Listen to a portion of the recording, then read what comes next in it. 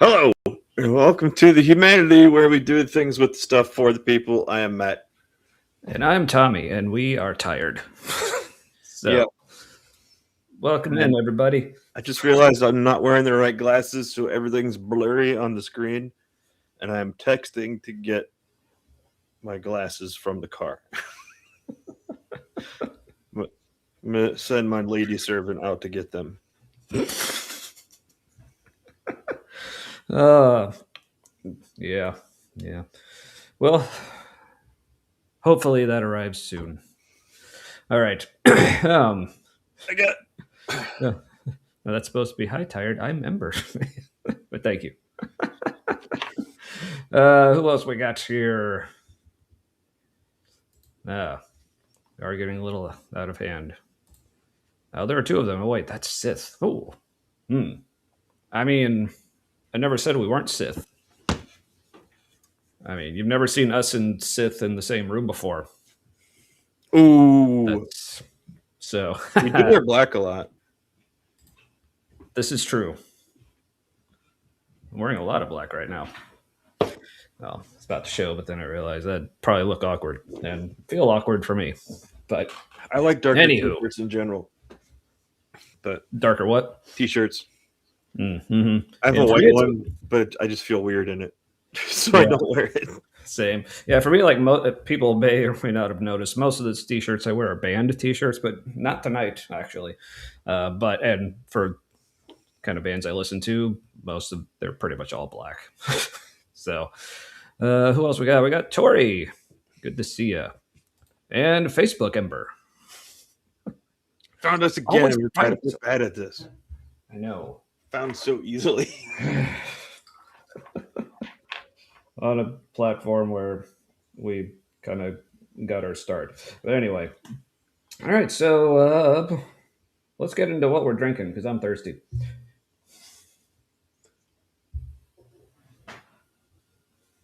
And I spilled some of it. So I'm having what you got? arrogant bastard, Oh, and it's waking me up a little bit. That huh. crazy amount of bitterness that's in it. Yeah, that'll do it. I mean, Arrogant gotta get. bastard ale. Mhm. All right, and I'm just back with good old rounding third red IPA. It's like, man, my camera doesn't know what to do with how shiny I am tonight. Is that why Anywho, auto adjusting the white balance real hardcore? might be or or you? yeah. Yeah, it's basically like any. Oh, am I that bright? No, it could honestly. It could be just it's tweaking a little bit, and my blurry glasses was just making it like. uh, hmm No, it's definitely doing the thing. Blooming. Yes. Also, hello, Aunt Jer. Incorrect. White t-shirts look like undershirts. Yeah, even if they aren't technically an undershirt. Yeah. Ooh, and noise ending here with the fascinating but delectable sounding drink choice. Peanut butter Ooh, you cookie. know what? I really wish I liked peanut butter porters more than I do. Mm-hmm. I think part of the issue is they always taste like fake peanut butter flavor, Yeah. and I'm That- not on board with that. mm, yeah. I'm not a fan of the fake ish tasting flavors. Yeah, that those are the words in beers, especially. But yeah. Yeah, Now, I guess because I'm thinking of like peanut butter cookies, like when they're like really, really soft and gooey, so they almost are like a liquid. That's where it's at, right there. But also, we have a Marin. Good to see you, I just as realized always. I don't have my earbuds in. I'm like, Oh, something's wrong. Something's wrong. It's like how have you been? How have you been hearing me? You've just been reading my lips, or no, just regular speakers. okay. Well, that's not as cool sounding, but okay. Here we But go. Now everything well, makes sense again. ah, so I'm the real light of the world. I mean, I am pretty pale, so. Oh, but speaking of Marin, if people didn't see her show with Maya Atkinson last night talking about cults Oh, I didn't see before it. you That go, sounds good. yeah, it was very good. So go back and watch that. Definitely. I particularly like appreciated slash was confused by the part where I don't even remember what they were talking about, but Marin was talking about like stealing something from Maya. Like, they always steal things from you or something. And then Maya responded by saying, "Yeah, you and the humanity," which made me chuckle, but I also had no idea what they were talking about. Not that I'm upset. I mean, because like I just commented, "Well, we only steal from the best." Ha ha. That whole, "Hey, I totally understand what you're talking about," and play. But so I don't know, Marin. Do you know what she was talking about? Or, but anyway, I mean, I'm curious to know. Like, I mean, like I said, I have no problem like admitting, yeah, we probably steal some things from. I don't know if it's just the whole like watching videos stuff, or I don't know. But We yes, stole the awesome. yeah.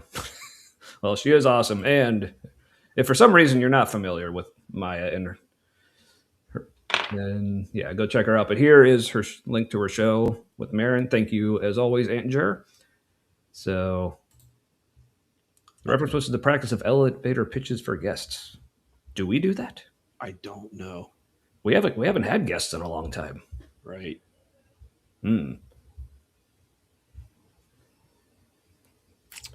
You ever had that feeling like where you Or thought you meant that we steal from her and we steal. Wait, okay, now this is different. What are you stealing from us? Now I am upset. No, kidding. I just remembered what I was going to say and then realized Ooh, I hadn't remembered. no. Like I I solidly mean, had it and then lost it immediately. it's like, oh, yeah. Clearly we do. I mean, and Ember, you're definitely because we have talked about this, and you are definitely one of the people we want to have on. I know you've been on before, but to have you on as like an official guest for things, so Yeah. maybe that's what we need to do because we're clearly like not responsible enough to schedule this stuff. So maybe like just tell us when you want to be on, and we'll have you on. Maybe we just need to do it that way. I remembered what I was going to say. Ooh, yay!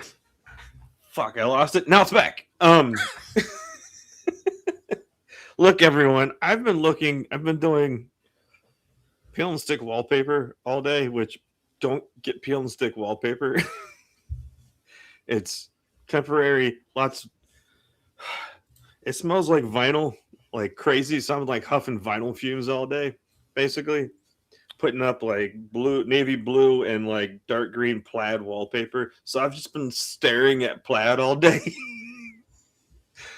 Everything's a little off Wow. upstairs for me right now. Um, Hmm. what I lost it, now it's back.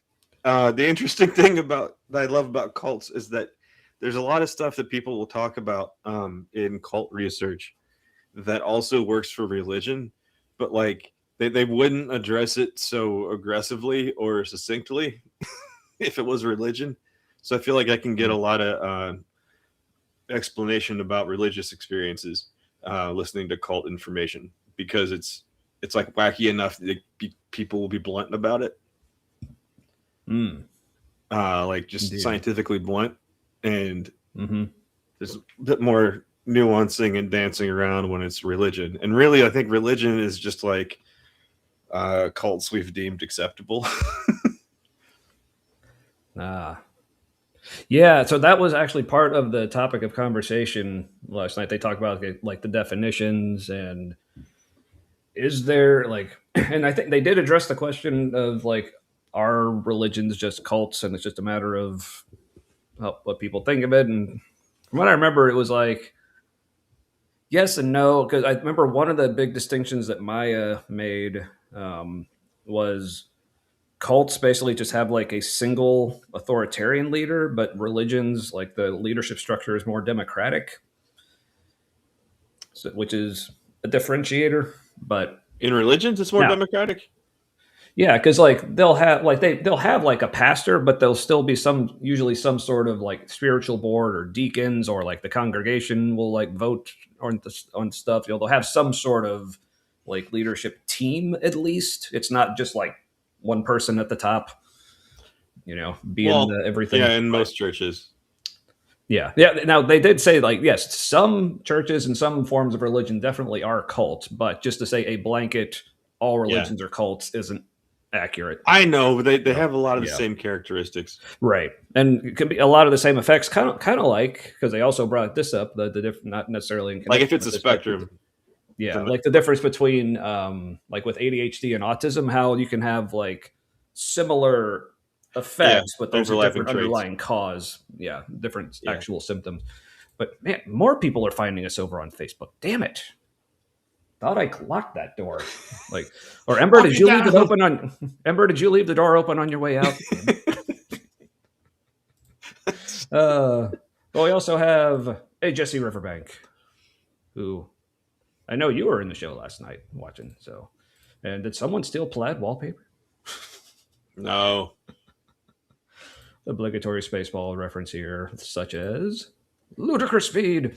Oh, you know what really messed with my head today too was I was listening to the Majority Report, like I do when I'm working, Mm. in the middle of the day, and the fun half, two of the regular one of the producers was gone, and the other co-host was gone, so it was just the co-host Emma and one of the producers Brian, and Brian is also a professional stand-up comedian, and they got on to like religion stuff, and it was really funny because it made me feel Sorry, like we're not keep alone. talking. I'll be right. I'll be right back. Keep talking. I have to turn the fan on. It was just neat to see like a more mainstream uh show just like saying really sacrilegious shit and just uh yeah, just dunking on religion over and over again. Just kind of like they would talk about something else and it would come back to that.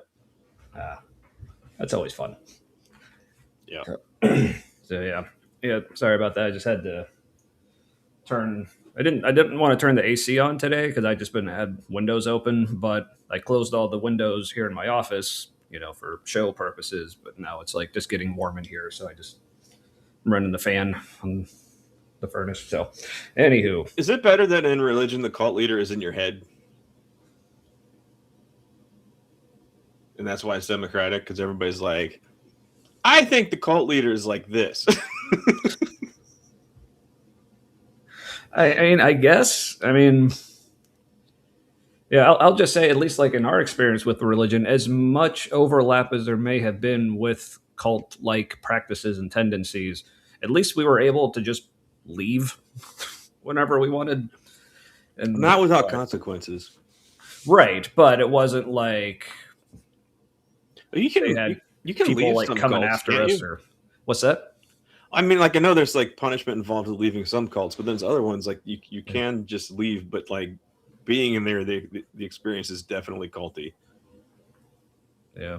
Like Mary Kay, you can leave whenever you want, but allegedly it might be kind of a cult. Yeah, well, I guess you'll just have to watch last night's misinterpretation show and find out. So I don't remember if they discussed that in particular, but yeah, Were they it was using good. the bite model, or were they using like more like modern cult They research and designations? uh, a little mix of things. They did bring up the bite model, but it wasn't till like near the end they were going through that. So it was, There's yeah, I don't know you what guys. all. A lot of you guys are probably familiar with the knitting cult lady on YouTube and TikTok. I think she's a cult expert and basically is an expert in bad leadership. On top of that, like actual degrees in the stuff. And she's autistic, and her fidget is knitting, and so she's just always knitting while she's talking without looking at what she's doing. Um, Interesting. and she has a more inclusive definition of cults because she realized that people were and it's not just her, there's like other researchers who are noticing that people were having the effect of having been in a cult, like the same kind of trauma, but what they were in wasn't fitting the official definition of a cult. And she's like, well, if people Yeah. are having the same trauma, but like you're saying one was a cult and one wasn't, and so that kind of invalidates the trauma a bit. And so she pointed out that like the U.S. military has aspects of cult brainwashing and um, other stuff, especially the brainwashing and like the body control and um, yeah. So I like her. I appreciate her definitions. Yeah. But another point that I made, like in the chat in the show last night, and Marin and Maya seem to agree. Like part of it, like, I get the whole. There's that aspect of like not wanting to invalidate someone's experience. If it was like a very cult-like experience, even if you don't think what they were in was technically a cult, then how that can be invalidating. But the point I made was like, really, the main thing is whether or not it's bad. Like I feel like Right. whether or not like I mean I'm not saying it's not important at all to worry about whether it's technically a cult, but the main thing is it bad and harmful? And Yeah. I but think it can be yeah. useful to point out that like Mm-hmm. your organization does the same things that a cult does, like Oh things yeah, that are definitely. easily recognized as a cult. You have Mm-hmm. characteristics of that. Yeah, Like yeah, maybe you don't meet all of the same criteria they do. However, are you comfortable that you overlap there? right, right. But yeah, so yeah, definitely sounds like you'd be interested in last night's episode of Misinterpretations, Matt. Twould. So I twas.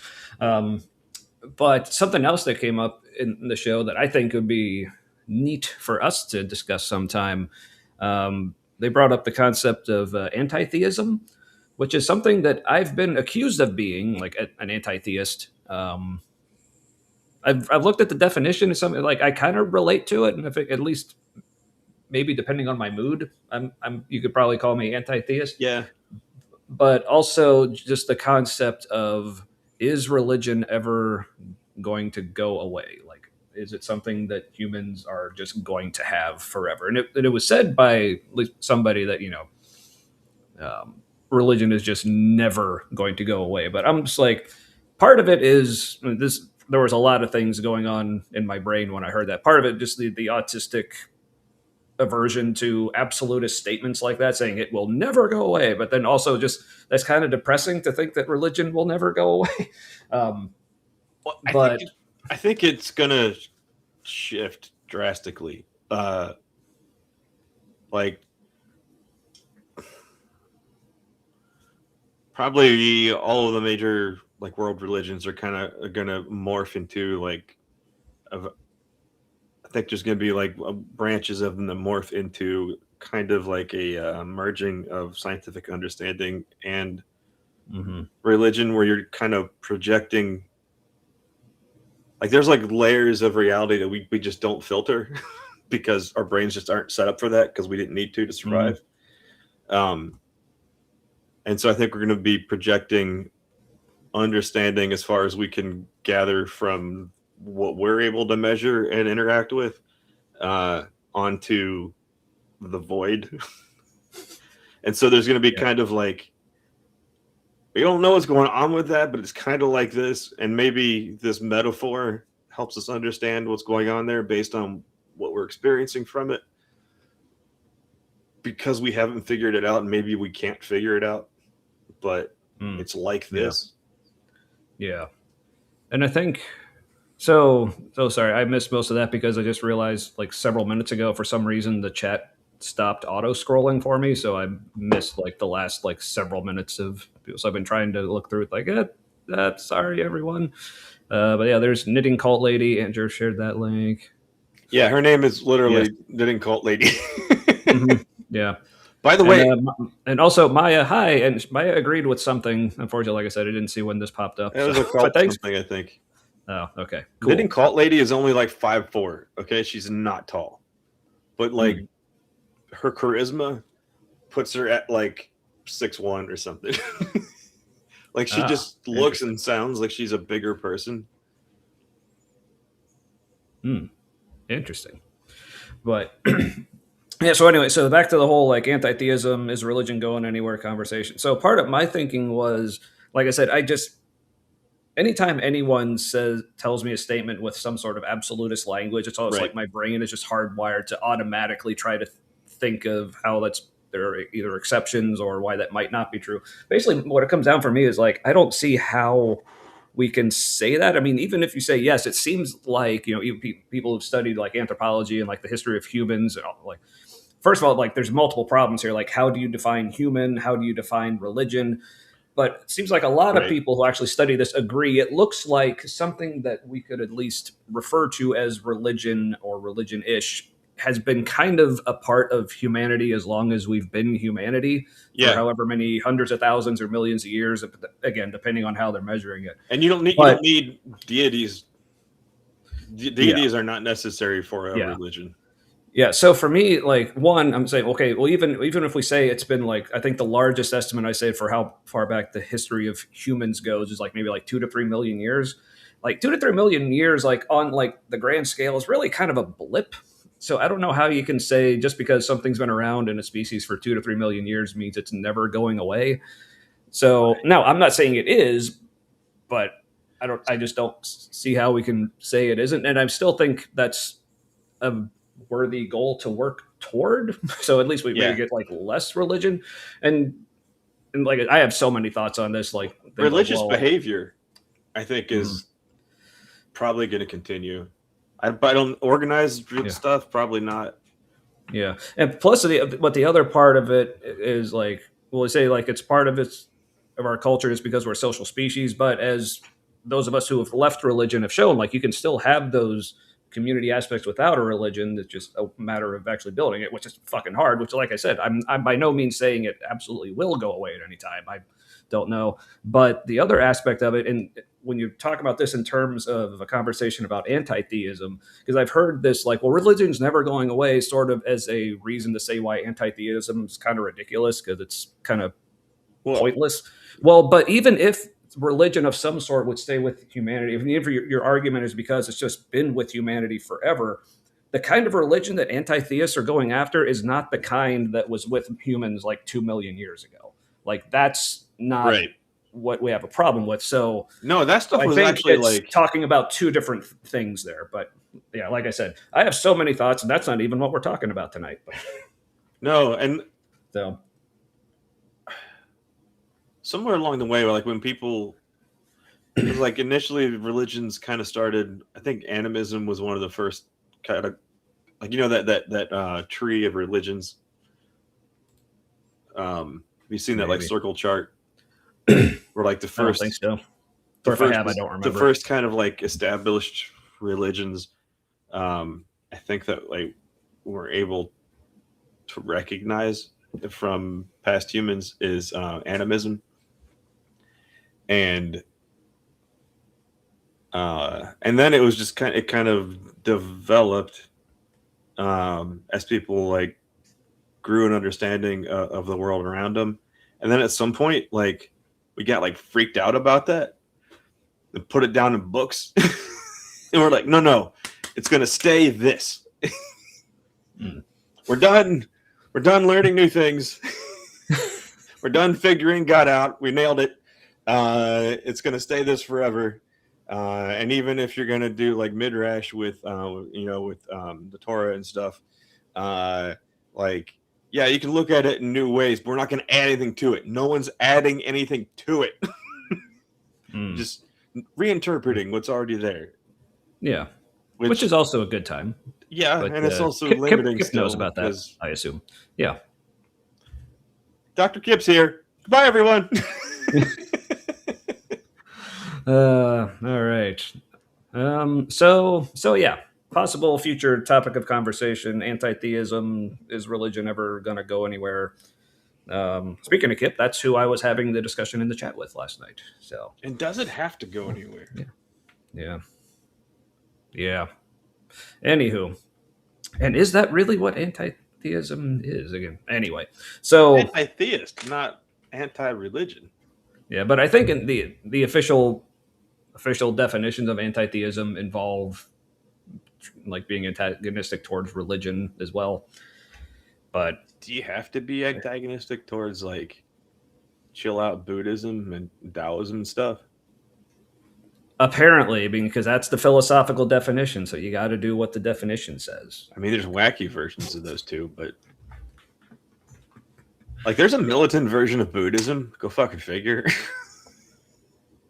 Mm-hmm. That's ridiculous. I don't know, Kip. From what I remember, such as right here, you were the only one I remember ever typing any words in all caps during that conversation. So. But whatever I was doing, you agreed with at least something I said, so it must have worked. So anyway, all right. So tonight, something I've been looking forward to doing for a while now, but just haven't. You just found the video, or Matt found something.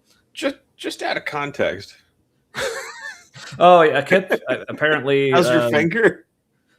Apparently, like chewed it up with a router or something, and had to go to the ER for stitches. Like he was talking about it in somebody's chat the other day. I think it was in Bad Science Sunday and last night, perhaps. I don't remember. You know what a router does, right? Mm-hmm. Fucks up your finger, apparently. Yeah, it's like a high-speed spinning. It's like a bit, but like more like a scoopy blade. Mm-hmm. So if you wow, yeah, so spinning faster than a blender, basically. Mm-hmm. But so anyway, so yeah, Kip, if you want to give us finger updates, like, but he did inform me because I did check the middle fingers are still fully operational. Oh, good. So, I don't know. It's gonna be all bruised and bloody and have like black stitches in it and shit. Oh, maybe we can trade. Like, you send me that, and I'll show you a picture of what the crater in the back of my head looked like immediately after surgery. But all they had over it was this stuff called gamma graft, which, if you don't know what that is, it's basically just a thin, clear coat of something. It almost looks like shrink wrap over it. So just looking at it, it didn't even look like there was anything. It looked like I just had a massive open wound in the back of my head, like I'd just been shot, and that was the exit wound. But it was hilarious because, like, afterwards, when the surgeon was talking to him, he's like, "Yeah, I mean, it's got the gamma graft over it, so you don't actually need to keep like bandages or any dressing. Like the gamma graft keeps it covered. But I mean, you might want to wear a hat if you go out or something." I'm like, "Yeah, no shit, dude." Just kids start crying as you walked past. Mommy! All right, Kip just sent me an image. Is that his brain? On the Discord. Oh, it says may contain sensitive content. Oh, yep. That does look sensitive. Honestly, not as bad as I was expecting. You kind of hyped it up a bit. Well, I guess this is after stitches, so yeah. Yep, that's fingers bleed a lot too, like a scary amount. Yeah. All right. Yeah, fingers and head wounds both bleed a crazy amount. Yeah. But yes, we do have Discord, as in, like, we have an account, but basically I only did it because Kip wanted to use it to message for when we were on his show a few weeks ago. And yeah. I joined a server because he invited me to one so I could find him, but I very shortly left it. Not because I had any problems with the server. It was more just I couldn't figure out, because I wanted to keep notifications on for private messages, but I couldn't figure out how to just have notifications for messages, but not every single thing someone posted in the server, which I just wasn't as interested in. But I'm going to look into learning how to use it. Yeah. So, I mean, a couple people have expressed interest in us having a server or something on Discord, which I'm open to. Like, again, I have no idea how involved either of us will actually be, but if people want to, I don't think we need to be that involved, like with monitoring it or anything. But like, yeah, it'd be fun to have like random conversations and stuff. I'm a borderline millennial, so I'm more like with the techno stuff. I'm a little bit more Gen X. Yeah, I'm a millennial, but I'm in the early end of what they call the Zennials, which is millennial. It starts with an X because yeah. But I mean, like, I'm supposedly solidly Gen X, but like I hung out with more younger people growing up, so like me. Well, we didn't hang out with me growing up, but I wasn't very much. Unfortunately, I'm not going to share it on stream. Sorry. I mean, I'd say I don't want to get demonetized. We're not even monetized. So, your head wound? No, the Kip's. Picture that he sent. So, Matt, it's in Discord if you ever want to take a look. But okay. Yeah. But yeah, I just reminded of something else I was going to mention. What did I just say? I don't know words. Oh, don't want to get demonetized. Oh, that was it. Um, yeah, I had the place I was going to go with that, but I don't feel like it anymore. Anywho, so tonight, remember, I just remembered we actually have a topic and stuff to do for tonight. Yay! So finally, what discussing a topic that I've been wanting to do for a while, which is Thomas Aquinas's famous or infamous five ways. Kind of one of the OG apologetics, or kind of like systematized or systematic, whatever forms of apologetics. It's one that a lot of people still to this day refer to.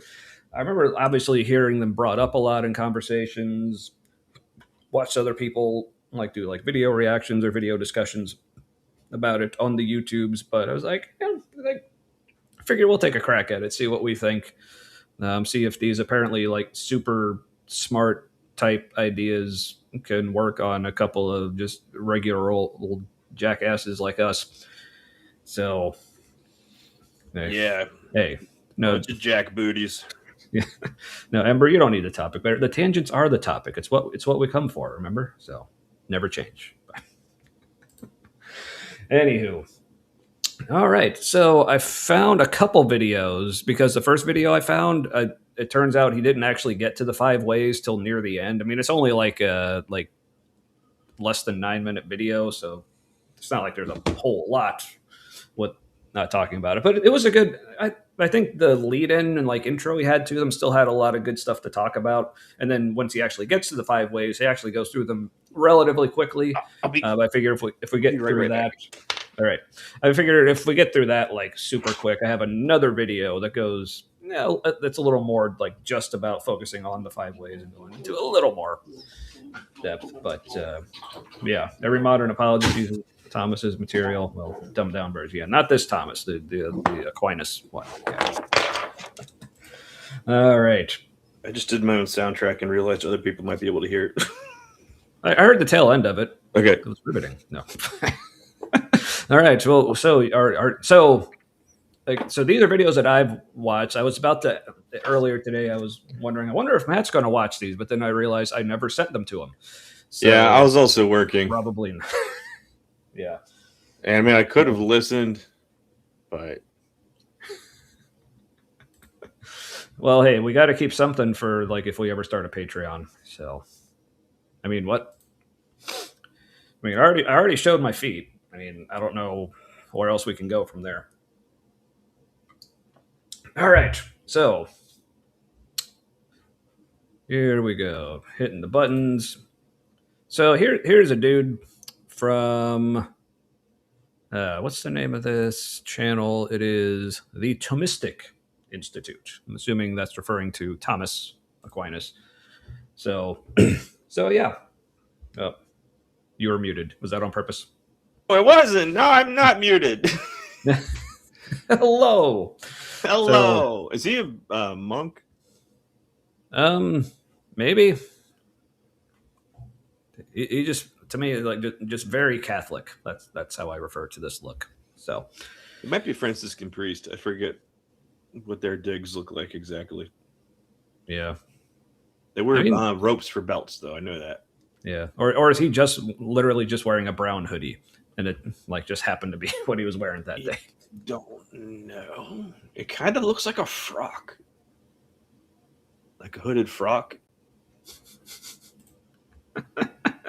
God's hoodies suck. Unlike Ember's hoodies, which, if people aren't aware, so you know about my fancy Astral Pride flag I got there. Mm-hmm, mm-hmm. Well, now you can get your Astral Pride flag on clothing.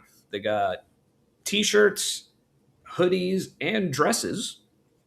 So I think all the way up to 6XL, I think you said, but no additional charge for the extra large sizes. Really?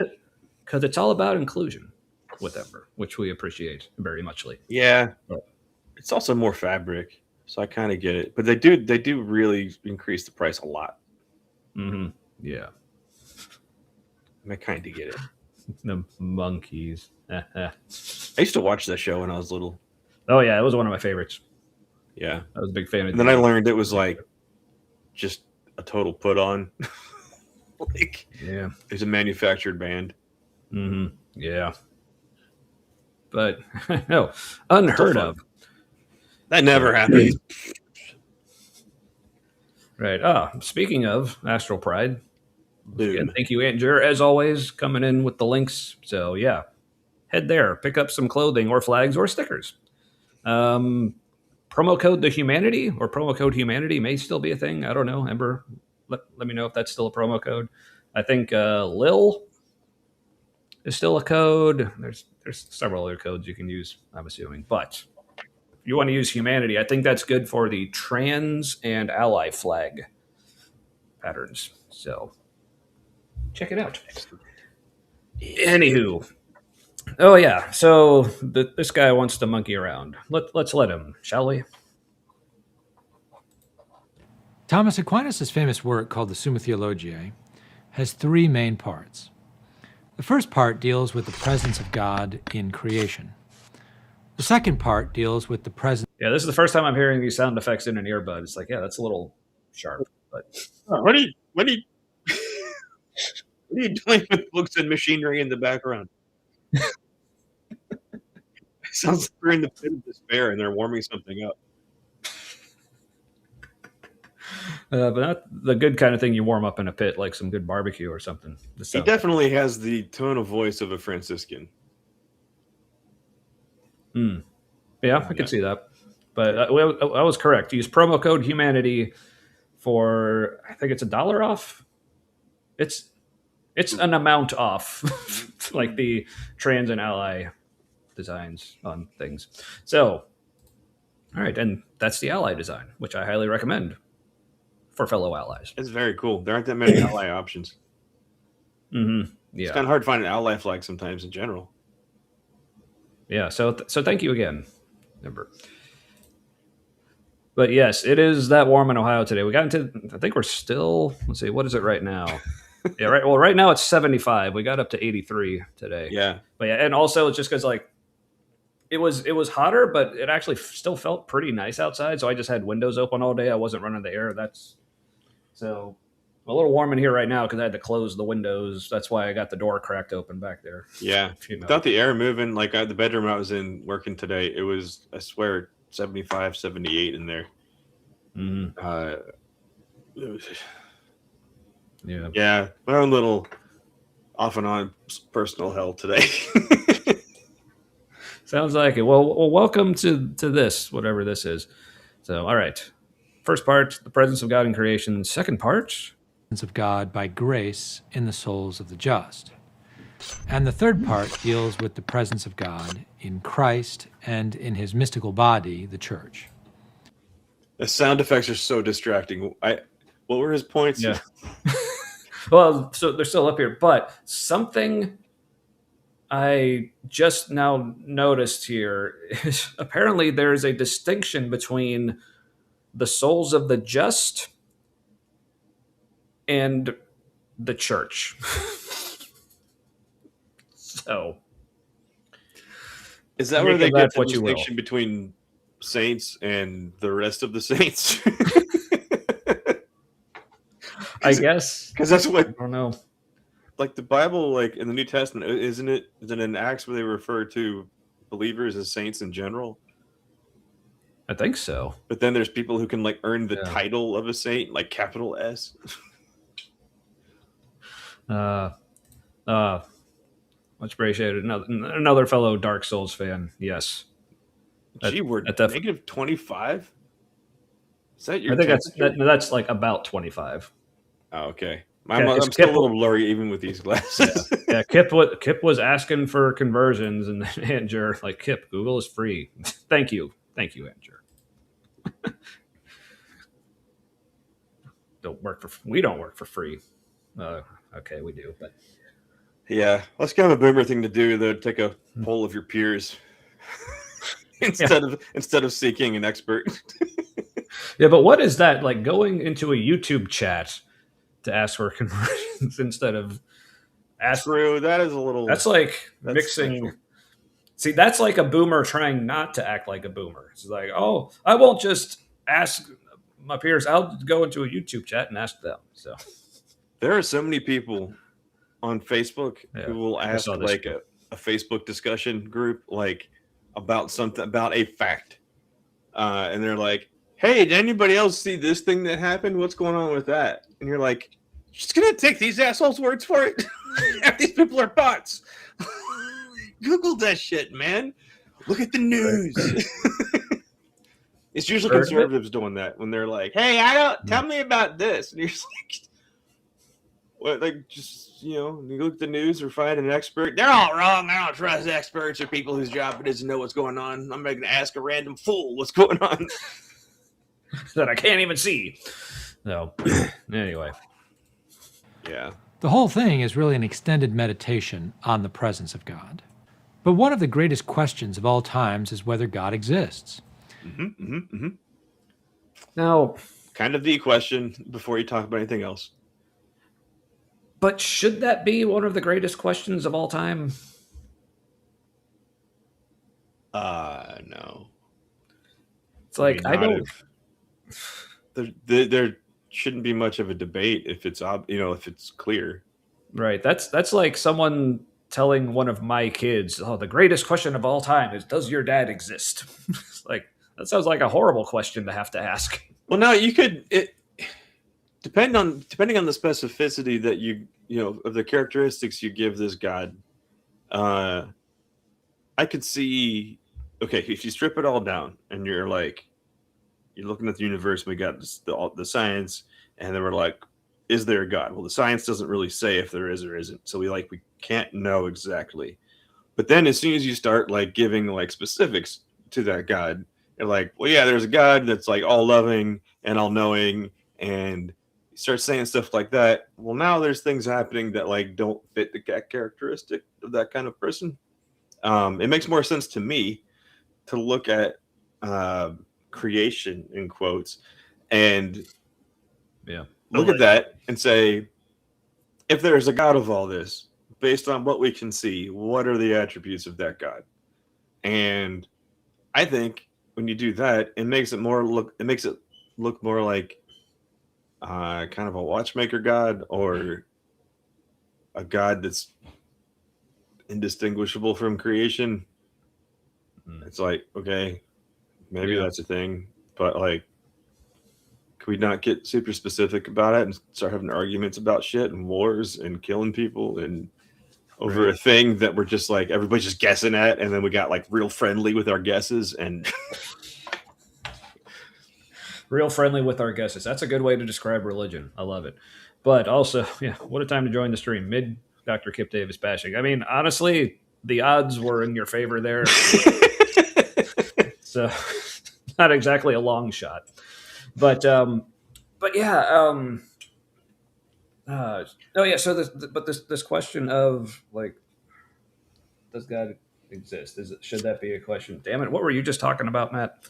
Oh, science, and like how we can't really tell if he's there with science, which is really weird. Because, and again, this could be another topic I want to get into, is the whole like science and religion, or science versus religion type of thing. This whole idea, like even Christians will agree, like science isn't going to tell you whether or not God exists, but they also say that science, that basically God gave us the tools of science, or gave us the intellect to use science, or gave us a world that can be accessed through science in order to understand the reality around us. Why would he give us tools to understand reality that can't find him? That seems really odd to me. That he would do that if he is also this relational God that he's supposed to be. That's really weird. Yeah, it can't. I mean, it would really just have to be being itself, or indistinguishable from reality. But then you're kind of like, okay, kind of dealer's choice. You gonna believe that, or are you gonna believe that that's not that? But because that has very little impact on that, like your behavior. Because I think in either case, the best thing to do is just be yourself. Like, Mm-hmm. Be good as you can best figure good to be. And never assume that you have good figured out. Mm-hmm. Right. Yeah. But so, and as you were talking, I came up with another analogy again using the like parent-child framework. So it's almost like me saying I want to have a relationship with my kids, but whenever they're around me, I blindfold them and I don't talk. But every Yeah, once in a while, I might like fart or something, so they maybe like smell something like, "Oh, is that Dad?" Who knows? But we know it's something. when you said fart, I pictured volcanoes, and then when you said, "Is that Dad?" It's like, well, that kind of works because that's how human beings used to think of that. They're like, Yeah. "That's a God doing something." This is true. This is true. Probably All right. angry because when that goes bloom and like shoots all the fire rocks everywhere, a lot of us die. So yeah. So once again, so back to dude. I don't think they gave his name. Yeah, I don't think so, or I don't think he gave it. But yeah, this whole like how he says one of the greatest questions of our time is whether or not God exists. One is like not quite the flex you think it is. Like they're trying to make it sound like this huge important thing. Like, but if it is, it shouldn't really be a question. So saying it's a big question is not doing you any favors if you actually think about it. But Does he seem bored to anybody else? he seems really chill. That's for sure. Like I don't know if he like took some Quaaludes or something before this, but Yeah, not like I don't know. Maybe that's just him. Yeah, which is cool.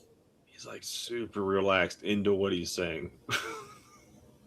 Maybe he just had a gummy, which hey, why not? And Thomas takes the question head on with his famous 5 ways or 5 proofs for the existence of God. He actually seemed a little intense right there. Actually, Yeah, see what he did when he Like- said proofs? He did it like a little like Yeah. squiggle. and when he's like Thomas took it head on, like yeah, let's And head on with his famous 5 ways or 5 proofs for the existence. yeah, his famous 5. He said famous 5 proofs. ways. He did like Yeah. Famous 5 ways, like he's Skyline Chili or something. Aha. Cincinnati people will get that. Anyway. the proof wiggle. Existence of God. Okay, so with those like sharp sound effects and the bells in the background, this is definitely some Dark Souls shit. The mechanical noises are throwing me off. It has like a puzzle box kind of sound to it, Yeah. like that kind So of it's all, game, yeah, so it's almost giving me kind of like Hollow Knight Silk Song vibes as well. Mm-hmm. Because a lot of that game is very much about like mechanical stuff and songs and bells and whatnot. But yeah, or Catholicism, which Silk Song actually, if for people who've played that, or I guess even if you haven't, I'm telling you, very heavy themes about like religion and stuff, which I very much appreciated. Like one of my favorite characters, like thinks like keeps like praying for something to happen, but then like you end up doing the thing, and they're like, "Oh, look, my prayers were answered," and you're like, "Yeah, you're welcome." So, An Aryan Matthew Lillard. I don't know who Matthew Lillard is. Matthew, isn't that the guy who played Shaggy in the Scooby Doo movies Oh, that guy. and was in Scream? Yeah. No, and he's 13 Ghosts, and I think that's Matthew Lillard. shit. He was just in a show I was watching. He played like some kind of like professional CIA fixer, but it was like still his shtick that he always does. But in this version, he was like a psychopath. Hmm. It was cool. Also, if anybody's familiar with what's his name from SciShow, red-haired guy. This guy looks like that. Like could be his uncle or his dad. Oh. Mm. All right.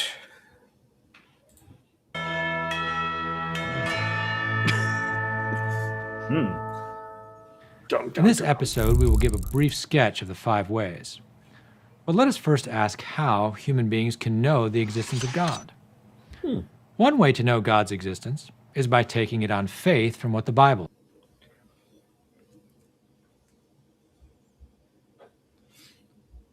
That noise sounds like a circumcision, by the way. What? When his little like words on the screen like packed up and left the Oh. screen, that noise, it was like shing.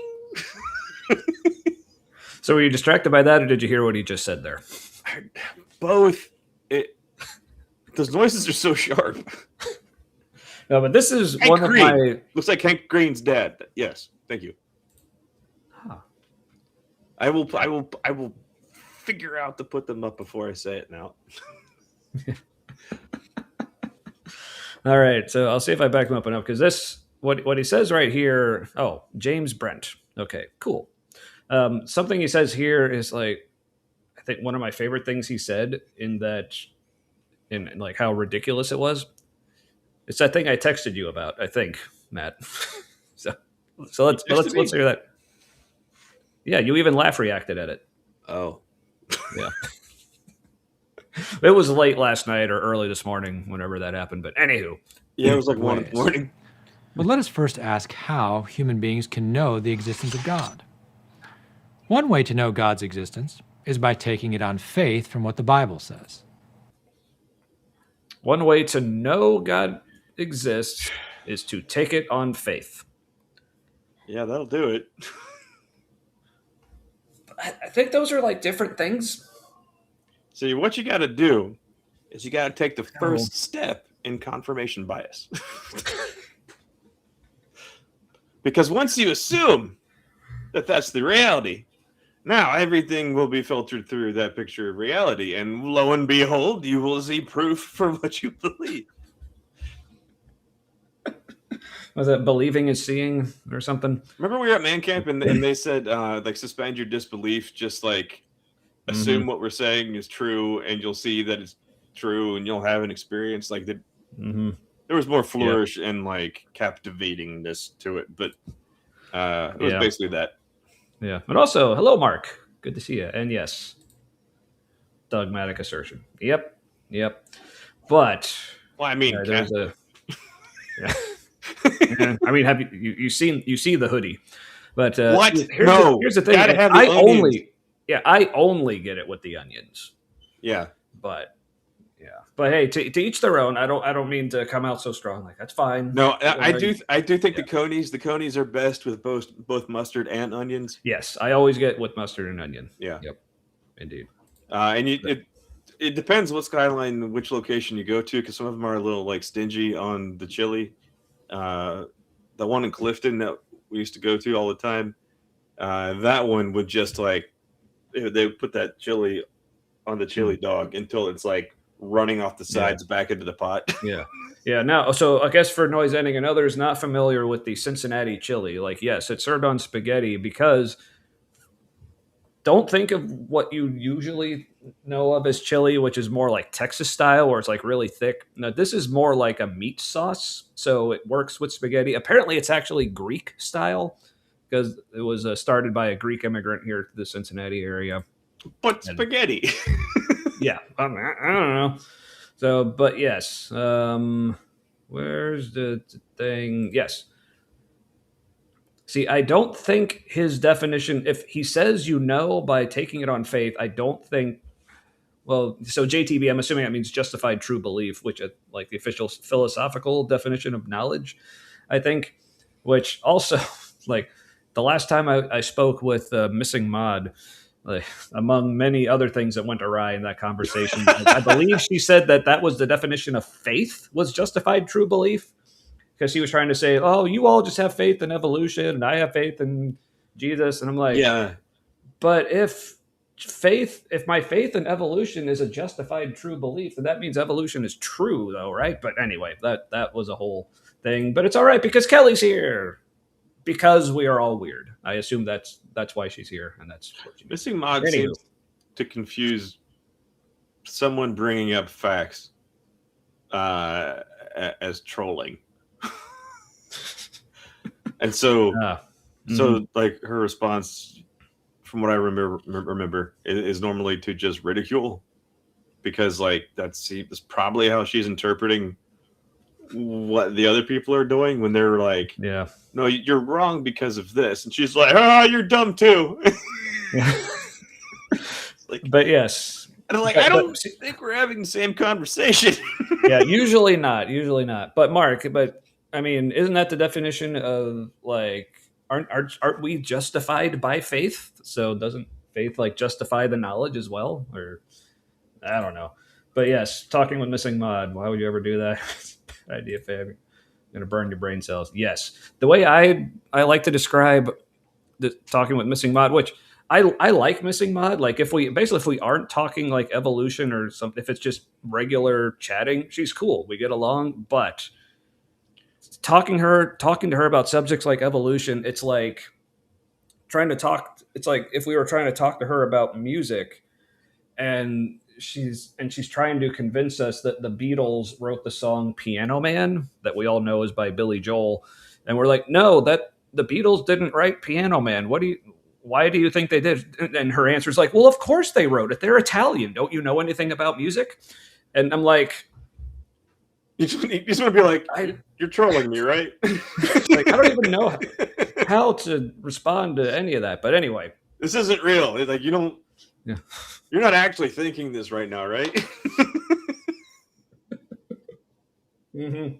It is crazy when somebody's filter on reality can like you can see the same things as that person in these certain categories. Then you like change categories, and they're just Mm-hmm. Yep. Yep. And you're interpreting what is happening now very differently. No matter how much you try to explain it, like you can't break through. It's very weird. Yeah, it's a whole thing. And then you start to think, am I the crazy one? Like, she's very confident and talking like you talk when this is just was real. And yeah, of course they didn't. They're insects. Yeah. Oh, how silly of me. She doesn't even go here. I don't know why. I just find that hilarious. Oh, and also Claude Simeon, I meant to say hello to you. I saw you flying through the chat earlier, but yeah. Simeon. Nails. Rar. Was it Piano Man before? I don't think so. But I don't think so. Good. Yeah. All right. Yeah. You'll need those. Anywho, but stop reminding me of how much better the Canadian healthcare system is than what we have here. It's we don't usually do antibiotics right away for certain things, unless you were like routing shit with it or something. You're like, you're gonna want to put an antibiotic in there. Yeah. Here, let me just like sprinkle some on right now. Actually, just anyway. Here they're more like, if it starts turning colors that it isn't right now, then let us know. Mm-hmm. All right, here we go. I'm backing up a little bit. Let's see where we are. One way to know God's existence is by taking it on faith from what the Bible says. But Thomas is well aware that the Bible itself tells us that there's another way to know the existence of God. No. Take it on faith on what the Bible says, even though the Bible says you can take it on evidence. Okay. Right. I mean, I understand the Bible says a lot of things. That just struck me as odd there for a second. Anyway. If the Bible says the first stupid thing, then why would you listen to it to tell you more information about how to know? See, that's what you think when you're like actually thinking. But how can you know? Well, you could just decide you do, or that's the pre-sup route. Yes. Yeah. Yes. Or you can look for evidence. I mean, but really, which one do you prefer? I mean, you could just say you're right, and that's a whole lot faster and easier. I know, right? Yeah. You're right. You can also just say about other people as well. Matt, you're right. Ha. Well, this is what happens when most people don't have like time in their day to do much thinking. When there's like a whole lot of surviving happening. Yeah, this is true. And then the people that like have the time to sit and do a lot of thinking professionally are also pretty well off. Like their needs are taken care of. And so Like these are like a lot of like ancient, wealthier people who were like listening to them for like to figure out reality. I mean, I wouldn't listen to today's super wealthy people. Not saying all the great thinkers were wealthy people, but like they had Right. patrons because A lot of them, yeah. they're just who has time to write all this shit? Right? Or who knows how to write all If this you got another job. Yeah. All right. So we're taking it on faith, but the Bible also says you don't got to do that necessarily. So here let's figure out how to do not that. Romans chapter 1, verse 20, St. Paul tells us that the existence of God is known to everyone, at least in a general and confused sort of way. So Did he- confused, they don't even see it sometimes. Did he say that? No, but he said it in a confused way. But yeah, because literally here he says able to be understood. Does that sound like a confused way to anyone else? Well, no, that's like saying, no, you understand. Like you're not an atheist. You understand there's a God. You're just confused. Oh, but here's the thing, like Isn't that what he's doing? well, no, because he actually later it might actually be right after this, but he does concede the existence of atheists, even though this verse says we don't exist. He's But hedging. yeah, see, I prefer to suppress my righteousness and truthiness myself. But How can you be confused and suppressing it? I guess the confused people aren't suppressing it. Are the confused people what you call seekers? maybe, I don't know. But and he says this several times, at least something similar to like how the knowledge or whatever evidence we have is like it's a confused knowledge or whatever. So yeah, I just want to hear him say that again because that was fun. Is known to everyone, at least in a general and confused sort of way, from the beauty and goodness of the natural world. And Romans chapter 1, verse 20 is a quick summary of a longer passage in the book of wisdom. Yeah, sorry. I mean, the natural world is a whole lot of like fighting to survive.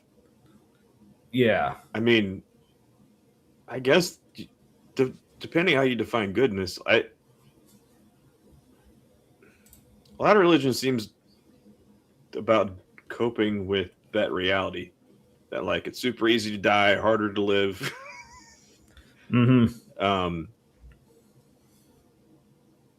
Yeah. I mean, like you need air to survive, but too much of it, especially in your blood, will kill you. Right. Or you also need water to survive. Yeah. But not down the wrong tube. Now it still goes in the same hole, but it just can't go. Once it goes in that hole, it's got to go down the right tube. Well, you can also literally drink too much water, and it will kill you because your body. Some weird shit happens as it tries to process it. You get like overhydrated.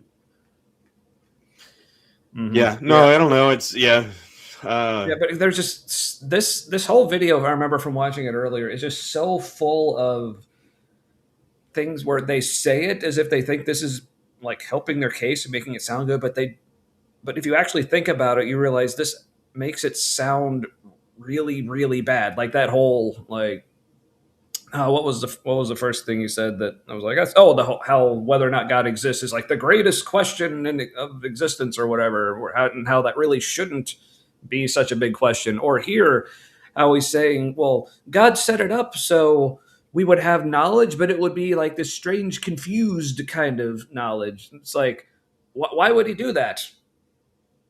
Like, but they're just saying, well, that's how it's supposed to be. It was like, well, then that sounds like a problem if it's supposed to be. So Claude Simeon says it's called hypokalemia and it's not enough potassium. You are correct, sir. It was something. Awesome. Yeah. It's overhydration. Like potassium is one of the things that you need in your electrolytes. But electrolytes are super important. Like if you know anybody who is dealing with like brain problems of some kind, like my daughter has intellectual disability, and she has like literal brain damage from birth and stuff. Um, she doesn't drink water; she drinks electrolyte water, um, and it actually does seem to help her like process things better. But yeah, electrolytes are super great for the old people, anybody with a brain issue, where it's just like not chugging along as well as it might need to. All right, but yeah, so again, it's just how people like this guy will just say things like, "Well, it's not supposed to be super clear. So it's slightly like confused. It makes like your knowledge is slightly confused on or whatever." However, it was that he phrased it. I just remember he used the word confused, but just said it so matter of factly, like it's supposed to be that way. But if you actually think about it, like it really shouldn't, especially something of this importance. You think it should be just completely clear and not confused, but he just said that's how it is, so I guess we're supposed to just accept it. So, And Romans chapter 1, verse 20 is a quick summary of a longer passage in the book of Wisdom, chapter 13, verses 1 to 9.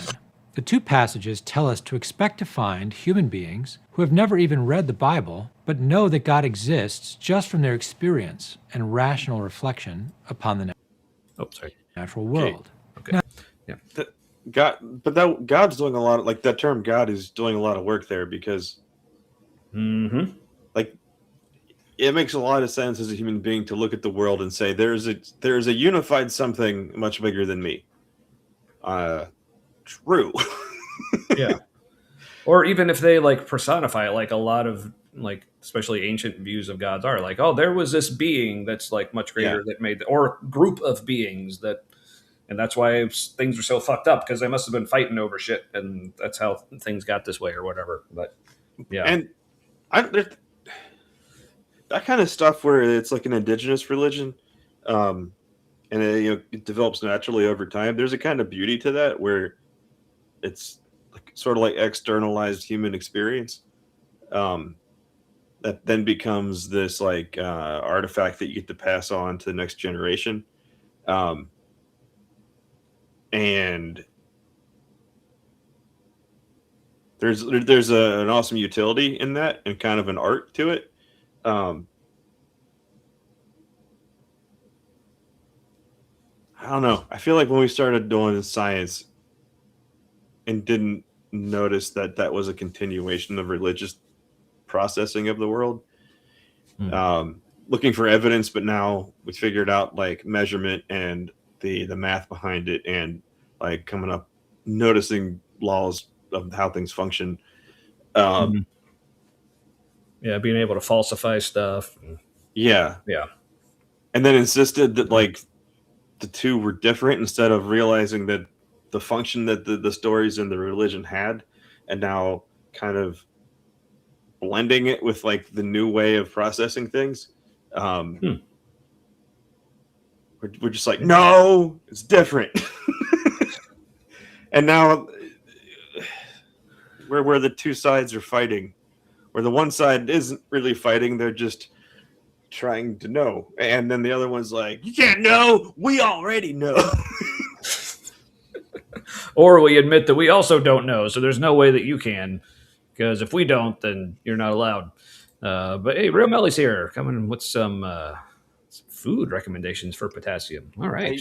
I used to love the shit out of some beets, like the weird like canned beets. Loved them when I was little. Can't stand them now. See, I'm the opposite. I didn't like them as a kid, but now I'm like, I don't like love them or anything, but if they're there, I'll eat them. They're good. It just tastes like pickled pennies to me now. But I'm glad we're at least like learning something here tonight. So thanks everyone for all the nutrition advice. I'll have to go back, look all that up later. All right, but I'll definitely remember this. Eat your French fries, kids. Yeah. Also, frying shit breaks down a lot of the good things. Hey, I think there's still potassium in it, though. Fuck. I love a good mashed potato, though. With the Yes. skin in there and everything. Some some. what they call smashed potatoes. Yeah, with some like garlic and herbs and I like a little bit of probably dill. bacon. I didn't think I would, but then I had it at Mm. Boston Market when they used to have their potatoes. Oh I yeah, think they either went out of business or they're just not around here anymore. yeah. I haven't seen one of those in forever. But Yeah, buttery dill with garlic. man, should we just change this to like a food show? What's on this guy's head? That's his hair.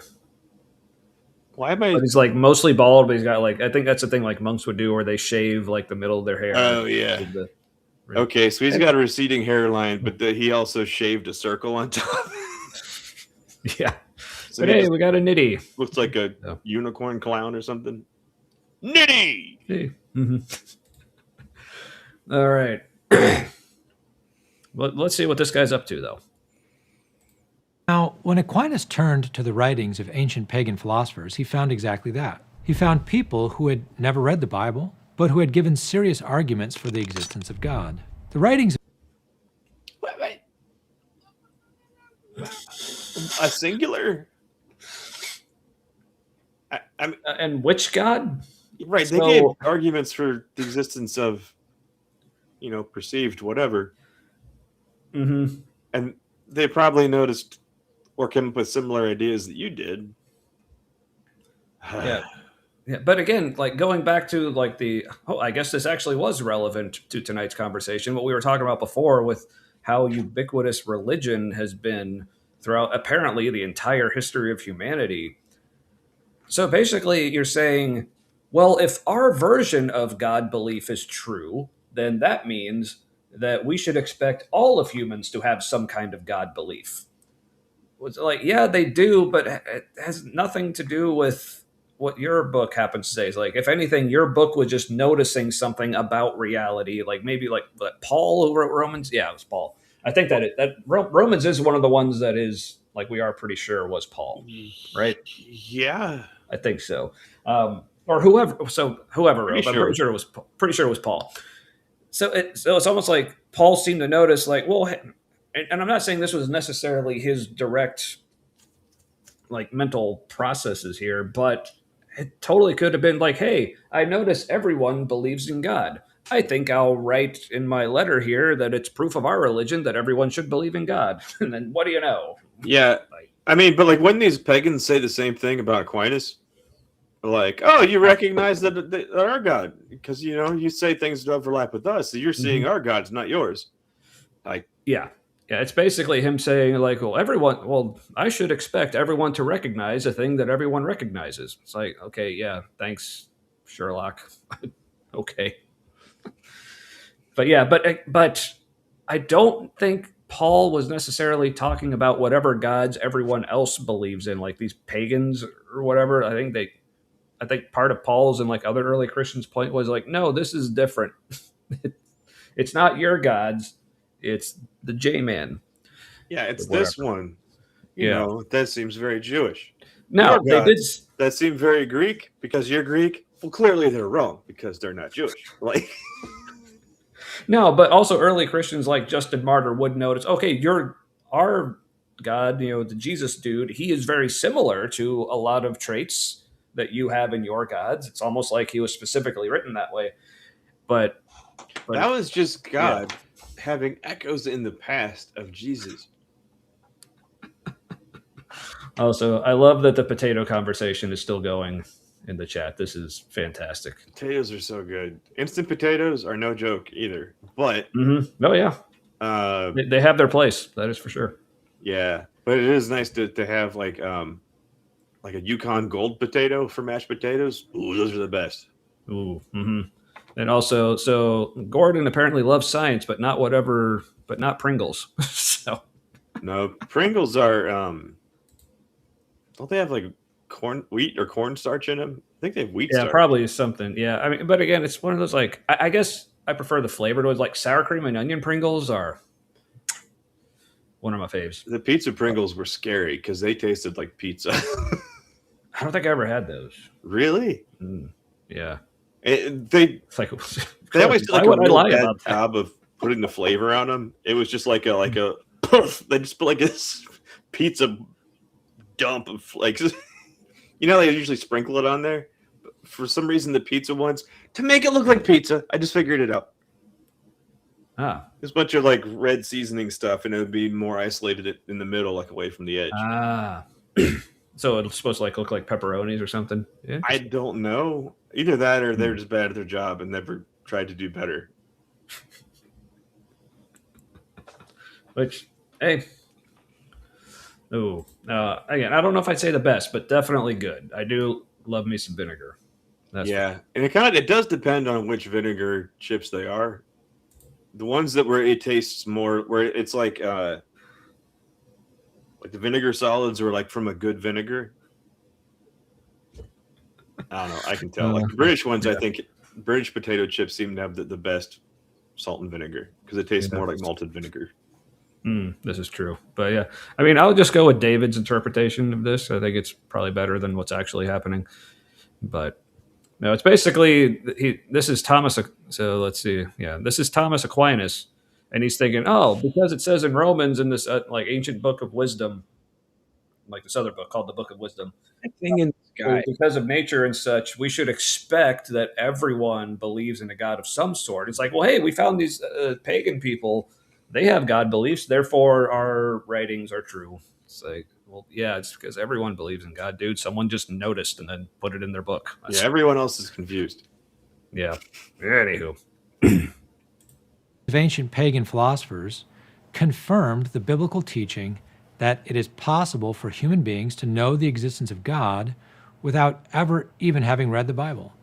For both Again, but not the same God though. So is that really good enough? Like, is God okay with? Because again, also like a lot of these people, even if you want to say, well, they believe in a God, so it's probably still Yahweh. But they said, but what? Okay, what about all the people who believe in like who are polytheist, like who believe in an entire pantheon of gods? Like, is that good enough? Like, is No. that what? Also, I guess that's what he meant by when he said, "Well, this kind of knowledge, it's kind of confused." Which again, odd choice, but I guess again, it tracks with what we actually see in reality, but it's not what you would actually expect if what they say is actually reality. Also, the patronizing tone with that, because Mm-hmm. if you think about how the Catholic Church was, where's my weed? Son of a bitch. See, Matt, if you had faith in it, it would make itself known to you. So this sounds like a you problem. Fuck. What was I saying before I got distracted, or had I not started talking yet? I don't know. I got distracted too. I'm moving to my non-alcoholic intermissions. The colonialism of the Catholic Church, where they go into an area and you're like, yeah, you know, all that stuff, that's your God. That's all. It's my God. You're just confused. And then we get super aggressive when the people said no.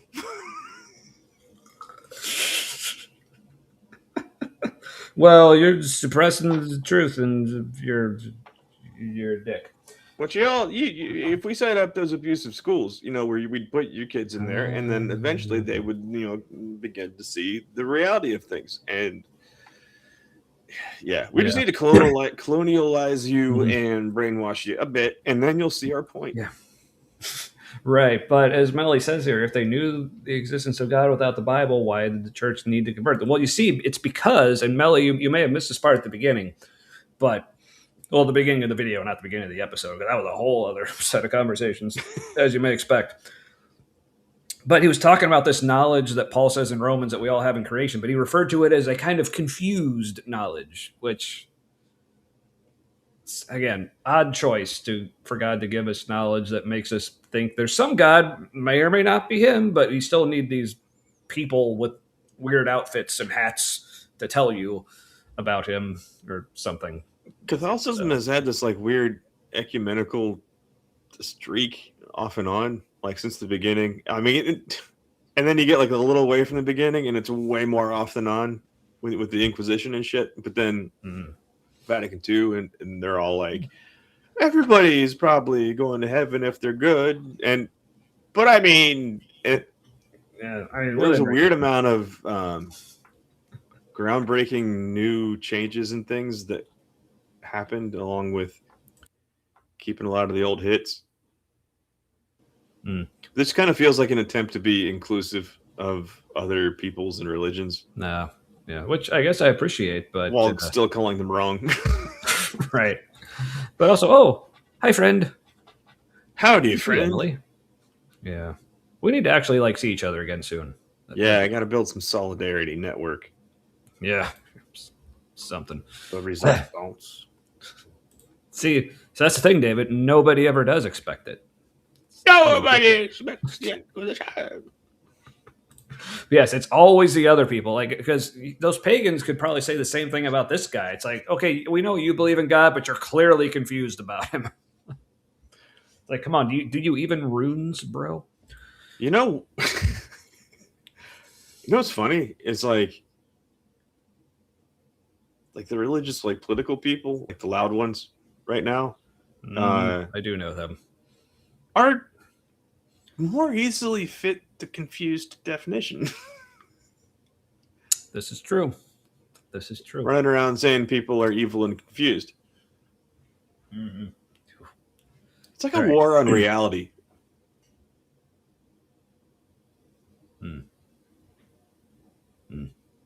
Yeah. Right? It's like victim mentality when it's like, no, we just want to leave each other alone. What are you talking about? Interpreting that the change in culture is like this cabal that's attacking them. It's like, no, things are just different. You don't like it, and you're outnumbered, so it's scary. Like, and we get it. We wish you would too. But if we could chill with the fascism, we could help you adjust if you just stopped thinking we should be killed.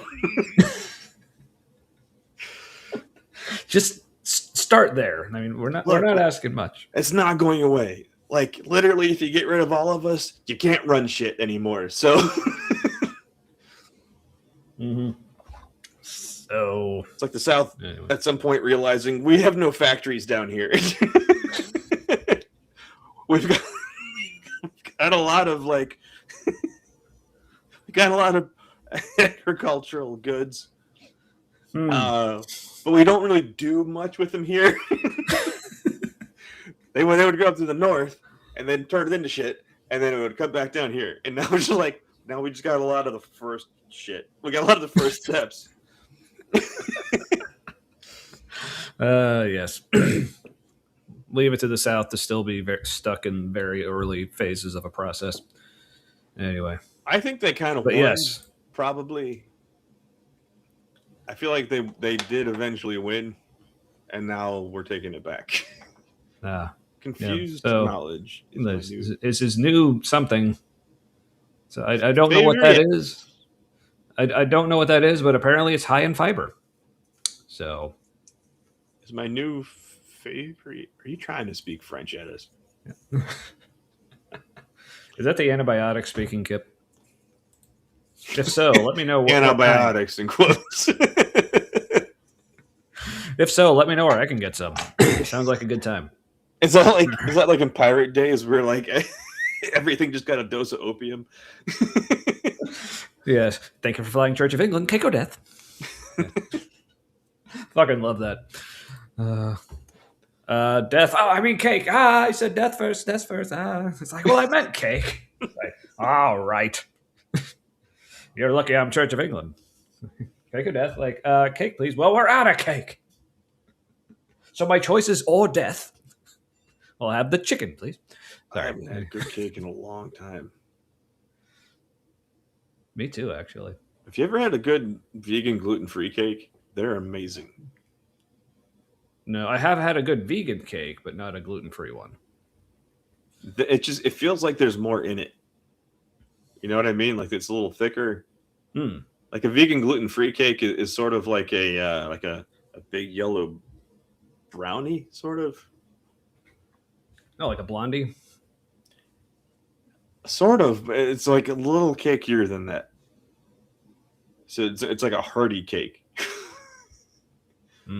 But sugar. Oh, okay. Kip was trying to make my favorite expression. Gotcha. Oh, Michael Jones has a graduate degree, but it's confused knowledge. Okay, it's all making sense now. It's all making sense. All right. Thanks for being useful. Finally, But isn't it from a Bible college though? I mean, I'm going to pretend that we're still talking about Michael Jones here. Super dense, but moist. yeah. So we're going to leave that thought. Both of these reasons, Aquinas taught that human beings have a natural knowledge of God, or to put it another way, that we can know the existence of God by using our natural reason or human intelligence. That is But it's confused knowledge, apparently. So, like, what kind of tool is that we're always so confused? I think that's kind of where the justification for needing a pope comes from. Is you need somebody who has the best reasoning. Well, I mean, because they have the best hat, so therefore, Yeah. right, they go together because it's on the head. So, Did anybody hear that orange? sorry, Marin, I just burped. Retroactive warning. Well, I didn't even hear it. I was talking over it.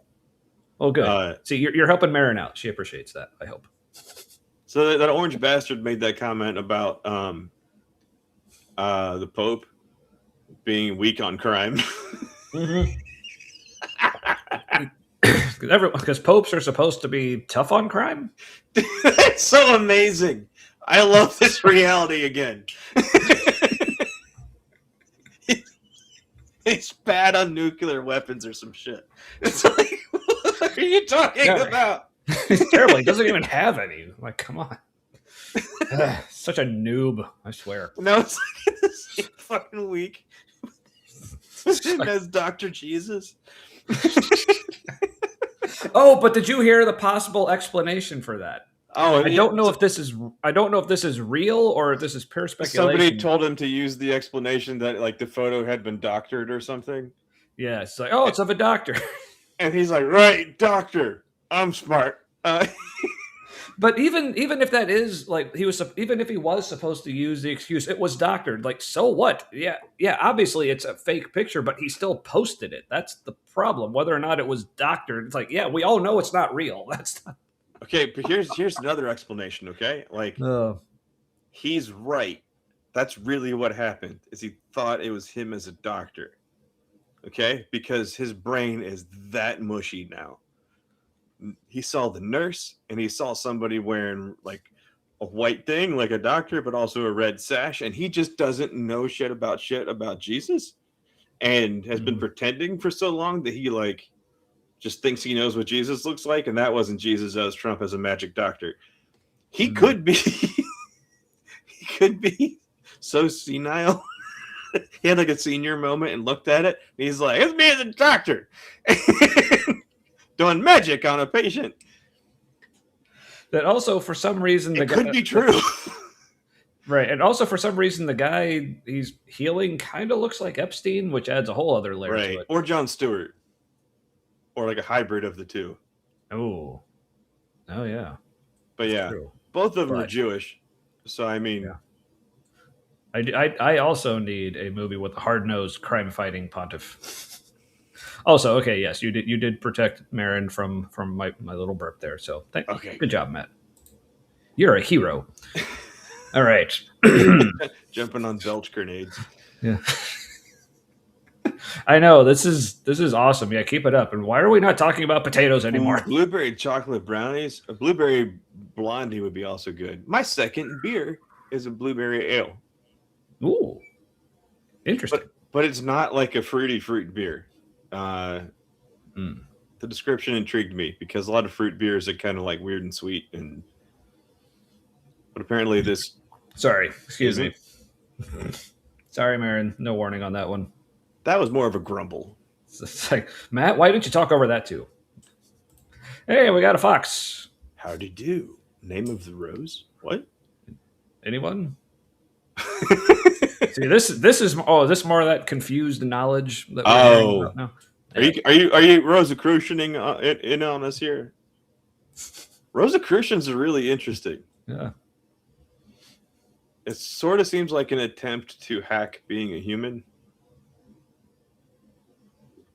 Because like you can be an atheist and be a Rosicrucian. It's more like a methodology for life. I don't know. Neat. I think Anywho. it's neat. It's like a cult that like you can come and go as you please. Interesting. All right. This is the kind of knowledge we're exploring here, our natural knowledge of God. Now, Thomas did not say that our natural knowledge of God was always explicit, clear, or easy to come by. He did not affirm that the existence of God was undeniable. Which again, he's just saying like, look, he's not saying it's all these things that would actually be good. But we're supposed to just be like, oh, that's good then, because he's saying it wasn't supposed to be that way. But wouldn't it be better if it was? But now he's just like, oh, but it's just not supposed to be. We're like, oh, okay. Again, not the flex you think it is, my dude. But, Constable Pontiff. He has one of those, like his Pope hat's like a tall bobby hat. You know? yes, I love it. I love it. He's got a cross on it, right where the shield emblem normally is, you know? I know. I'm sorry, Marin. I hope you can find it in your heart to forgive me one of these days. Yeah. 2 steps forward, 1 burp back. Well, thank you at least, Matt, for talking over that one. Because like, if she would have she may have just left by now if she had to sit through more of that. But yeah. Anyway, What? Misinterpretations about my shirt. Oh, yeah. There's no we all have no back. Yeah, we all have setbacks except for that. It made the receptionist nurse laugh at the orthopedist, like more than it should have. That's always good times. It's always good times. All right. Rather, he thought of the natural No. knowledge of God as falling on a spectrum of cognitive development. Everyone has a common and confused knowledge of God's existence, but like Again, why? Why does it have to be confused? Well, because the fall, the veil, you know. But why did he make that one of the consequences, though? But then Jesus came and died, and then the curtain was torn between, you know, the layman and the Holy of Holies, which is really just a big vagina reference. It feels a bit Tore it up. the Holy of Holies, the innermost. It's the uterine curtain was torn. Yeah, only a special man could enter. Right. So Yeah, and and he usually had to wear protection as well. there is So a whole like dudes being afraid of the vagina and it being like a mystery and everything because they're like they had to tie a rope around the priest's ankle in case he died while he was in there and they had to rescue him. I love this analogy. It's like, all right, boys, I'm going in. It's scary though.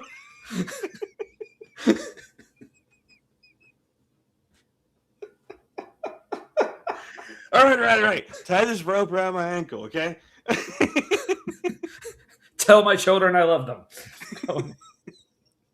I'm going in.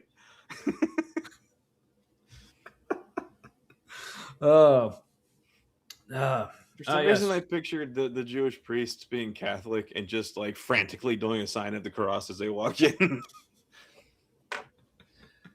Yeah, Holy of Holies is where God sits with his deck out. According to, what was that, Ezekiel? Yeah, I mean, Where, like a train of the robe like just filled the temple. filled the room. Yeah. Yeah. Also, hell yeah, it is.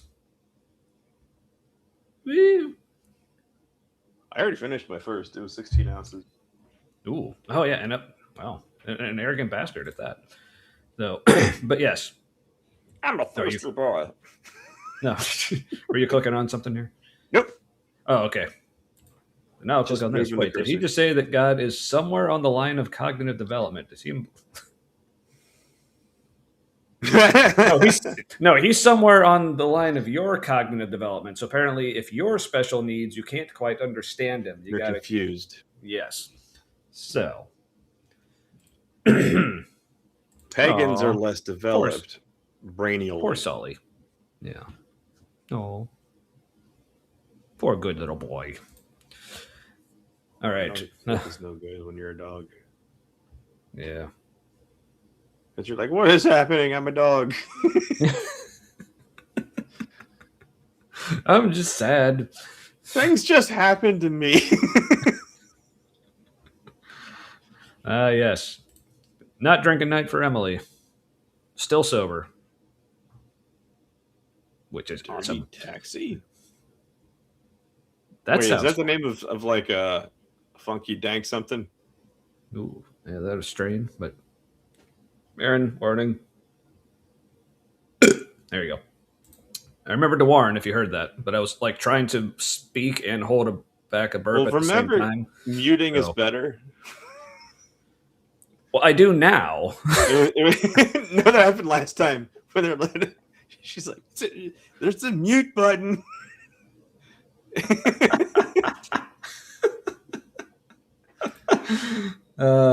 Yes, it is. Okay, all right. Oh, hey, we're graced with the Notangelo. Never change, man. I mean, I mean, losing out to a French bulldog. That's no shame in that. They're pretty awesome. I'll take that. Aren't they little?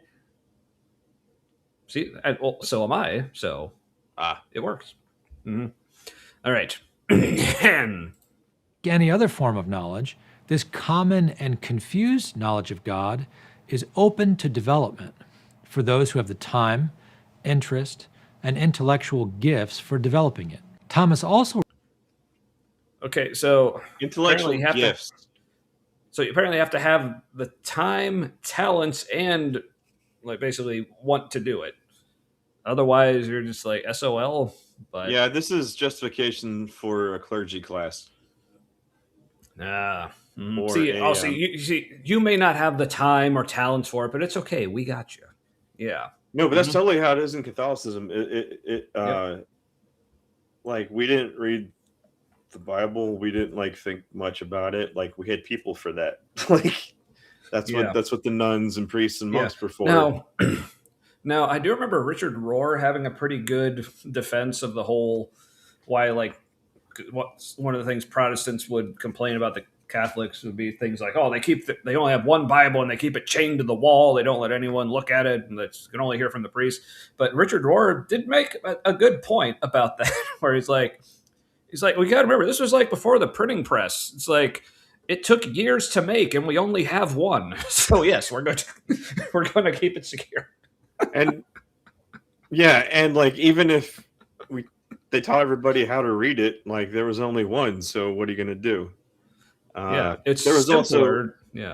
all that also lent itself to some sinister application. But now once the printing press did become a thing and you could make it more widely available, at that point, Catholicism's hesitance to still let it out amongst the people is still kind of sus. But at that point, made sense. But it's, I guess, these days it's more like people voluntarily not reading it on their own. Like, well, they read it to you in church. Why would you read it on your own?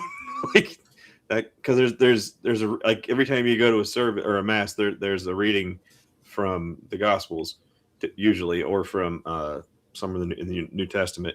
There isn't much Old Testament reading in a modern Catholic church.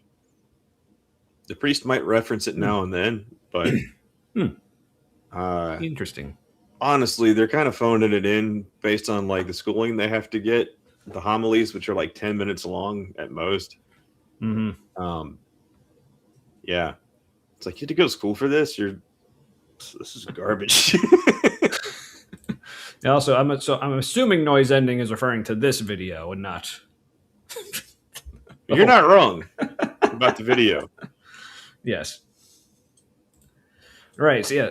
Again, but if God is the distributor of said gifts, then isn't God denying those given the salvation? Like, yes. I mean, again, like they keep just saying all this stuff. Oh, well, of course it's this way because it's supposed to be. But I don't think they realize what all they're conceding with that. And we have, at least for us, a lot of people actually watching right now. So cool, including A.B.S. Lewis. I mean, he probably counts for at least 3, so that's probably why. The first evangelist of our channel, Yes, which we appreciate. of our mini cult, Yes. a Franciscan defending Calvinists. A little bit, Huh. maybe. No. If he's a Franciscan, like Franciscans are allowed to have that particular order has for some reason a lot more leeway in what they're allowed to believe. So you might have some predestination friendly folks in the Franciscan order. It's kind of like they leave the Franciscans alone because they're also fucking nice. It'd be different if they were like Jesuits with their opinions on shit. From what I remember, Jesuits are very into what's correct, what's wrong. They did a bunch of universities and schools and stuff. I was gonna say that sounds right, but yeah, I'm not super familiar with the different things, but yeah, branches of Catholicism. What do you call, like? There's like the Franciscan orders. The orders. That's right. Yeah, because there's Franciscan, Jesuit, Dominican. Anything else?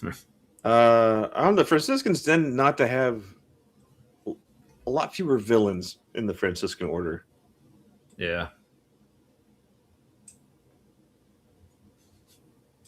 So. John Paul II might have been a Franciscan. I'm not sure.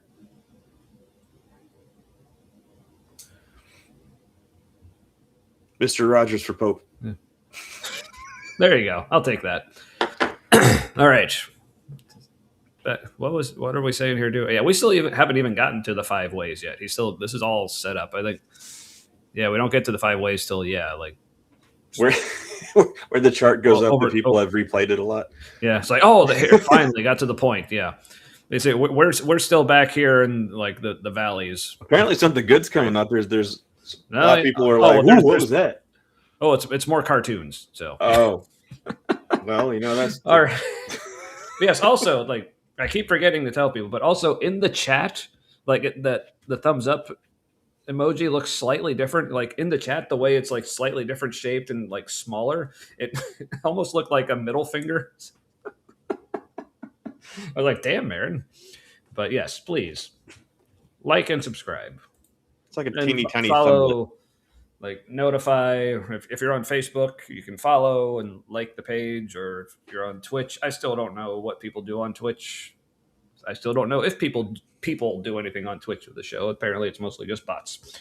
But so bots, if you're listening, subscribe or something. Keep watching. Anywho. Realized that it was hard to develop our natural knowledge of God, and many factors stand in the way. Why would it be hard to develop a natural knowledge of God? Because usually when I think of things just being natural, that's like means not hard or difficult. Well, he talked about it earlier. You need the cognitive smarts. Remember? There's a spectrum of cognitive ability. He didn't say ability, but cognitive development. Which is a friendly way of saying if you're dumber, you're going to have to try harder. Something like that. Depending on cultural circumstances, people will develop it more or less. But why should it just... What's that? He said develop it. Yeah, but why should it depend on cultural factors and such? Like, again, if this is just natural knowledge, why should that matter? Well, because if you're white and European, it's a lot easier. If you're not white and European, then you got to be re-educated. Right, this is true. Yeah. But again, have I mentioned how ad hoc this all sounds yet? Because it's because this is what Christianity, especially like apologetics, does. Like, it doesn't just start with what they claim God is and like his nature, and then from there, okay, if God is like this, how should we expect the world to be? Because they realize the world is at evidence. See here. Like, But the thing is, the way the world is not the way you would expect it if God was this triomni being that the vast majority of Christians claim that he is. So instead, they have to take the world as it is and try to figure out how it still works, even if it really, really doesn't. Well, they'll just say like, "Well, it's not supposed to make sense." So, come on. Ugh. Fucking hate this. yeah. Stable genius. Yes. Anywho. Generally not to its fullest perfection. But he's Why did I think Big Boner? He was like fullest perfection. Did you mean to say that right when I brought this comment up? Because this is my new favorite phrase. Well, it's just the universe all coming together, I think.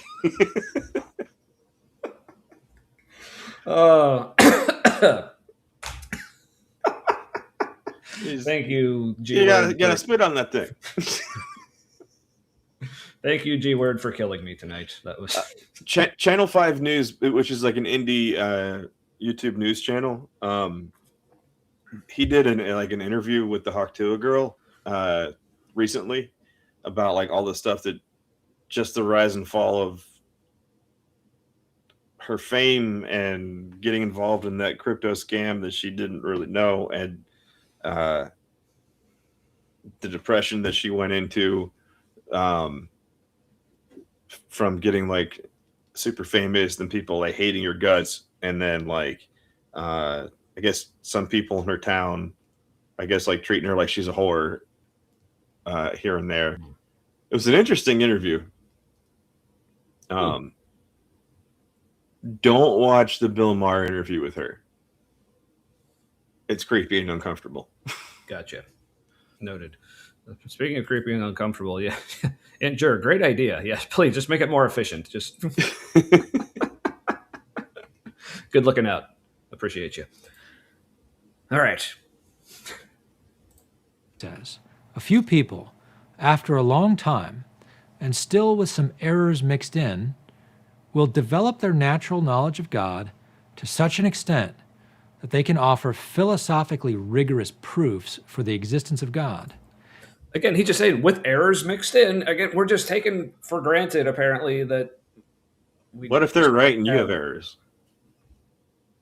What's that? Like, what if they're right and he's the one with the errors? Ah. I mean, if they have rigorous proofs. Yeah, but Fox is a good point. The first clue that it's a crypto scam is the crypto part. Yep. So, yeah. Oh, hey, I guess he's taking your word, Aunt Jur, there. It's like casinos without laws, crypto. Yeah. Mm-hmm. All right. All right. So imperfect knowledge, but it's still, you can come up with reasons. I think that's what he's just saying here. So let me just back him up just to be sure. That they can offer philosophically rigorous proofs for the existence of God and answer all objections to those proofs with great dialectical skill. This is answer all objections. Interesting.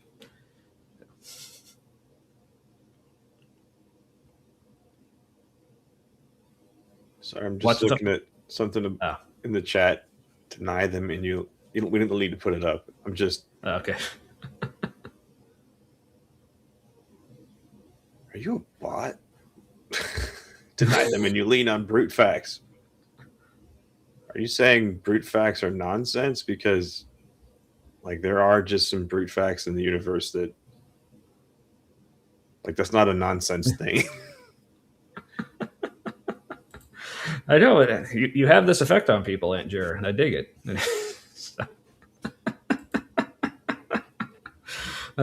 This is awesome. Oh, I'm glad this can all be done right now. So, all right. This is the task he takes up in the famous passage on the 5 ways and in other more extensive writings of his on the topic. So how exactly do we know the existence of God? The basic principle behind the 5 ways is that we know the existence of God from our experience of the world of nature and looking for an ultimate explanation of it. We use the same. All right, so that was the most played part right there. Looking for an ultimate explanation of it. Hmm. Well, I can see how you would arrive at God early on, but now we have a lot more information that complicates that, and that at the very least, God is not like the first explanation. Like we have natural processes that Mm-hmm. that explain, and in like ways we can measure and observe. We can't observe the whole thing in some cases, but like we can observe the parts of it. Yeah, I can see how like years and years ago, like this was like groundbreaking thinking, but then we started measuring things and being able to like build on understanding, and it's Mm-hmm. we know how a lot of it happens now, and Yeah. it doesn't. So far, there isn't. We don't. There's no part where God is Mhm. necessary, and nothing that points to like at some point God being necessary. Right. And once he actually gets into the 5 points, or which are you actually familiar with the 5 ways? I've heard them several times, but Okay. I don't remember them. Yeah. So, but some of it, I guess, it's kind of based on or is assuming like a set of knowledge or stance that is not necessarily is itself outdated, but is just not taking into consideration other like updated like theories and ways that we've more recently developed to look at reality, especially when it comes to like quantum stuff. So, no, bless your heart, Matt. Man, No, no, I was just trying to put it in the words. Wait, I just tried to show something. What is this? Is there like a plague of bees currently happening?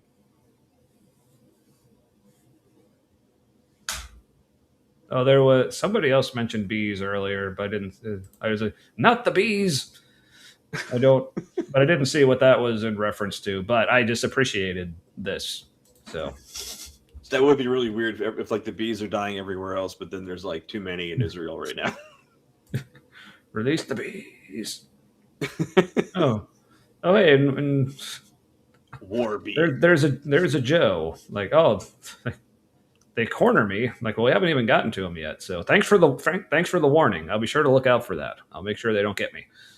All right, but let's let him It cook. just is. Could be an answer, man.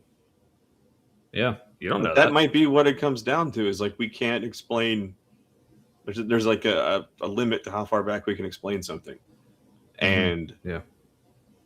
because we don't live in that reality, so how you just Yep. maybe God pooped Well, it all into existence and then buggered off, but doesn't seem likely. yeah, but yeah, we'll get to that. I think eventually here. Same kind of reasoning that we use when we know the existence of any invisible cause from visible effects. For example, if I'm driving down the freeway and see a billowing cloud of smoke coming up from the horizon, I can infer there must be a fire, even if I do not see the fire, even if it's blocked from my view.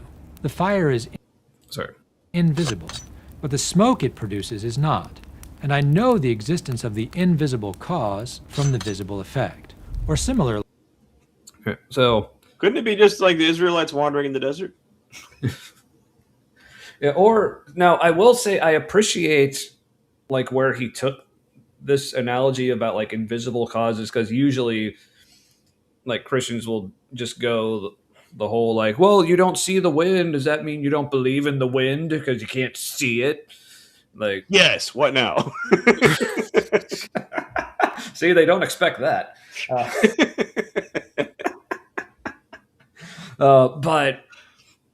but so at least he's going to some of this. This does make a little more sense, but still, like, but similar answer to the wind argument. It's like, no, we can't like see the wind like with our eyes, and most of the time, like when people will use like the term, well, we can't see any evidence for God or whatever. It's not necessarily like literally seeing things, but it's like that other way of using the word see, kind of like, do you understand? Like when if I like explain something to someone and they go, oh, I see. Like they don't mean they're actually looking at the thing that I'm explaining. They're just like, oh, I get it. You know, it's kind of that I think is what a lot of us mean when we say we don't see anything, like not literal. Yeah. But anyway, so at least he actually is. This is a better analogy, but still in the same way that the wind analogy fails is like, because like with wind, it's like, okay, we can't literally see it, but we still can measure it and detect it and know exactly what's happening with it, like where it's coming from, how fast it's going, what kind of air is in the wind or whatever. But like here with the like the fire example, he says like, well, the fire is the invisible cause. Like, but here's the thing, fire isn't actually invisible. You just can't see it from this angle. Like you still can, like, oh, I'll drive around the corner and now I can see it. So it's still possible to see. That's kind of the point. That's and the reason we know that fire is there because in other instances we have actually seen the fire. So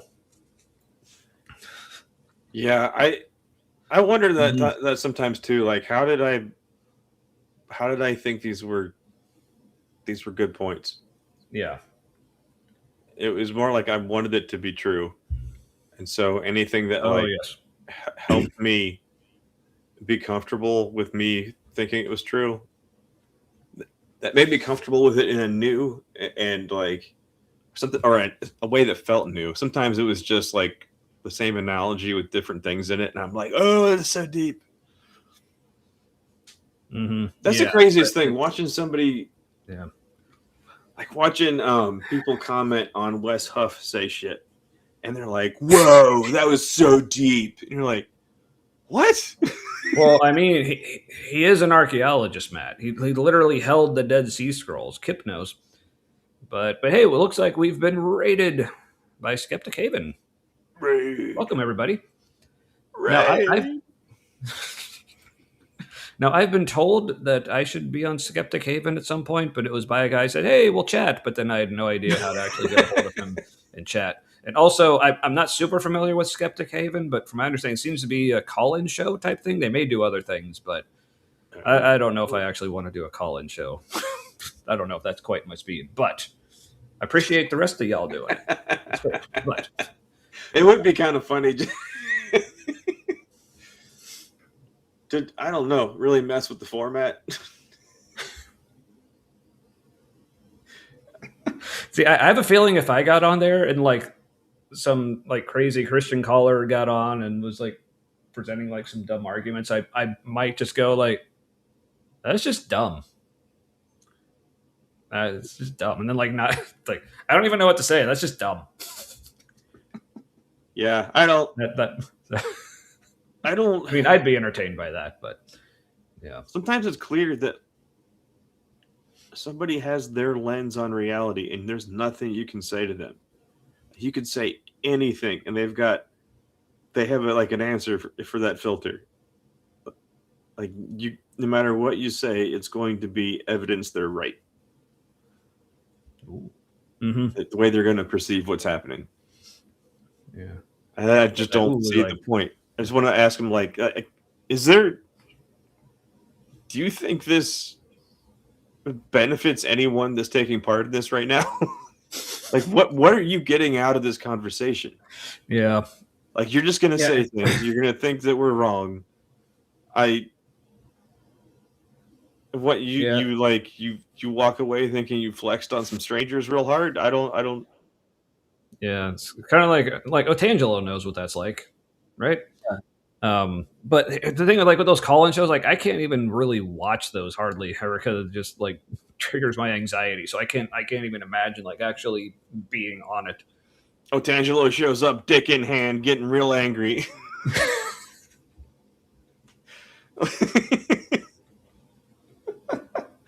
Yes.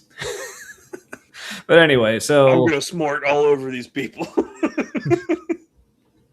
Right. But so in this analogy, so God, I guess, is supposed to be like the fire, and that like, well, he's invisible for this vantage point. So basically, what I'm picking up is, so all I have to do to see God is just like pull off to the side of the road and like look over the cliff, and I'll see him somewhere. Is that what we're saying? Like, is it just because I haven't tried that, or so? Also, Right. Skeptic Haven. Like I That's why all said, the churches I are. barely know anything about them, but they seem cool. Check them out. So they have cool people on, at least, like Marin. Where, yeah, the 26th. So, Is that why old Catholic churches are always on top hills and shit? You can see better up there. oh, makes sense. Makes sense. And also, I know Ember's been on there. Several other people I know. I'm just blanking right now. So that's been like part of it, like the like good and bad of like getting to know so many people now on YouTube. Like it's getting hard to keep track, and I can't watch all of your live streams. It's infuriating. I'm gonna go for my second beer. Alrighty, I'm almost to mine. So here, I'll join you in a second. So this is Grainworks. It's a local place. This is my Blue Heaven. It's a blueberry ale. So this is I don't normally like fruit beers. That's a cool owl logo on there. Ooh, yeah. See? We like. So description is multi-backbone of an English-style pub ale and just enough real blueberries to be refreshing, but no added sweetness. Not your typical fruit beer. Okay, malty backbone is in like has a good amount of malt. I heard that as like multi backbone is in like multiple backbones. That won't work well. That sounds interesting. Yeah, like Why haven't we Cerberus. involved that yet? But oh, Cerberus, hey, or that multi-headed dragon. I can't remember the name of. Hydra. there's a Chris. Cracking. Where's the Chris? Dr. Pepper. Fuck yeah, going hard. But then the dirty taxi. Mm-hmm. Indeed. Well, enjoy, my friend. And again, like we told Emily earlier, we need to like actually like see you again soon sometime. So yes, it smells like pancakes, like blueberry pancakes. Mm. A little bit.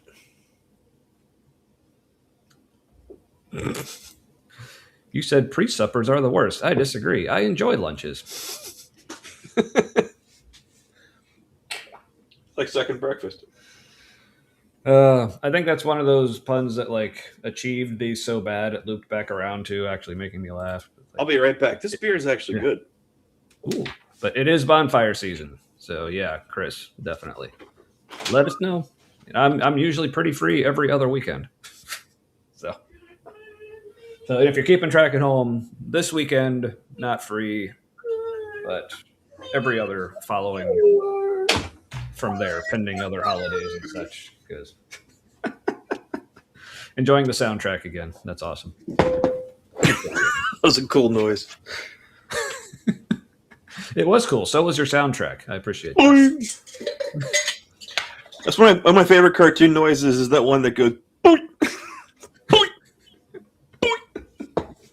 Yeah. That's the sound I was imagining back when like, well, it's not showing it now, but it was Ember was like way early for the stream, like doing like poke. Why this no work?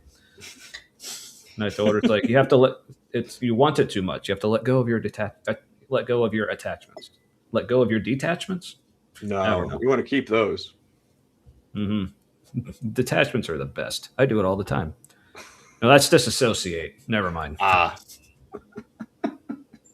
Like we've been disassociating from this video. So anyway, but my second beer, it's another rounding third because that's what I have a lot of right now. So yeah, dissociating is kind of an autistic superpower. Mm-hmm. We are pretty super that way. All right. So let's hear more about how God is invisible like a fire that we still actually can see. Oh, and also, I don't remember if I mentioned this, but the reason we also can infer that a fire is the cause of the smoke, even if, like, from where we are, it would actually be impossible for us to get any kind of vantage point to actually see the fire. So for us, the fire is truly invisible. The reason we still infer that it's a fire is because before we have actually seen fire. So it's not a truly invisible cause like they're claiming God is. So the analogies, I mean, I know no analogies are perfect. That's why they're analogies and not just the same thing. But But this one kind of fails early. yeah, this one just really doesn't work. So, but again, it's apologetics. So it's like, hey, I do too. I got two of them right here. I love them both. So, also, hello, Big Nick. I don't think I recognize you, but That sounds like it's from something. I love lamp. yeah, it's from Anchorman. Ah, Like Brick, are you just pointing at things in the room and saying you love them? I love lamp. where do you get a cantaloupe at the end of brunch? Isn't it just like a garnish on your plate? If you go to a fancy brunch. Oh, Kip was saying something. Oh, talking about why he likes brunch. It's not quite breakfast, not quite lunch. You get a cantaloupe at the end. Like a whole cantaloupe? Yeah, I guess maybe that's a Canadian thing. I mean, They just yeah. garnish with a cantaloupe. Oh, it's a Simpson. Okay, it felt like he was actually quoting something, but okay. Season 1. Wow. Well, you got to remember, Kip is old. So That's when the animation was still Tracy Ullman show adjacent. That's where it started, right? The Simpsons were like a sketch Maybe. cartoon on the Tracy Ullman show. I don't remember.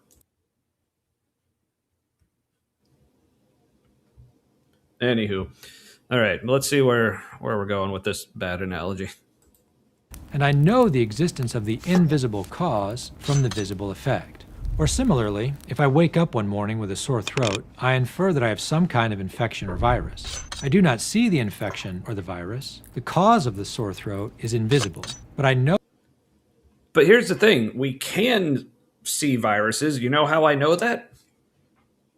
Because we got a picture of one right there. How did we make a picture of a virus if they're invisible and we can't see them? Well, didn't they used to think that was a problem with your humors, or before that it was demons and shit, like evil spirits? Oh yeah, it's like your people used to think those were evil spirits. Like now you're like, oh, we know it's a virus. Like, but you didn't. You're kind of making a problem for yourself. Like we used to think it was spirits, and now we know it's not. We used to think it was God, and now we know it's not.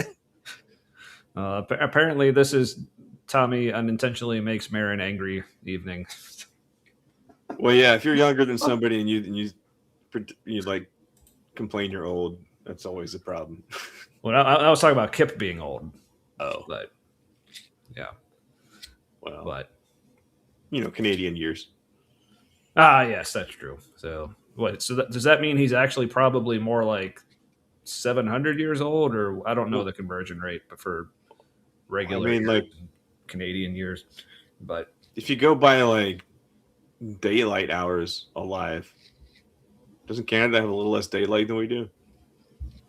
Yeah, probably because they're farther north. So yeah, that makes sense. Wait, no, and make him younger, wouldn't it? Shit. So, man, damn. Unless he's a vampire, then he's older because night hours.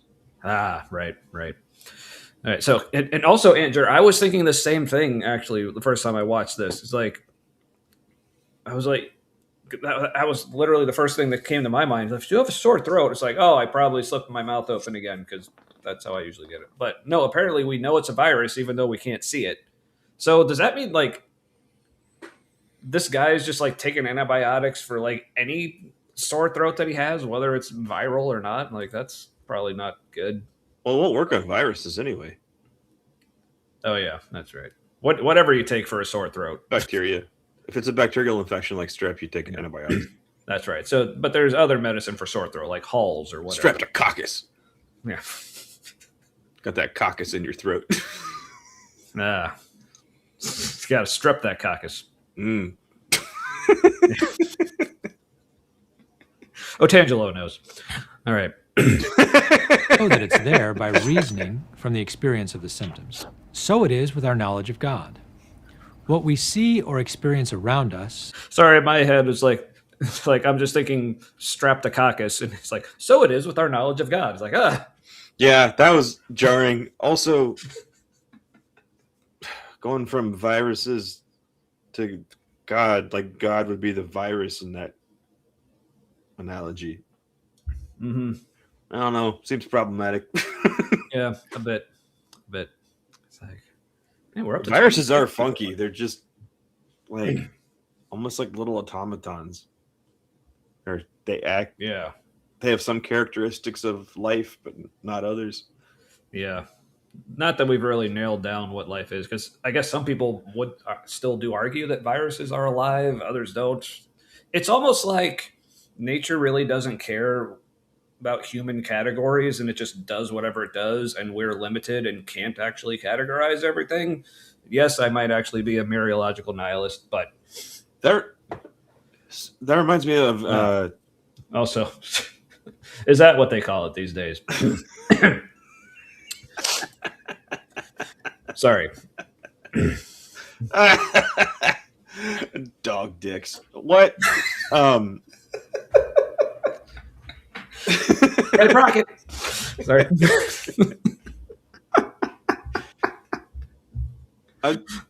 So sorry, consciousness.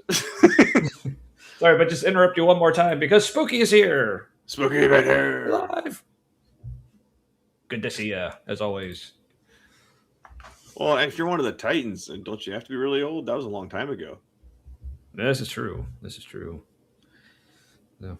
Anyway, what channel was it on? That fuck. You said you had watched part of it. The woman on there talking about consciousness, and she was applying like logic and philosophy, like logical and philosophy stuff to consciousness, and came up with a video you saw recently. Yeah, and I like was it Annika Harris? Who? Annika Harris. Yeah.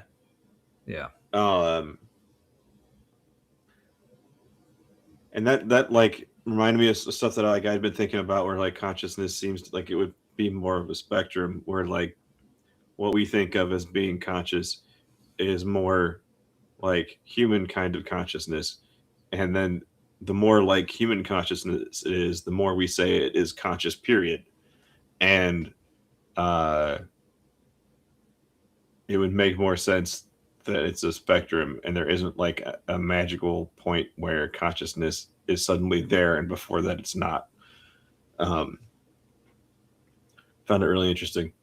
And it was woo a little bit, but like only in how it sounded at first. Like the more she got into it, it's like she might be right. Yeah, I remember. Like I watched it a while ago, so I don't remember much of the specifics. But I remember finding it intriguing. But and of course, spooky. You're always welcome. All right, but yeah, consciousness is weird. I guess to sum that up. Ooh. Oh, she was on Sean Carroll's podcast. I need to listen to Sean Carroll's podcast more often. Wow, that would be very cool. Yeah, but that's not where I saw her. But it yeah, like the video you sent, she was on Alex O'Connor. I think that's what it was. Yeah. But also, did you know that's Sam Harris's wife? Get out of fucking town. Yeah, it is. I didn't find that out till later, but yeah, fun little tidbit. He has some interesting views on Semitic peoples. This is true. Yeah. Also, good question here from the Big Nick. If consciousness is a spectrum, then what's at the top of the spectrum? I mean, probably God or a chakra of some sort. Whatever ultimate consciousness is, maybe the universe is conscious in its own way. That's probably what that would be. But then if the universe exists inside something else, then it would be that. But it wouldn't be anything like an anthropomorphized God. Like, it's like maybe it's something you could like meditate and get awareness of the experience of that awareness. But I don't it would all still be science based. It wouldn't be supernatural. It'd be like Mm-hmm. extra natural or whatever you would call like Yeah, natural or beyond our or just ability to. yeah, just a form of natural that we don't understand. Because yes, Yeah, the Big Nick brings up a point here, and this is one of my biggest bones of contention. if that's what That supernatural means, is like natural we don't understand yet. Okay, but yeah, but for the most people who use it, that's not what they mean. Because no, I know. yeah, this is one of my biggest bones of contention with like a lot of the like spirituality and woo, and I think even a bit of stuff like with like panpsychism, which I don't fully understand it, and I haven't like fully formed my thoughts around this, but it's basically seems like a lot of the ideas behind a lot of those thoughts kind of start with again thinking there's something special about the human perception and the human experience, so then when Yeah, we see something we find similar to us out in the universe, well, this must mean something. And like I said, I haven't fully formed my thoughts on it, and I probably should do that sometime, but yeah, all it means is like yeah. if it means something to you and you're like that means something, it means you identify with whatever that is on some level, and like Mhm. that's worth looking into. But Yeah. Yeah, and also like you said, Matt, it seems like people put that line of what's natural and supernatural at the border of like what humans can understand, which like I don't really see the limits of human cognition as some kind of special border in reality. Then that's like saying, no, well, ants can't understand us. Does that mean we're supernatural? Like maybe to them, but like yeah, not actually. So, but like yeah, they don't have the ability to really comprehend any of the shit we're doing because they would never do things like we do or think hmm the same way. So yeah. Yeah, I just remember commenting like in a YouTube chat that it wasn't live; it was like a premiere, but it was a video like Philip Goff was in it. I think it was on the Sci-Fi channel, like with Phil Halper. Um, but I remember saying something about along those lines. It seems to me a lot of the basis for like panpsychism and other similar ideas, like it's like you're viewing humans as some kind of special thing, and like the way we see and perceive things is yeah some special thing that needs to be explained and how. And I don't remember exactly what I said, but his response was basically it included like, well, most philosophers and such agree that there's something special about like human consciousness and stuff. I'm like, well, yeah, no shit. Humans think a human thing is special. Like that's nothing. Like I it's more of a bug than a feature. yeah. It's like I kind of couldn't believe he was actually responding that way. But I also noticed his response to my comment was a copy paste of his response to someone else's comment. So I don't know which one was first. So I don't know if the reason it didn't really apply to mine is because it was supposed to be for someone else, and he just thought, well, good enough. But yeah. Anywho, So well, first, noise ending is allergic to panpsychism. I get that. Also, yeah, the Big Nick says so. If it's reasonable to conclude that there is a consciousness that is superior, why not call it God? And then lots of assertions there, Nick, from misinterpretations. Nick says, what assertion? So I didn't say it's reasonable to conclude. I said it seems like it could be reasonable to conclude, but like we're not done evaluating if it's reasonable. yeah, yeah. Um, But Also, why not call it God? Well, that comes with a lot of baggage and a lot of meaning behind it about a very specific kind of thing for some people.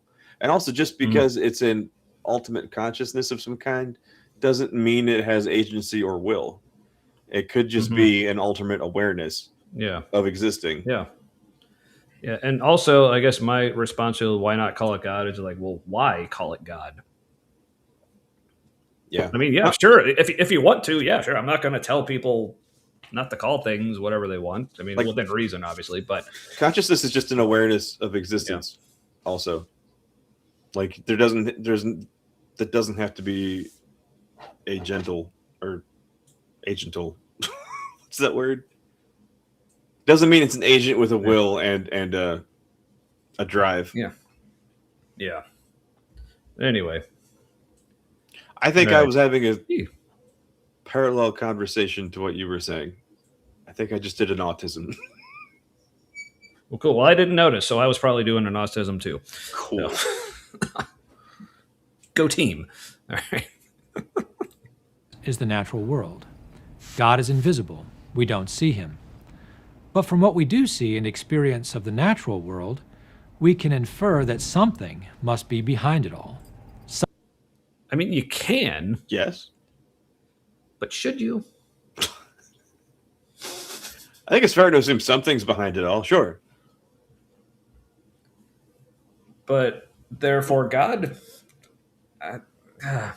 Oh, sorry, Kip. Like, I did see it, but I was also distracted by so many other things going on. My bad. I'm looking for it now. There it is. Sabro Citra Coconut IPA, 7%, solid. Citra coconut. Very. And he did send me a picture. So, much more pleasant than the finger pick. I don't know if I've. That sounded weird. But Hey, whatever you like. yeah, Kip sent me a picture of his finger. I mean, Did they ever call it fingers in the Old Testament? I mean, they call it everything else. I mean, But usually much bigger things. Like feet. That's definitely one of them. what is the God's robe? Yeah, and thigh and hip and yeah. Damn. So You're just calling it your third thigh. well, I mean, I don't mean to brag, but I have to get special pants. It's all like, wouldn't you just look like a 3-legged stool walking around? hey, worth it. I mean, anyway, like 3-legged pants for that shit. That's why I usually find it easier to just wear the kilt. Yeah, there you go. Mm-hmm. Yep. Something is responsible for the greatness, the beauty, the order of the world. Aquinas thought that this inference... Again, like when the fact that humans find things beautiful and wondrous about the world, we think, oh, there must be something to explain this. Like the things that we find beautiful and wondrous, like, okay, take things like a sunset. It's like, okay, it's a big ball of burning gas emitting light radiation that's being like reflected and refracted, whatever, through various atmospheric things. It's like, and we just happen to find it beautiful. It's like, oh, there must be something special about that. That's literally just physics. But we like it, which is cool. I mean, I love sunsets and such things, but I realize it's completely subjective from a human point of view, but it's like, this is just what happens, and we like it. That's cool. So, anywho, well, yes, I thought that was implied, but yeah. I just had a whole little mini story that happened in my head, and I have to share it out loud so it'll go away. Okay. What happened was my brain combined 3-legged stool and the kilt thing, and then in my head there was a stereotypical Scottish man getting a boner in a kilt, right? He's like, "Oh, I'm pitching a tent. It's a circus tent. There's a clown in there."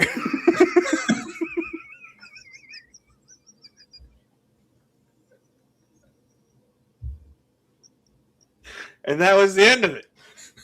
And then it wouldn't go away until I said it out loud. And I'm just imagining him saying that, and then right after he says there's a clown inside, you hear that like honking noise, like. And he just goes. Also, very observant WBS. Sounds like I may have a grudge against the sun. Like, how could you tell? Well, yeah. Oh yeah. For those like newer to the show, I don't think I've talked about this in a while. Yeah, I used at this point 5 years ago, I had stage 4 melanoma. Spoiler alert: I got better. Thank you, science. But not until after he had named it. Herman, yes. Which is a Devin Townsend reference for anyone who gets that. Man, we're up to 30 people. What the hell is going on? Shocking. Y'all are insane. Yeah. Anywho, sorry, should we be more boring? I feel like I'm getting overwhelmed now. All right. I think it's having a Catholic on the screen. We brought in those two bots earlier that kept it. They were like saying the same shit. No, yes, that's true. But sorry, Marin does make a good point here. It doesn't really make sense that women wear skirts instead of men, right? I mean, didn't we all used to wear skirts, like robes and stuff? But yeah, robes and tunics and like things like that. Yeah, but why? But so why was it the men who started wearing the more restrictive version in the worst possible area? I think it was because, okay, because you know they used to like gird their loins and shit, and like part of that meant like gathering up your robe and wrapping it all up in a big like manly diaper. Mm-hmm. But if you're working in areas, because I know in the past like dudes used to do a lot of the labor and women didn't, and so if you're like working in fields around rocks or trees and shit, and like your legs are all fucking bare because you've got your robe gathered up while you're working, I can see him just like tired of getting cut up all the time on shit. Like we make like a tubular robe. Literally tubular.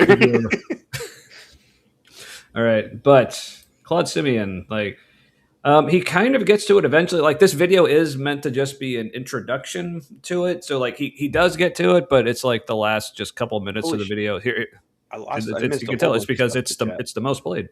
Yeah, but also noise editing. Oh, you missed the Devin Townsend reference. So I named my cancer Herman. So let me know if you understand that reference. It's from Ziltoid. All right. Let's see. Big Nick's trying to take on Dr. Kip in the chat a little bit. Ooh. About consciousness. Dude, I haven't been following. That seems like a fair fight, actually, because Dr. Kip is an Old Testament scholar. Yeah. But I haven't been following it, but I just am amused that it came to this. Anyway.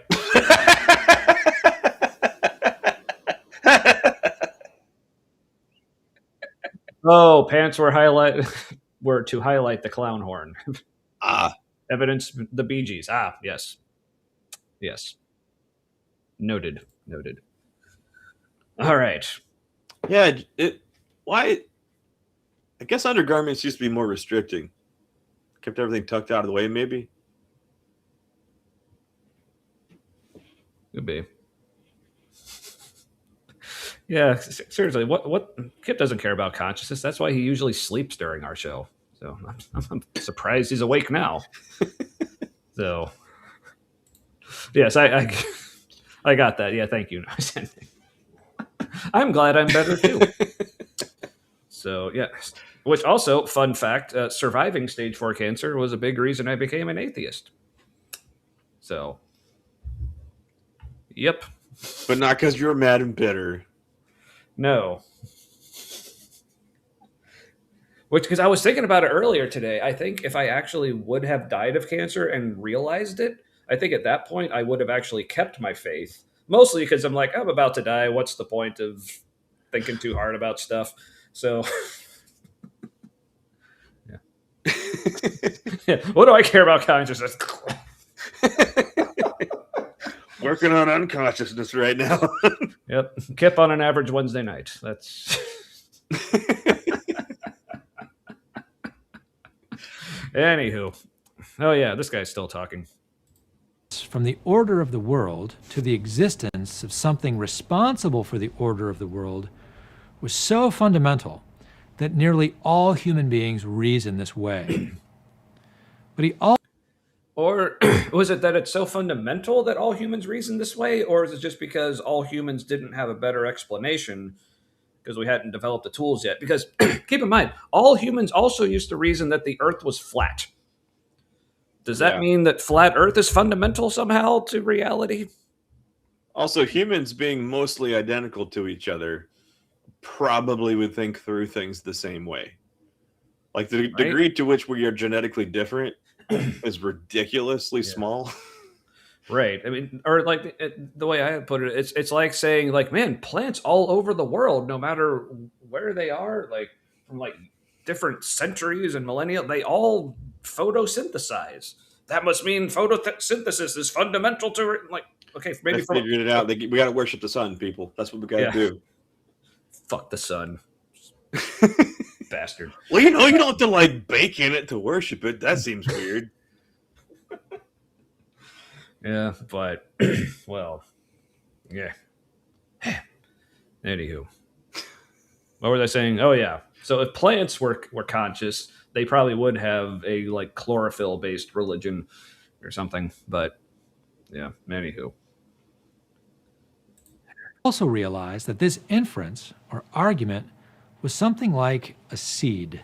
The seed can develop and grow through study and the application of the mind to the many philosophical issues involved in making the inference. So That felt like he was describing his evil plan to me for a second. right, because here's what I was thinking during this part of the video. Okay, well, so now he's describing. Okay, this knowledge of God, like I said, it's imperfect, it's confused, but it just starts at the seed, but it grows like with more like intellectual like education and knowledge and wisdom and all this and talents or whatever else he put it. But it doesn't mean you're right. Sure, engage in that. But like at no point be like, we got figured it out. We're done. Right. But also like as he's describing this, I was like, this is also exactly how you would describe like just being indoctrinated with something. Like if you're just like immersed in it and you're told you need to grow in this, and we're telling you this is what this means, this is what that means, and this is why, like if that's just so they call it like study and intellectual rigor into like the biblical and spiritual knowledge or whatever, but it's just no, this is everyone in my community, especially the authorities in my community, are telling me this like from birth, and I'm just like steeped in it. And is this JD Vance? Sorry.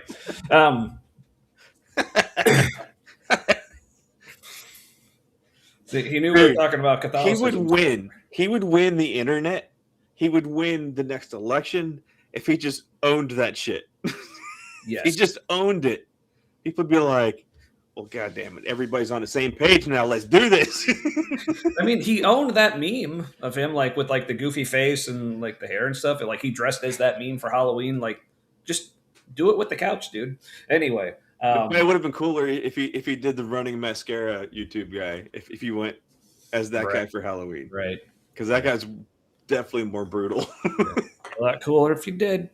But all right, so listen to how he's describing how this seed is supposed to grow, and tell me how this is different than just straight up indoctrination. I mean, sure, he's going to make it sound nicer, but anywho. So I think it's a problem just in general to assume reality is as we reasoned it to be. That's nonsense. Oh, I was never here. Found a couch and a lamp emoji. That is beautiful. Why does that emoji exist? Who's using this shit? Japan's weird. Well, this is what happens when you drop 2 nukes on a civilization. True. I mean, it did make some excellent anime, but I don't think that needed to happen previously. Although I'm pretty sure that the movie Akira would not have happened if nuclear weapons were not involved, because that was some nutty shit. So, intermittently, we're mostly looking at freeze frames of a video. That's I will say this guy is not as susceptible to the awesome pause face as, say, a Tome or a Kyle. Yeah. Uh-oh. I think we started a cult, and Marin's in on it now. Does he have dead eyes? I don't know. I kind of noticed it seems like maybe like one of his eyelids, like maybe like droops a little bit. Okay. That maybe contributes, but yeah, I don't know. Maybe that's is he not? Is he blinking? Yeah, maybe I did pause him like mid blink or something. That could be, but no, I mean in general, has he blinked very much this whole video? I don't know. I haven't been paying attention. Yeah, that's a sign. Yeah, sorry, Fox. We'll be back to Crossroads in a couple weeks here, but Speaking of which, like, so Matt, did you watch their Easter service? No, I was going to, but I wasn't ready for the dumb on that level. That's right. Yeah. What was it about? Like, oh, Jesus died so we could have like real life now. Yeah. I was like, oh, So it's just gonna be like rewashed garbage. yeah. So are you wanting to watch that at the end of this month, or We could. I because it's either that or we're did you finally watch doing any of the. it? I haven't watched any of it yet because like at the end of this month, it's either their Easter service from this year, or we'll move on to like the Noah's flood and have Kip on with us. So it's like, are we ready to have Kip on, or do we want to postpone that even more? Because I feel like one of us would have to watch the Easter one first because like it Yeah. could Oh, be yeah. good, or it could just be like really boring garbage based on that. It is Chuck. People haven't been introduced to Mr. Chuck Mingo yet. Yeah. Well, we did watch a Chuck sermon, but this was like a long time ago before a lot of these people knew we were a thing. But Gotcha. I think that one is in our. If you go to our YouTube channel, our favorites playlist, I think that is one of them. It's called like "Doubt is a Crossroads" or something like that. I did recently talk to a former employee of Crossroads, and we came to the conclusion that BT is not a good person. Like, maybe one, allegedly, in my opinion, like wants to be, but like I'm not sure the capacity. Yeah, I probably shouldn't have said this shit out loud. Yeah. Anyway, so okay, so we know what Marin likes. It's more boring without all the peck shots. This True. Sorry, but but it's also like hands. Like mm-hmm. It's like there's peck and hands, and usually the hands are like gripping things in front of the pecs, like gripping the air and making a point. Yeah. Mm-hmm. Mm-hmm. Yeah. Anyway, honking the punctuation boob. I don't know if like I can sense a voice of Amaya somewhere saying hit the goddamn play button. So I shall. To the many philosophical issues involved in making the inference. But the seed can also be crushed. Oh yeah, sorry, I'm going to back him up because I remembered. I was going to say the seed can be crushed. But because I remember I told y'all to be listening for something during this part, which was the whole like, tell me if he's not also just describing just being indoctrinated. Like it, as soon as YouTube decides that it wants to actually faking, buffering, looping, study, and the application of the mind to the many philosophical issues involved in making the inference.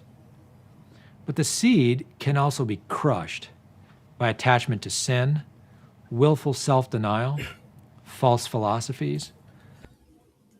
So he's saying the seed of like the knowledge of God or whatever that's supposed to grow into better knowledge of God. He's saying it can be crushed by sin. Okay, that's kind of par for the course for Christianity. It's like sin is supposed to kind of get in the way, like, between us and God. So like I get that. But the second thing he said, like, what was it, like self-denial or something? What was it? To sin, willful self-denial. Yeah, willful self-denial. Is he saying that's good? Because it's normally like no. He's saying these are the things that will crush the seed. Well, willful self-denial is what Catholicism is all about, right? Okay. Like buffering dude is literally denying himself sex so he can be like a monk or a priest or whatever he is. Yeah, and apparently doing it willfully. But I mean, yeah. So in this context, that works.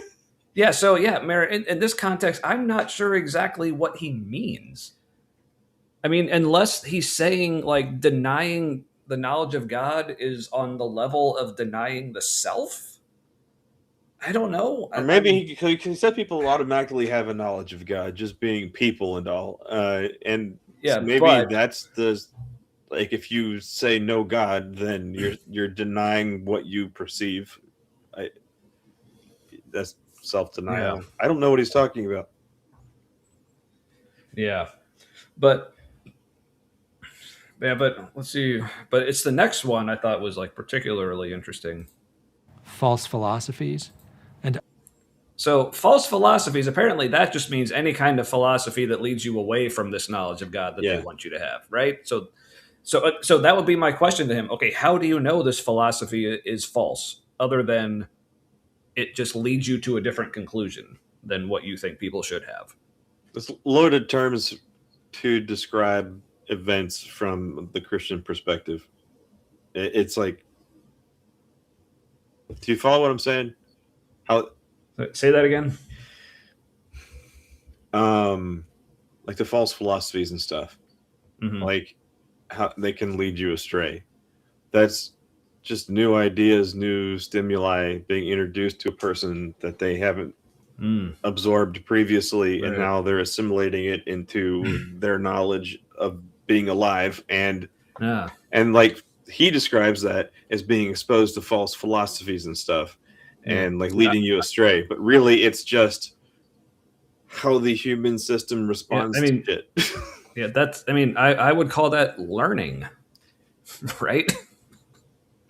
And so that's like the indoctrination overlap, because it's loaded terminology to describe events in a way that like locks you into that alternate reality. Yeah.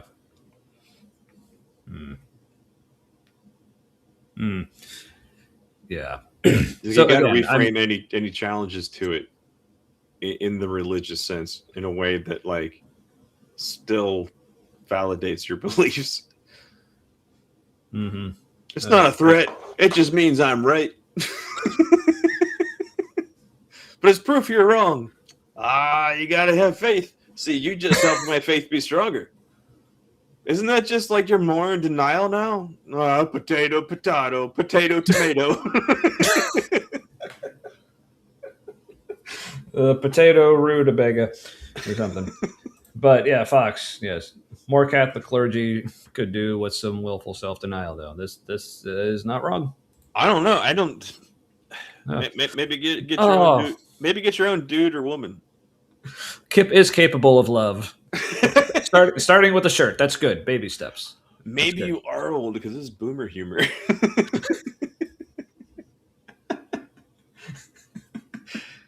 Oh man! Thanks though. So a gift from my sister. No. I think, but it was before I had back problems. I think I got it before my back surgery, like before it even went out. No. So it's her fault. Prophetic and shit. It's a curse. I wore the shirt and then my back went goodbye. Just like, no, she took it. But, or I'm just thinking of Sub-Zero from Mortal Kombat. Like that was his fatality. He would just like rip the person's spine out. Oh, that's right. By their neck? Yeah, like it was the head and the spine attached to it. Like all came out. Yeah. I really wished like you combine the like some of that, like you pulling out the bones and stuff, that was kind of a flourish on the end of a finishing move, right? But what if you incorporate it into the finishing mood where like you like rip his spine out and then like beat the shit out of his body with it? Like while it's still standing and hasn't collapsed yet, you just like smack it to the ground. I mean, there was something like that in the opening scene of Deadpool and Wolverine, but it was... That was fucking amazing. Yes. That whole movie was fan service, and I loved it. Mm-hmm. Yes, especially like watching that in 3D was a good choice. Yeah. Did we see that together? Yeah. Okay. Yeah. That was, yeah. And the opening sequence was made for 3D. Mm-hmm. Absolutely. So many little nerdy moments in that where mm-hmm. they took a bunch of stuff that, like, as a fan, you kind of at some point thought, oh, that would have been awesome if they kind of incorporated a lot of that little stuff. And then a Blade cameo. So much fan service. It was amazing. Mm-hmm. But speaking of the whole, like, ripping spines out and, like, heads thing, like, any of my fellow Elden Ring fans out there, was anyone else thinking of Midra and one of the creepiest, like, mid-boss fight cutscenes ever? Also, the Mesmer mid-fight cutscene was also really creepy. Mesmer. That they really did it up in that DLC in a lot of ways, but the Midra one, it's like you don't even see it. You just know what's happening and you hear it, and it's still like one of the freakiest things ever. But anywho, so all right, but oh yeah, we're still watching the thing. So. Fox hasn't Other seen Wall-E. adverse conditions that What's that? Fox hasn't seen Wall-E. Oh, but I have. Wow. Okay, that's really bad if I've seen a movie that someone else hasn't. It was good science fiction. Mhm. Where they kind of like project something into the future where you can see a version of a possible future. It's kind of a commentary Mm. on Yeah. society. That's the best science fiction. Mm-hmm. Indeed. ruin it. So, we're not committed to saying that agnosticism and atheism are impossible. They But hope based not. on that verse from Romans, shouldn't you be committed to atheism being impossible if Paul literally said everyone knows that God exists? I guess we fall into the confused category, which is just doing a lot of work. That category.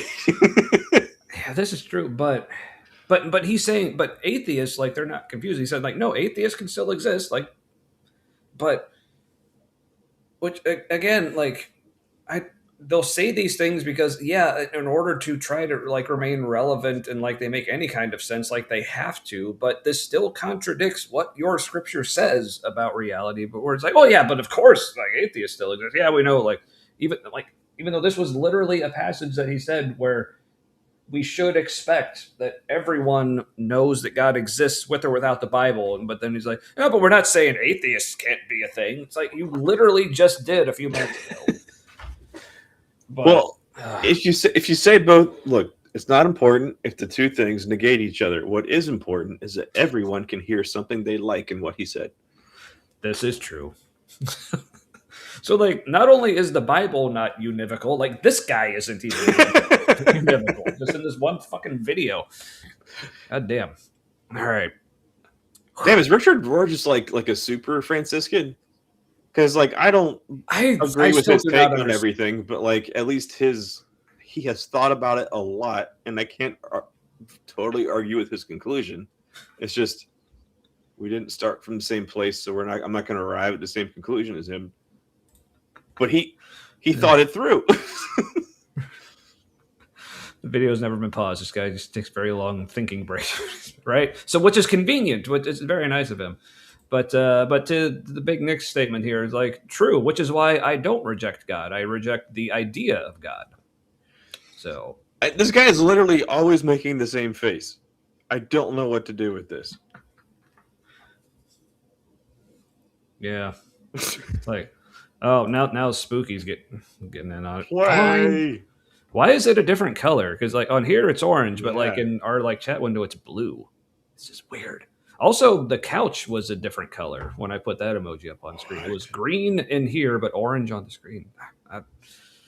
Does the screen just make everything orange? Let's see if here's a purple heart. Now it's still purple on there. I guess it doesn't But make a everything better orange. purple when Yeah. you do it in the stream. Yeah, because in the chat window here, it just looks very flat, but on here, yeah, it's got almost Like like a- it's got some lighting effects on it, and Yeah, in the chat, it's very lavender. It's definitely a lesbian heart in the chat. we did it. I don't know if I should feel good about that or congrats, Nitty. I don't know. Is that good though? I mean, does that mean that the stream is good, or you're like, I need a beer? I need a beer to improve things. Yeah. But also, real quick side tangent here. Like, so speaking of Nitty and me making Kip angry, which are like two of my favorite things to talk about. So I was gifted a membership on Maya Atkinson's channel, and I guess Kip got very jealous because like everyone was like handing out gift subs, but Kip just wasn't getting any. But so I decided, I need to rub it in, obviously. So, and one of the custom emojis you get on Maya's channel is the nitties, which it looks like a heart with cleavage. Sorry, it's a bit. So So I was like, "Hey Kip, look at my nitties." So I just put a bunch of like the nitty emoticons in there. So Kip just responded with shakes fist. So I just responded shakes nitties and more. And I was very amused with myself. So anyway, Stumbleberry. oh man, weak. Well, that's no good. Well, hopefully we're doing something to improve things for you. Thanks for coming to hang out, Stumbleberry. That sounds like a thing I've maybe heard of, but Is that a brewery? cool. I don't know. Remember when you didn't want to Yeah. you didn't want the girls in the college Christian groups to like wear certain things because it would make the dudes stumble Mm. Ah. in their walk, sometimes literally. Well, okay. Well, but you can afford it now that you actually finally wrote a book. So all that big money you're getting off of that, right? So, Yeah, all that money the authors make. I've seen the show Castle. You guys are millionaires.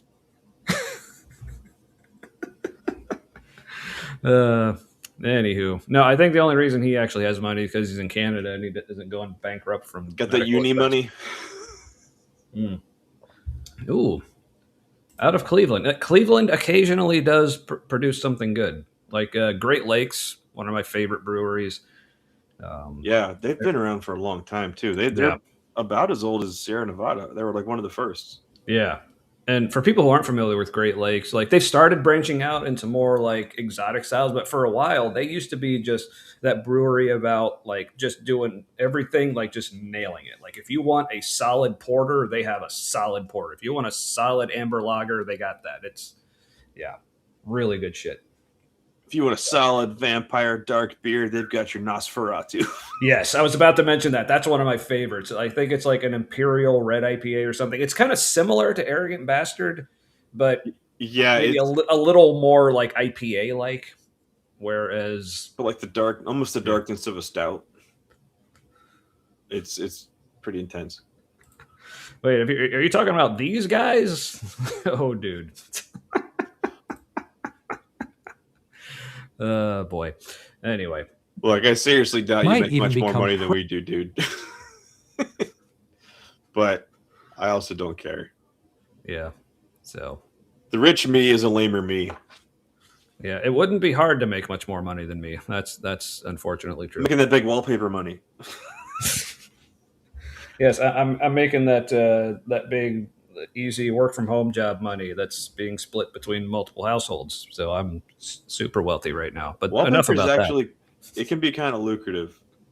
Like I literally charge 90 an hour. But that also goes for like additional overheads. I'm not making 90 an hour. Right. Yeah. I mean, you own your business, so yeah, that money has places to go. Yeah, So, it's spoken for a lot. Like a portion of it's spoken for before I finish the job because I bought stuff to do it. right. Mm-hmm. Anywho, Ooh. As an arrogant bastard with the appearance of a Nosferatu, I enjoy. They are two of my favorites, and Ooh, a horned Nosferatu. That's an interjection. I was about to say like those are two of my favorites. And Fox, you're two of my favorite viewers. I mean, what? Oh, both of you. That's a drunk joke in there. Yeah, I was like, I haven't been drinking that much yet. But it's a new layer to it though when you're reading in a chat and you think it's two people. Like how drunk? That would be super drunk. That'd be like it's amazing you're still conscious drunk. Yeah, I think that was Kip a couple of BSSs ago. I don't know how people see double. Like I haven't been seeing double drunk in a long time, but I don't know how people see double for an extended period of time. Like for me, that's like, well, I got to find somewhere to lay down Mm-hmm. because there's gonna be a whole lot of not waking up for a few hours. Yeah, I think before I hit that stage, I just get to my eyes are just going to be closed for a while. So, Yeah. well, there's your first mistake. I mean,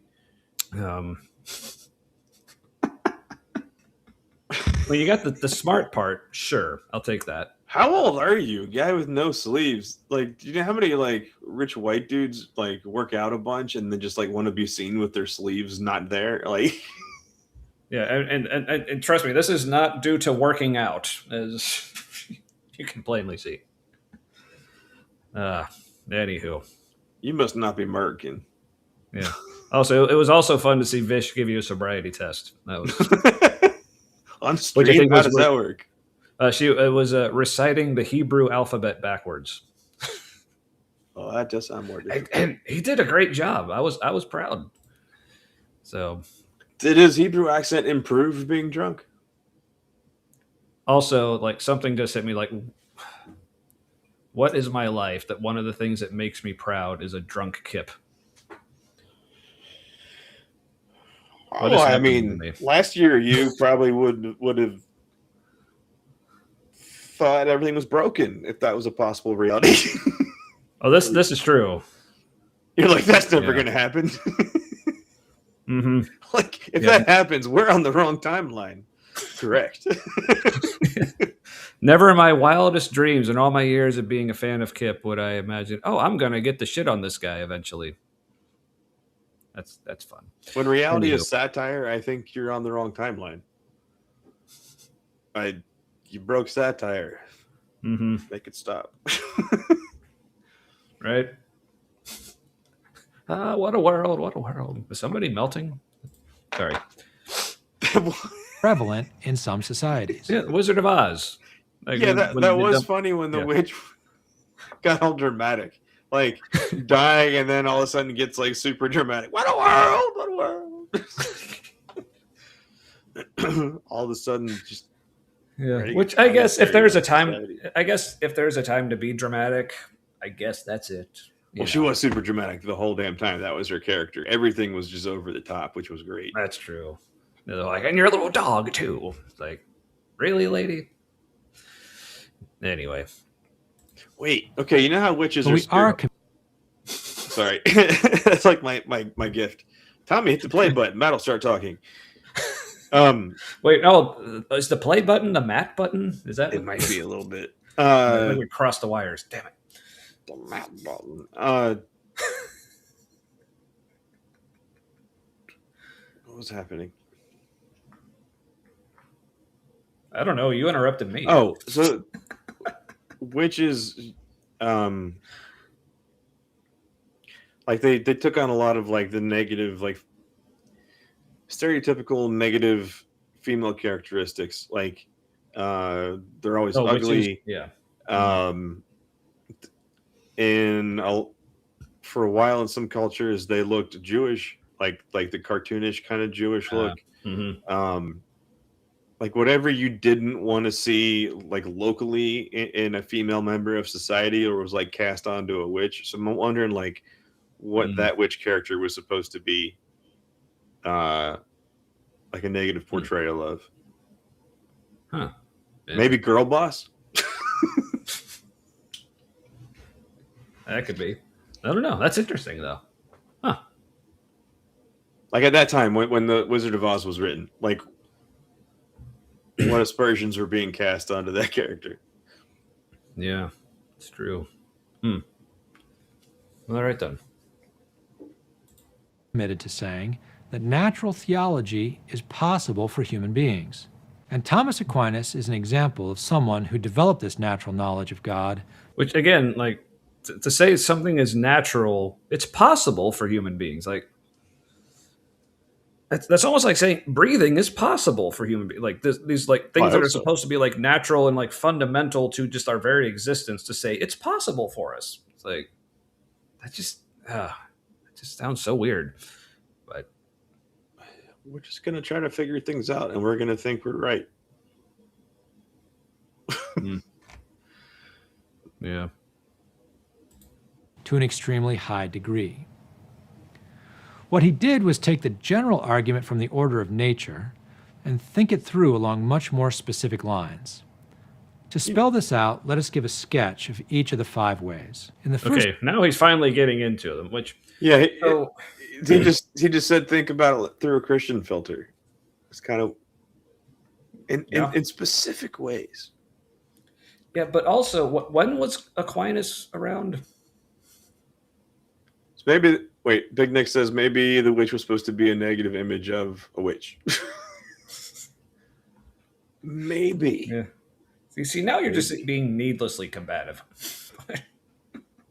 But also starting to play along. Yeah. Quite a Big talent. Nick is like, oh, I see. None of this is serious. Yes, this is true. I came here to have a fight, and y'all are just having a good time drowning. That's what's happening. But I was gonna say treading water, but it's more like we're just like, this is absurd. Goodbye, everyone. and see you next week. But so chat, help me out. When was Aquinas around? Like, what time period was he like doing his thing? 12 or 1300s, or before that? Was he in the hundreds? Ah, okay, 13th century, so 1200s. Okay. So that means why did it take so long for this stuff to be realized? He didn't have the big brain sports happen yet. Yeah. And also, if like, why didn't Jesus give us 5 ways? Or well, he did, because I'm sure that's where Aquinas says he got him, is from gospel shit. Yeah, by some manner of speaking, sure. Well, because you got to proof text it somehow. That's your whole. That's the whole bibliography. Mm-hmm. Oh, did you say this is the beginning of the stream? Sorry, I missed/forgot. Natural theology is a lot more nuanced than everyone gives it credit for. However, that doesn't make its arguments necessarily persuasive. Yes. Yeah, sometimes nuance is just, it's just a century-long circle jerk. Mm-hmm. And people start calling things category errors, and it's all kinds of fun. So, all right, so now it's like shit, son. The world just rolled its eyes. Just the whole globe went. All right, so now we're actually getting into the 5 ways finally. All right, with about 2.5 minutes left. All right. This way, we start with our experience of the order in the motion or change of things around us in nature. And careful study of what motion and change are leads us to conclude that there must be a first mover or unmoved mover or an ultimate source of change in things. In the second way, we... Sorry. No. Right, moving on. No. No, there mustn't. There mustn't. Yeah, because this is one of those things like that I referenced earlier, saying it's not necessarily this is, I don't know if you can call this out of date, but it is not taking into account, obviously, because Aquinas was around way before this, but not taking into account more modern discoveries, especially in terms of like quantum mechanics and whatnot.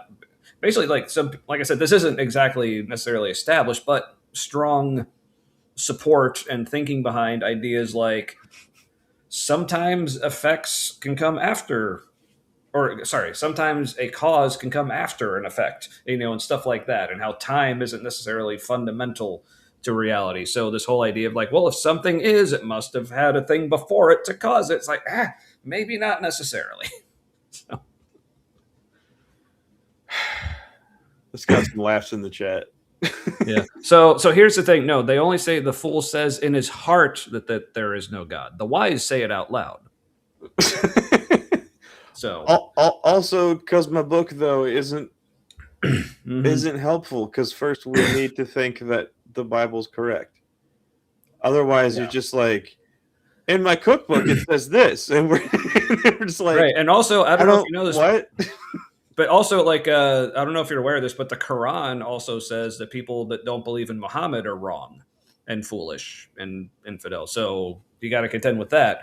Or Big Nick might not know that we're former Christians. Like, we used to be like, yeah, big into Jesus and into spiritual warfare and like all the Bible stuff and like big into, I don't know, I was kind of into apologetics. I was more into apologetics earlier on. Yeah. I I did get interested in it, and then I met somebody who liked to talk apologetics and was a dick about it, and then I was like, I don't think I'm into that anymore. Still a Christian my though for like favorite. several years after that. You get a cookie now. Read it in Hebrew.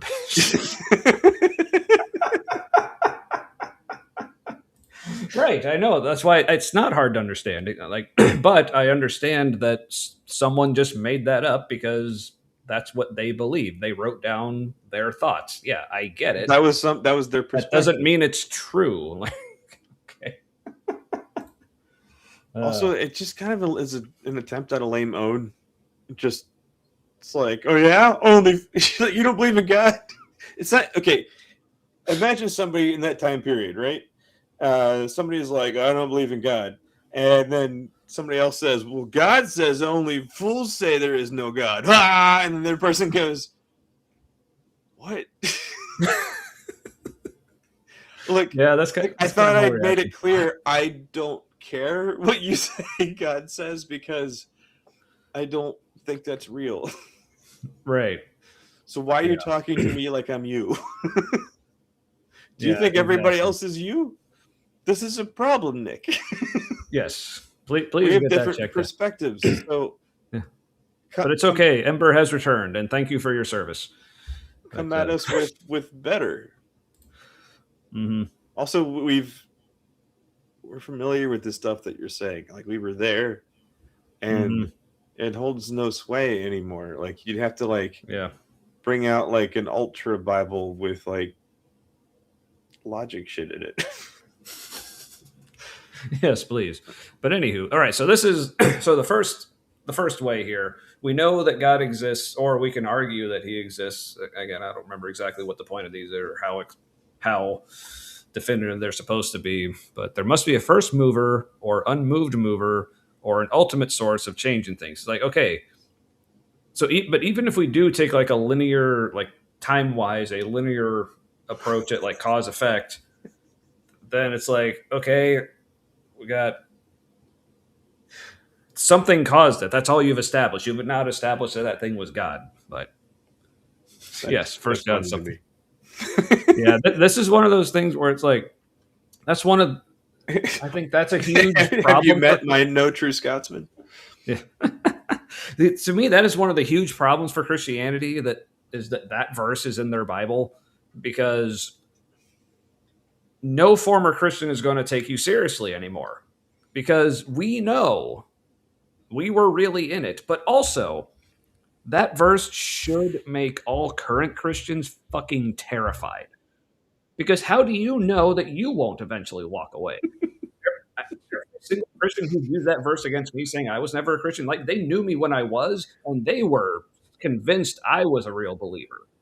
So if they knew for sure that I was saved, but then I eventually walked away, they're like, oh, I guess you weren't, then how can you be sure about anyone?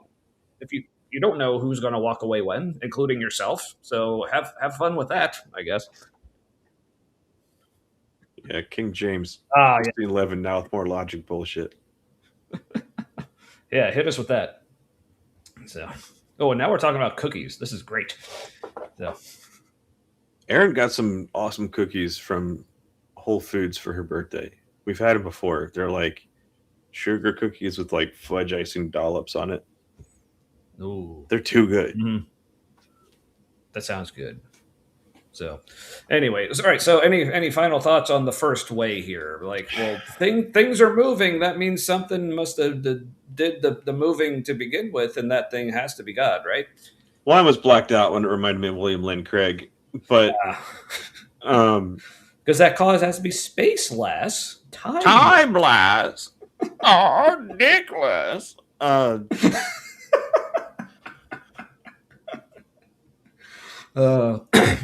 are you familiar with Alex Malpass? That sounds like a cartoon name for a rat.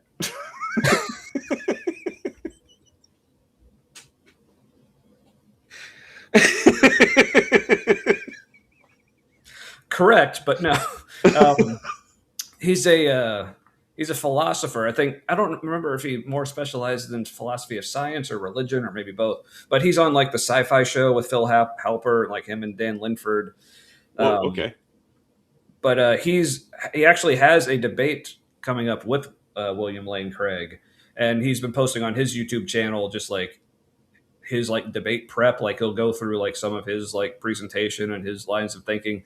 And I remember I was in the chat for one of them, and I made him laugh because he was talking about how he knows like Dr. Craig is a much more experienced debater than Alex is because he doesn't really, I guess, do at least not official professional debates as much.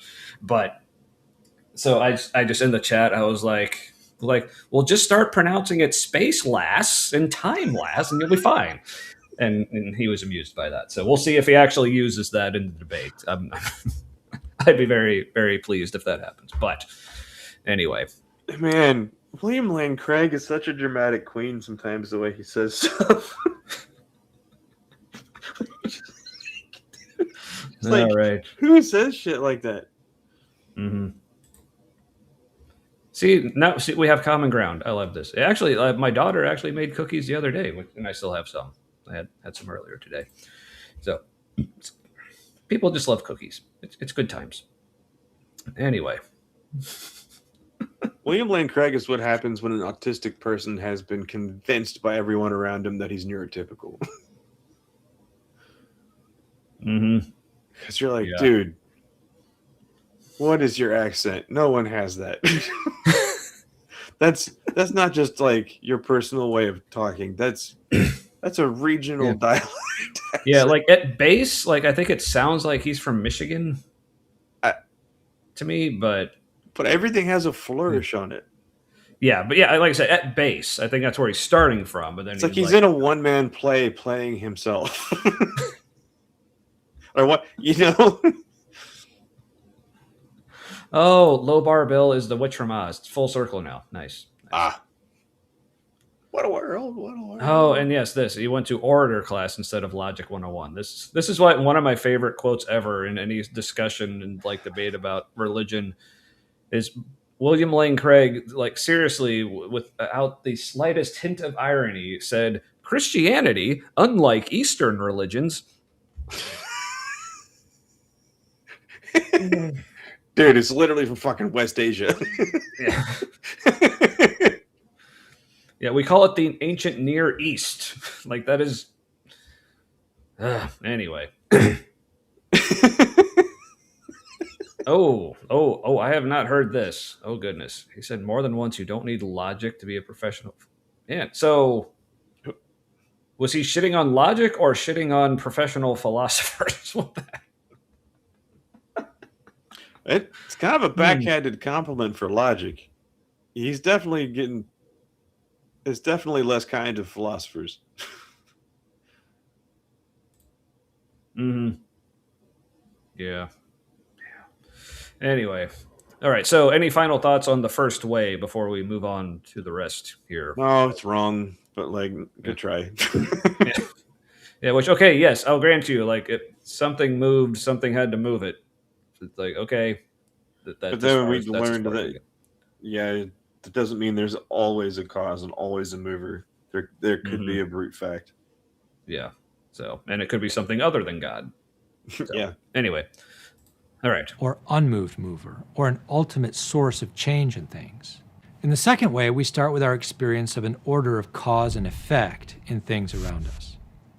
When we reflect carefully on what causality is, we learn that in order for there to be causes at work, there must be a first cause, or uncaused cause. In the third, isn't this same as number one, but just saying? Yeah, that's what I was just thinking. Like, I mean, it's different words. I'll give them that.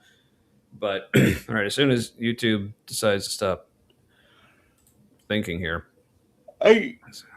how's a reload? How is that different? All right, I'm just gonna. Right. Oh, there we go. Okay, I was about to reload. You could argue Paulianity is technically Greek. Yeah. I mean, probably be easier to do that than say it's Judaism. Yeah, so not Eastern, but yeah, I guess Greek, like Greece, would not be considered Eastern. But so okay, It was a high, point, but then it's okay. But then it's not Christianity. It's yeah. Paul's Polyandry version. is So a hybrid of Judaism and Greek thought. yeah, Christianity was actually founded in Montana. Montana thinks so.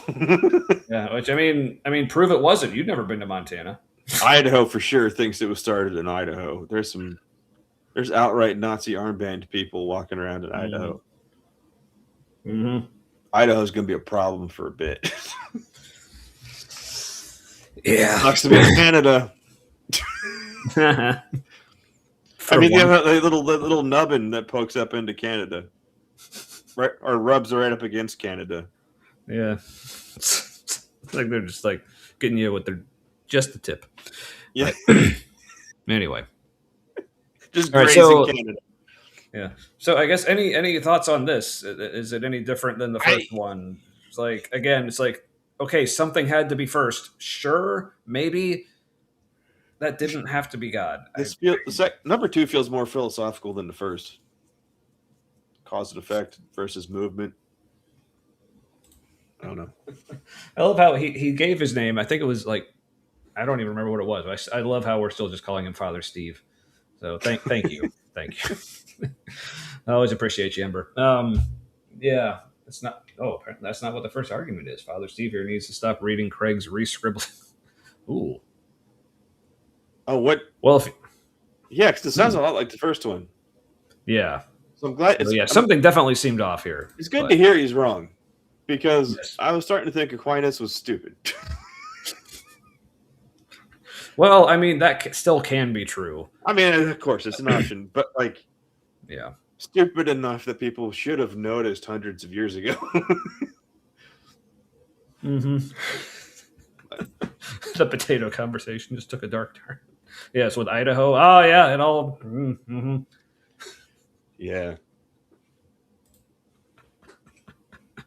All right, so They'll be all Causes right. at work, there must be a first cause, or uncaused cause. In the third way, we start by considering the order of contingent beings, things that exist but do not have to exist. When we reflect on things that exist but do not have to exist, we naturally ask, why do they exist? This leads to the conclusion that there must be a source of the very existence of contingent beings, and the source cannot not exist. The source well, let him. simply is. In the fourth way, we Right. Yeah, YouTube is getting angry at me because, like, I hate the timing of this because I'm wanting to pause it, like when he's done talking, but still have the words on screen, but he's not cooperating.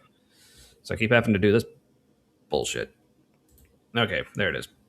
So contingent beings, things exist that don't need to exist. There must be a source of the existence of contingent beings that cannot not exist. The source simply is. Like an arrogance or like a conceit in thinking you know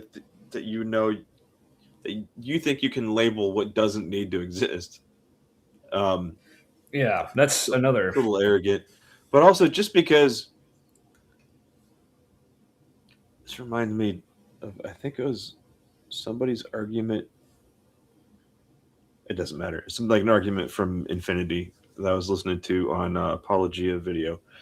I think it was a William Lane Craig argument also.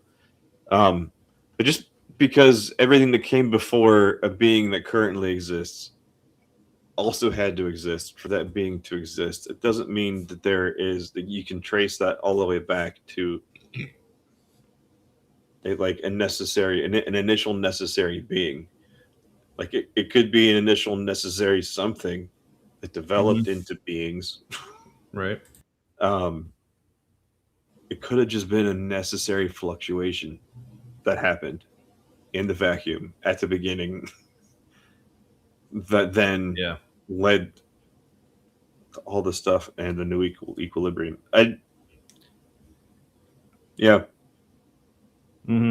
Just because you can have a chain of events traced back very far doesn't mean you can assume it goes back all the way to the beginning the same way. Yeah. Who's impressed with what? This Aquinas' first cause thing. But yeah, okay. Aquinas is stupid. He was debunked in his own time by his monk peers. Well, damn. The monk I guess peers he's that even. stupid. They don't even have names. Man, just the backbenchers were like, "You're dumb." Okay, but his first cause is hierarchical, not some first domino kind of thing. Okay, that's better, maybe, but still, it's like, but how do you know that God's at the top of that hierarchy or whatever? And hierarchical So, could just be a human see, concept too. you see, Melly, it sounded like that because it is. So, very perceptive of you. No, except he thought about it a lot Oh, okay. because they paid him to. That was his job. He does the This is thinking. true. Everybody else does the toiling. Also, right, Matt. The infinite regress thing is only a problem if you misrepresent infinities. Interesting. Yup. That was the argument. Good job, everybody. All right. Yeah. So God is the discomfort that some people feel at not knowing something, therefore, no butt stuff. I mean, that's the only logical conclusion. So,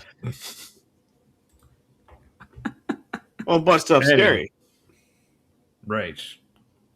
Yeah. Because You ultimately, don't. everyone's afraid they might like it. That's why they're afraid. Mm-hmm. Mm-hmm. Cannot not exist.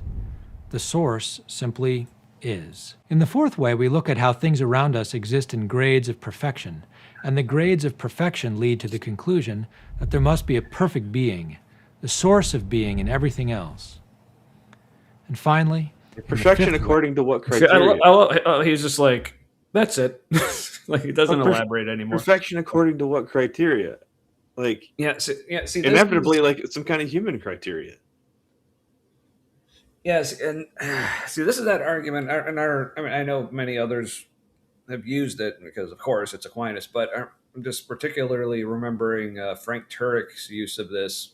I think he may have been talking like in the context of morality and like how we know there must be an ultimate moral standard because we recognize some things are better or worse or more good or more bad than other things. So basically, the argument is if you have any kind of comparative scale, there must be an ultimate at one end or the other.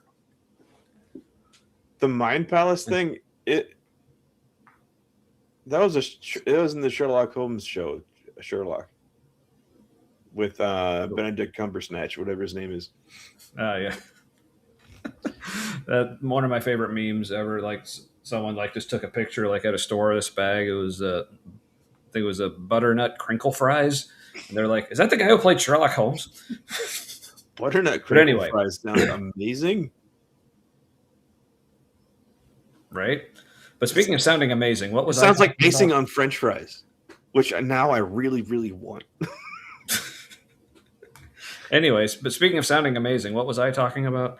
I don't know. Oh, yes. So the apologetic argument basically that if you have any kind of spectrum or like scale where you're comparing things and say, okay, well, this is better than that, that means there must be some like ultimate thing at both ends. So basically, if you're saying, well, this action is more moral or better than that action, so therefore there must be some ultimate moral standard that we're judging it against because we have to be going towards something. It's not enough to just say, well, it's better than that. We have to know it's better because it's going more towards something. But I think, I mean, to me, that's just an assertion. Like, I don't see why that just does not have to be true. I mean, just think of, so Matt, there are restaurants that you prefer over other restaurants, right?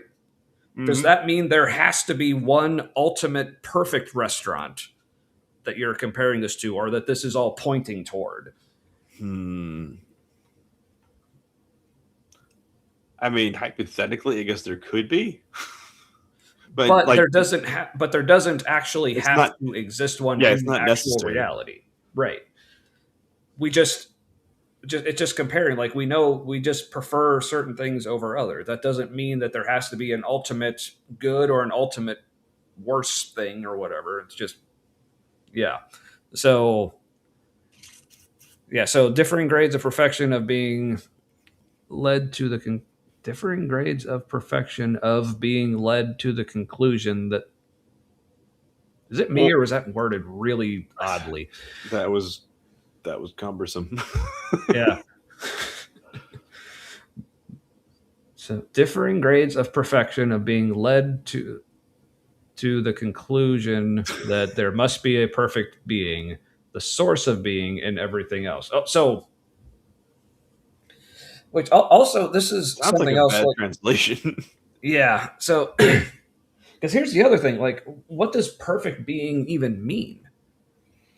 Like, perfect according to who or according to what? Because when you hear again apologists like William Lane Craig, when they talk about God being the ultimate being, part of that is they view him as being like so much higher and better than everything else. But I mean, I think someone could also make an argument that a perfect being is not better than everything else, but something that's maybe more like your panentheists that, or pantheists even, that the perfect being is something that is just interconnected and equal with everything. And everything just exists in that all together as one big thing, and that's perfect, not this hierarchy. Yeah, it's like Who says a perfect as in hierarchy like is more yeah. complete, but not perfect as in like ethically or morally. Yeah. So It seems like a kind of a projection of humanity just striving to be better, because if you because we're all organisms, we're all striving to survive better, like to be better, and better is the thing that leads to the most thriving and surviving. And like we all have that drive, but then to kind of put that evolutionary drive like external from yourself onto a being or there must be a higher perfection, like a highest perfection. mm, No, just yeah. you strive for higher perfection in some way doesn't mean that there is an ultimate. Yeah. Yeah, but also real quick, like, no, Tobias, we just don't read yours. That's all. That's so funny. Are you fucking new here? See, Marin knows. No, Matt's good at reading them. He's just not the best at actually putting them on. I'm inconsistent. Tommy's consistent about putting them on the screen. Yeah, yeah. Matt definitely reads them. He's good at that. Mhm. But yeah, I will admit, I did not see yours. yeah. Wait, that's because my Right. comments stopped scrolling again because I did a thing earlier. Yeah. See, and I swear I'm not doing this just because someone called me out for not. It's like I just got distracted again. But see, like as Ember, Ember is good at creating her own tangents on her show. What we do is the comments are our tangents. So yes. And again, so once again, I put a comment referring to Matt's butthole tasting like Bisquick before actually reading it. It only seems appropriate that I discontinue that trend. Thanks for getting me again with that. I appreciate that. He did it again. Oh goodness. I'm priceless. All right. So, all right. So, I don't know what I was watching, but somebody said something. I think I was watching a Smosh channel. Somebody said something, other people laughed, then they just go, "I'm adorable." That was funny it's in my head. true. That I'm too. No, I mean not it's just true. pleased So, I said it out loud. I enjoyed it. Okay, So, good. ooh. Okay, I guess I'll allow myself to be derailed, out of character as it may be. Agnostic, cool, welcome. But curious, what is your opinion about the fact that over 65% of Nobel Prize winning scientific fields prize winners are Christian? I don't know. I didn't know that was the case. I mean, I guess I'll take your word for it, but One, it makes um, sense that being in a Christian-centered part of the world, like, was it Sweden? Was it Norway or Sweden?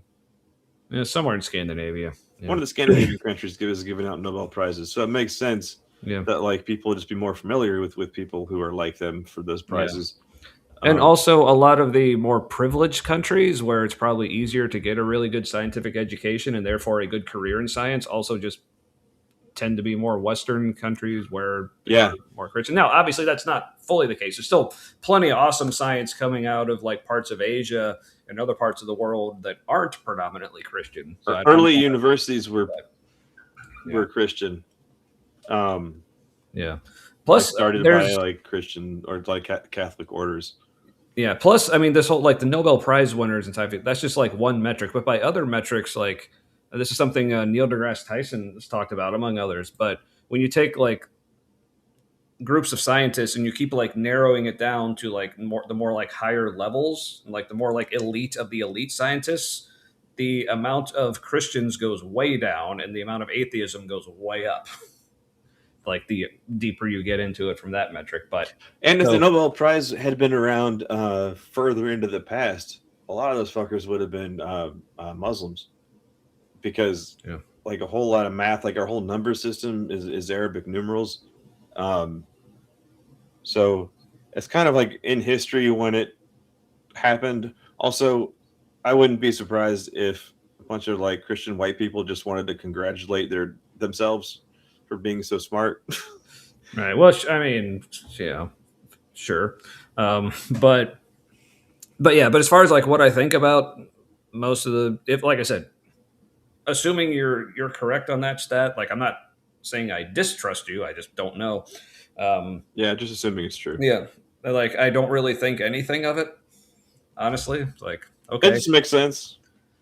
I'm not impressed. I mean, it could be just pure coincidence. It's one of those like correlation does not equal causation. So I don't know if there's really anything to glean from that necessarily. But yeah. Anywho. Well, what do you think of the fact that 100% of the hosts of this amazing podcast are not Christian, huh? What do you think of that statistic? Ooh. It's like a Patrick Starfish. Ooh. You have noted on multiple occasions our vibe is very SpongeBob and Patrick like, but I still don't know which one of us is Costello in there too. Yeah, and Statler and Waldorf for sure, definitely. Yeah. But which one of us is SpongeBob and which one is Patrick? I was never clear on that. Yeah, this is true. So. Sometimes it's like a Patrick Squidward. Oh yeah. Situation. SpongeBob. Sorry. I worked with a guy at the printing company. This other, he definitely had ADHD. This other pressman helper. Mm-hmm. He called the guy who ran the press in there. He called him Squidward one day, not to his face because he didn't understand. I think he did call him that once, and Bob was just kind of like, he just made a Squidward face. Yeah. Also, real quick, like I feel like I need to say, like Tobias, like that whole like me, the like both of us being atheists, and like we think of that. We were pretending. I was doing that more just because it sounded humorous to me. That was not me like trying to like mock you or anything. I hope that wasn't taken that way. But also, the other thing to know about the both of us, because it was really bad. Like we weren't doing a good job. Yeah. Like I said, like also like the thing to know about us, we're both autistic, and I don't want to be using that. Well, this is just an excuse for me to be an asshole. It just means if I am being an asshole, I don't necessarily mean to. But please let me know if I am. I would love to correct it. But so anyway. Mr. Krabs and Plankton dynamic dude, there is that too. Ooh. Yeah. Also, I will say that when I was just doing that Squidward voice, I think that's the first time I ever attempted it, and I was pretty proud with how that turned out. So, yeah. Anywho. Oh, yeah, so this guy's still talking. So any final thoughts on way number 4? I saw somebody in real life that looked like handsome Squidward. It was really scary. It's just like, holy shit. You've seen that episode with, or I think there's 2 of them where there's a handsome Squidward. No, I'm just cracking up. Like, did you hear the question I asked you, or was that? I did, and it went right out of the other ear. That was beautiful. I love that. Like, So- I was hearing it. I was not processing it. But yes, Tobias, yeah. Cannot deny that a lot of them have advanced human race. Yeah. Planck. Blaise Pascal. Sorry. Speaking of Blaise Pascal. Blaise. That from like American Gladiators or something. Anyway. There was a Blaze, wasn't there? Yeah. There was a Nitro. Oh yeah. There was both. Yeah. Blaze, Nitro. Was Blaze a black guy? I don't remember. Yeah, I just mean these are extremely smart people. I don't really like religion, by the way. Well, cool. Neither do we. But yeah, like I said, I don't like, and we certainly aren't like of the type that say, well, if you're a Christian, you're stupid. I mean, we certainly don't believe that, and we also don't believe just being atheist makes you smart. So just in case anyone was getting any of those impressions, but yeah, I mean, it's like I said, it's. To me, as far as like what do I think about like all these Nobel Prize winning people being Christians, like, oh, that's an interesting correlation. Yeah. Anyway. So all right. So back to what I actually asked you. Any final thoughts on way number 4 here about the degrees of perfection and of how it's like, well, we say some things are better than others. That means there must be an ultimate better thing, or other than just argument from church hierarchy and assuming people at the top are more perfect. It just feels like projection of a particular perspective on experience. Mm-hmm. Yeah, James said something about Jews we're not going to post. Cool. It wasn't bad, but it wasn't great. Yeah. So, come on, James. Anyway, all right. So that's way 4. Are we ready? It was like a 5? Just saying kind of comment. It's like, no, you're not. Mm-hmm. No, you're not. Yeah, James, you are never just saying. Just saying. Anyway. For some reason, I just pictured a sitcom. Just James. It was the name of the sitcom. He's just I would watch. Mm-hmm. I would watch. All right. The source of being in everything else. And finally, in the 5th way, we find in nature that things without intelligence act for the sake of ends. Honeybees work to produce honey even though they do not have intelligence, properly speaking. Things without intelligence cannot work for the sake of an end unless a higher intelligence is directing them. This leads us to conclude leads us to slavery is what it leads us to, you dipshit. Or intelligence behind it all. Now what? It leads us to like hierarchies of humankind, like fucking slavery and racism and yeah. But also let us know, James. Well, I mean, just does he need a reason? Right.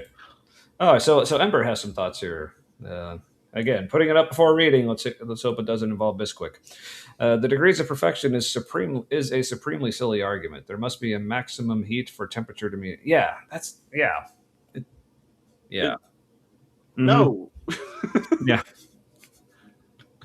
No, yeah. This and not this, or you know what I mean? Here and not here. That you just. Mm-hmm. Yeah. So all right, let's get. So just wanted to get the text back up on screen here. So all right. So the argument he's making here is because, first of all, he's just asserting that bees don't have intelligence. Like, is that not what did he say? Classically speaking, or whatever the fuck? Yeah, what he said, like, or like properly speaking. Yeah, here, I'll see if he says it here. Properly. Unless a higher intelligence is directing them. This leads us to conclude, unless a higher. You don't need higher intelligence for bees to do shit. They're responding to stimuli and doing bee stuff. Yeah. Like, it's like I don't know how there's an intelligence to bees. Like I don't know how to like watch a bee dance and know what the fuck that means for the map to get back to wherever they came from. That's a special kind of intelligence. Yeah. All right. Sorry, everyone. This is all right. I'm just going to try reloading the page. I remember we're at 749. Bees do a dance, by the way. I didn't just make that up. Imagine being able to build an app with your name on it just by thinking about it. That scares me. Yeah. Sorry. All right. I'm just going to take that off until I get this all queued up. What did I say? 749? Yeah, that's where we were. All right. The full screen again. Oh, yeah. And here's our names in case people didn't know. And yes, we do use pronouns because we're normal people. So, anyway. All right. Hey, and it put it up at the right spot. Awesome. Restream's learning. Woohoo! All right. So let's see what he says about bees. Things without intelligence cannot work for the sake of an end unless a higher intelligence is directing them. This leads Crap, us I didn't go back far enough. For a higher end? Well, I want to hear what he says about bees, like, and how they don't have intelligence, or at least a certain way of looking at it. properly speaking. Oh, properly speaking. So bees don't have intelligence, properly speaking. What the fuck is properly speaking? I don't know. This all the fifth way just really seems like a great apology for slavery, like a great justification. Like those people, they just don't have the higher intelligence to like work towards a greater end. They need to be directed by someone with a higher intelligence. Right. Like, oh, that's the same logic. That's awful. Yeah, that's a take. But yes, I did read this one beforehand. Or those Protestants, they don't have the highest intellect. They need to be directed by the Catholics. Yeah, which anyway. Also, the concept of perfection is coherent and incoherent and self-contradictory, but that's tough for another time. Yeah. Hey, maybe that's something you could talk about. Just from the beginning, just calling it perfection, and that's the spectrum. It's just subjective from the beginning.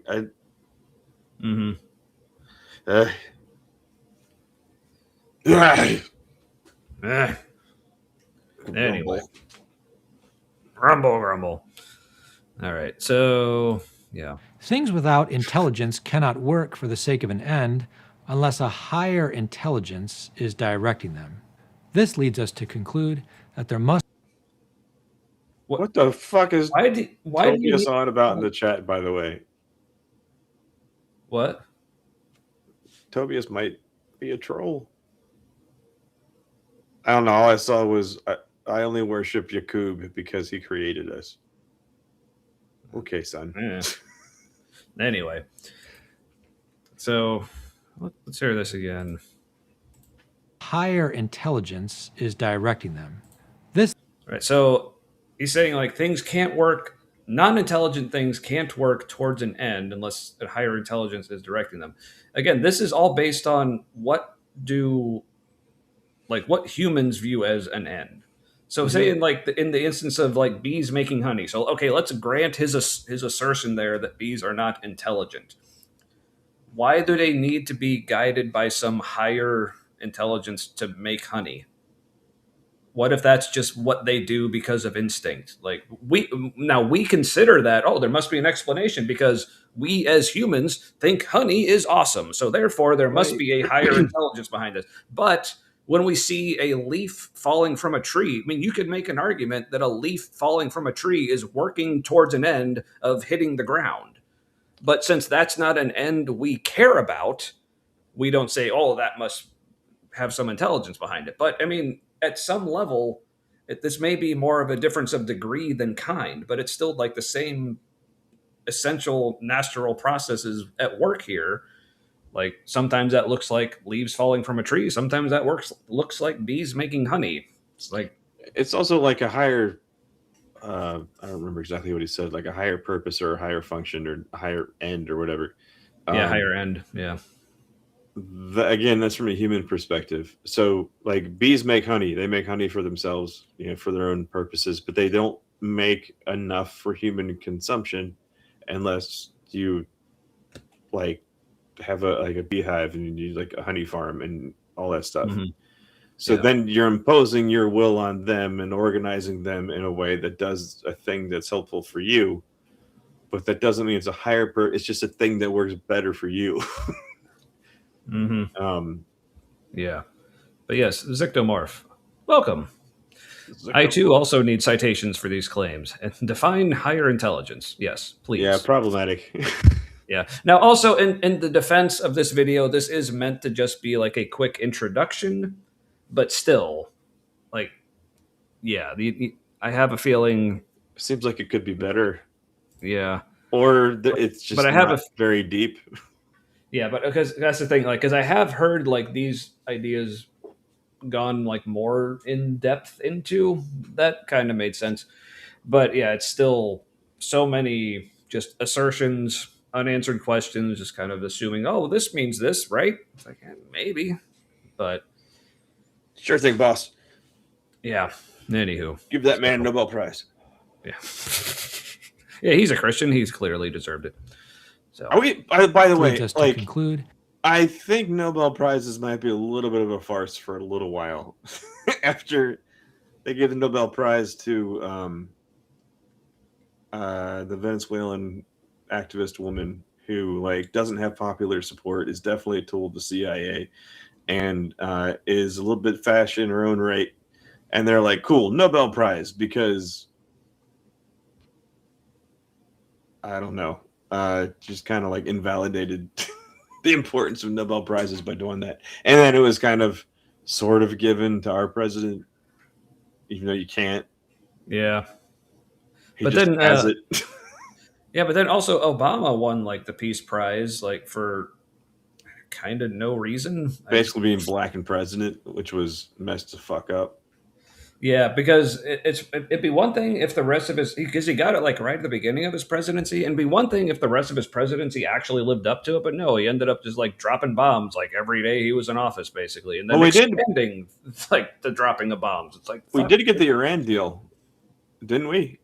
Like, well, yeah, but I don't think that's what the Peace Prize was for. No, but it could have been. Like that's a more realistic thing. Yeah. Although it is also kind of us solving a problem we helped create. So full circle, we're back at it again. Also, good job, chat. Like with the cross talk. See what I did there? Anyway. I'm proud. You've been following that, Matt? No, I did see G Ward saying specifically not tagging people appropriately so that they don't respond.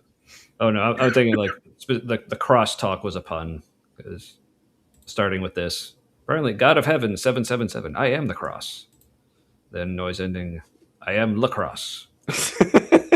I am the French cross. I am the law. I am cross stitch. You all are wonderful, and I love you. All right. So, I am the cross. I crucified Jesus. Anyway. All right. So, what was the fifth way? I don't even remember. No. Okay. Intelligence things without intelligence act for the sake of ends. So, any final thoughts on that? I don't know. Things that he wouldn't call intelligent are doing things towards an end. Bees make honey. That seems like an end. Yeah, but he's saying they don't do that unless some higher intelligence is guiding them. So therefore, there's a god guiding the bees to make the honey. That's kind of the point here. Or people aren't as smart as he thinks they are, and we are just doing bee things, but as people. Right? Yeah, again, so much of this is based on, from a human point of view, this thing is super awesome and important and needs an explanation. But it's just from our perspective.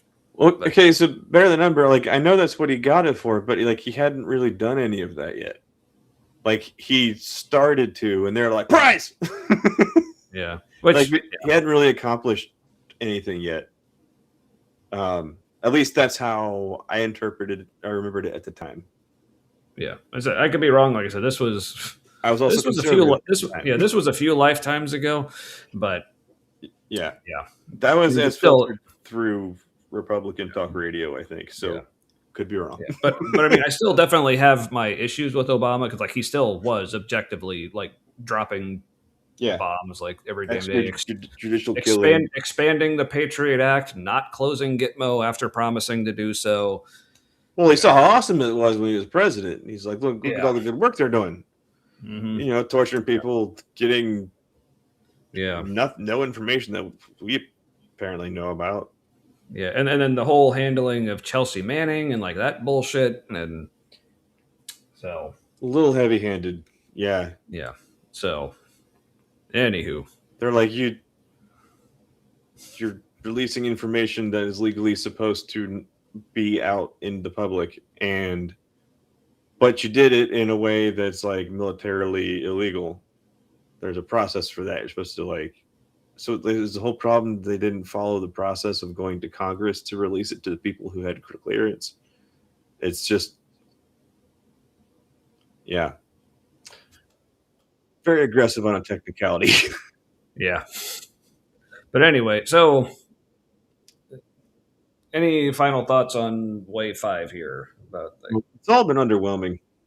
yeah, I mean, honestly, I feel like an appropriate response to all of these is just nuh-uh. Like, I'm sure you have reasons why you're saying yeah, but Yeah. the claim is fucked. So I can't Yeah. I can't picture you making sense of it by explaining it. Yeah. But anyway, but let's let him finish out. Okay. Yeah, exactly a minute left. So Unless a higher intelligence is directing them. no. This leads us to conclude that there must be a supreme mind or intelligence behind it all. Well, yeah, if you're a moron. Sorry, that was rude. The intelligence behind it. There must. Yeah. There must. Yeah. Sorry, that was funnier in my head, but it just sounded mean. My bad. What? Now, what I have given here are just sketches of the argument. Oh yeah, he's just wrapping up here. So, what if we're not intelligent, right? And so then the concept of a higher intelligence is just us like really tooting our own horn and projecting that into like a higher realm. It's like we're intelligent, right? So there must be, the highest intelligence must be something like kind of like us because we came from it. Yeah. Mm-hmm. That's Yeah. Which no, it doesn't need to be that way. yeah. Which again is this whole like assuming that there's just something special about us. So therefore, and it's also basically anthropomorphizing. Is that the word? I like that word. Whatever we imagine to be the highest being. Like, what if there is like an ultimate being in the universe, but it's absolutely nothing like us? Like, it doesn't have the qualities of like logic or love or like any of this stuff. It's just making sure the universe's trains Yeah. run on time. Yeah. But yeah, so our version of perfection may have absolutely nothing to do with whatever this thing actually is. This thing might actually think we fucking suck and it would like we were a mistake. There's like that's why like I put you all by yourself on one planet far away from everything else so you wouldn't fuck everything else up. Like there are aliens, but you're far away from them because you are contagion. yeah. So yeah. Let's see. Ooh, if there isn't anything special about you, then it's naive to assume that there is nothing higher than your level of consciousness. Excuse me? Sure. If there isn't anything special about you, then it's naive to assume there is nothing higher than Right. your level Which is why of I don't assume that. So. What if everything is just not special? What if it's all just it being it and there's not like a hierarchy of function or of being? It's just this is what the universe does as me. Or what if Big Nick. What if this is just what the universe does when it's Big Nick? Yep. I Oh, so this just stop commenting while I'm trying to click on things. This one made me laugh.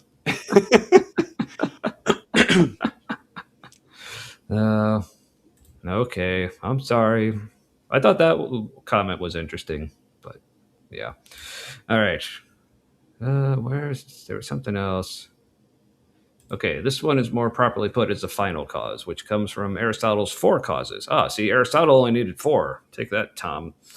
All things happen for at least four reasons. The final cause is what is it intended for, which presupposes intention.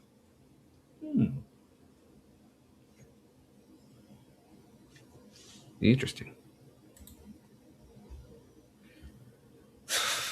Okay, we'll platform you because you were never here, so we'll take the chances when we get them. So this interpretation's got a little spicy with us. yeah, which I appreciate. But all right, so all right, I think it's just wrapping up now. So let's just see if he's saying anything else interesting here. And one can spend a lifetime considering all the issues surrounding them. But even the Because sketches... there are many issues. I know that's not what he meant, but...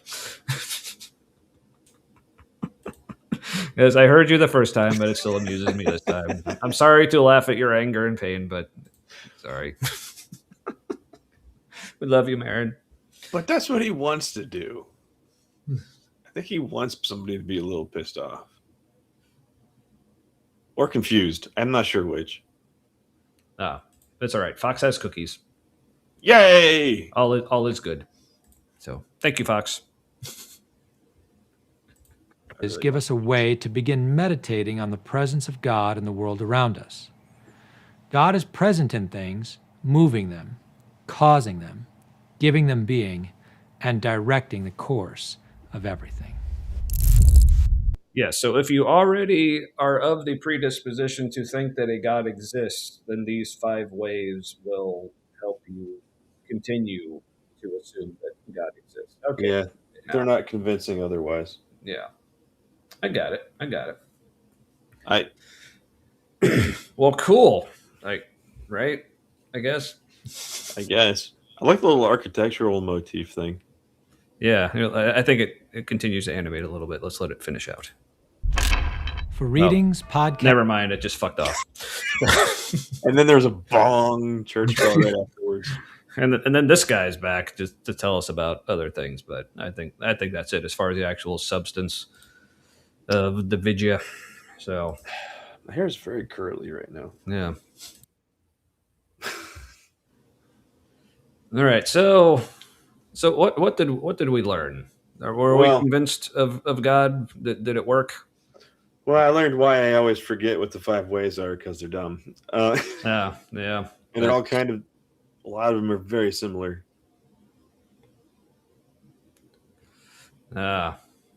Okay, Marin, I get you. Yep, I could see why that would make you a little spicy. That's for sure. But I'm sorry, I do want to bring up this. Nick made another comment just because I feel it's so easy to answer. I'll bring it up. So sorry, man. Avert your eyes, Marin, if you must. But so why reject God if you can imagine there are levels of consciousness that are superior to you? Because I don't just automatically think that anything superior to me must be a God. Like, I'm not that narcissistic, I guess. Well, if anything's better than me, it must be a God. Like,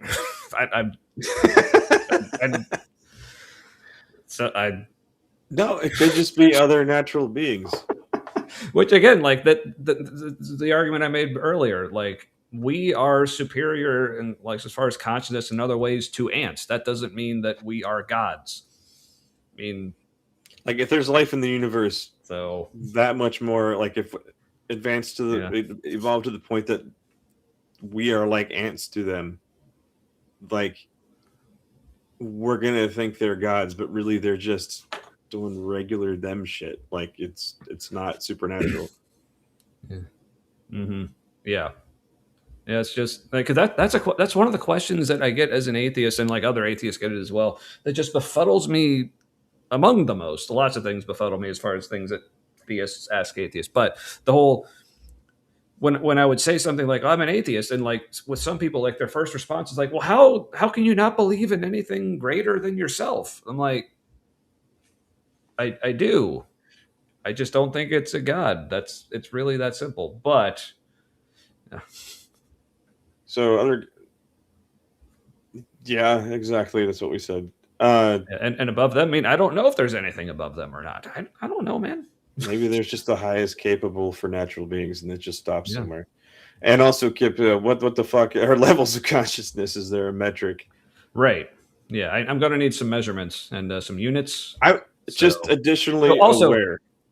yeah, Just and that's also, if you're going to claim that a certain level of consciousness means there's a God, like, okay, tell me at first of all, how do you measure levels of consciousness, and at what level of consciousness does a thing become a God?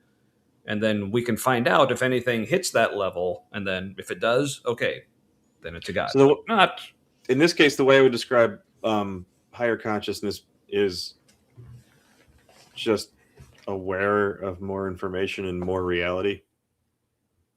It's not like a magic. I wouldn't describe it as like a magical or spiritual state. I think it can moments of like higher clarity can like feel really spiritual, but I think that's just the name we've given to that experience. I don't, mm, you know what I mean? yeah, Because there are certain things that like happen even now as an atheist where I'm like, I only have spiritual language to kind of describe that, and I feel like we need better words. mm, Where it was like an extra real moment or moments that feel more real than real. Um, right. yeah. Also, let's. Where was it? Oh, so we may have a checkmate atheist moment here. Wait, did Big Nick big it on himself? Hold on, I wanted this first. We'll get to that. Okay. Come on, I guess the jig is up for atheists. I mean, so the storm's finally passed and time for puppy to go bedtime potty. I guess bail does exist. Well, there you have it, folks. Storm gods and whatnot. Hang it up, atheists. We're done for. So, what were you saying? Somebody Kip made a comment about, but you were a disgusting bigot, so fuck off. Is somebody bigoting in the comments? Because we don't tolerate that. Yeah, sorry, I didn't catch any of that. But anywho, all right. So yeah, I don't see it, but Like being authority besides us. what's that? Does somebody else have like kicking and banning authority in the chat? Are any of our mods still? But yeah, like I said, if someone sees something, yeah, definitely point it out or I scrolled back through. I didn't see anything, but yeah. if Oh, that's happening, we don't. oh, We don't apparently it tolerate was that big displayed dick. in apparently it was in Nitty's chat. Oh, okay. Well, Oh, right. Well, gotcha. Cool. Oh, I see. All right. Well, huh. I believe I have that power. So, all right. Matt, all in favor, say aye. Yeah, no good to have a wild card in the chat. All righty.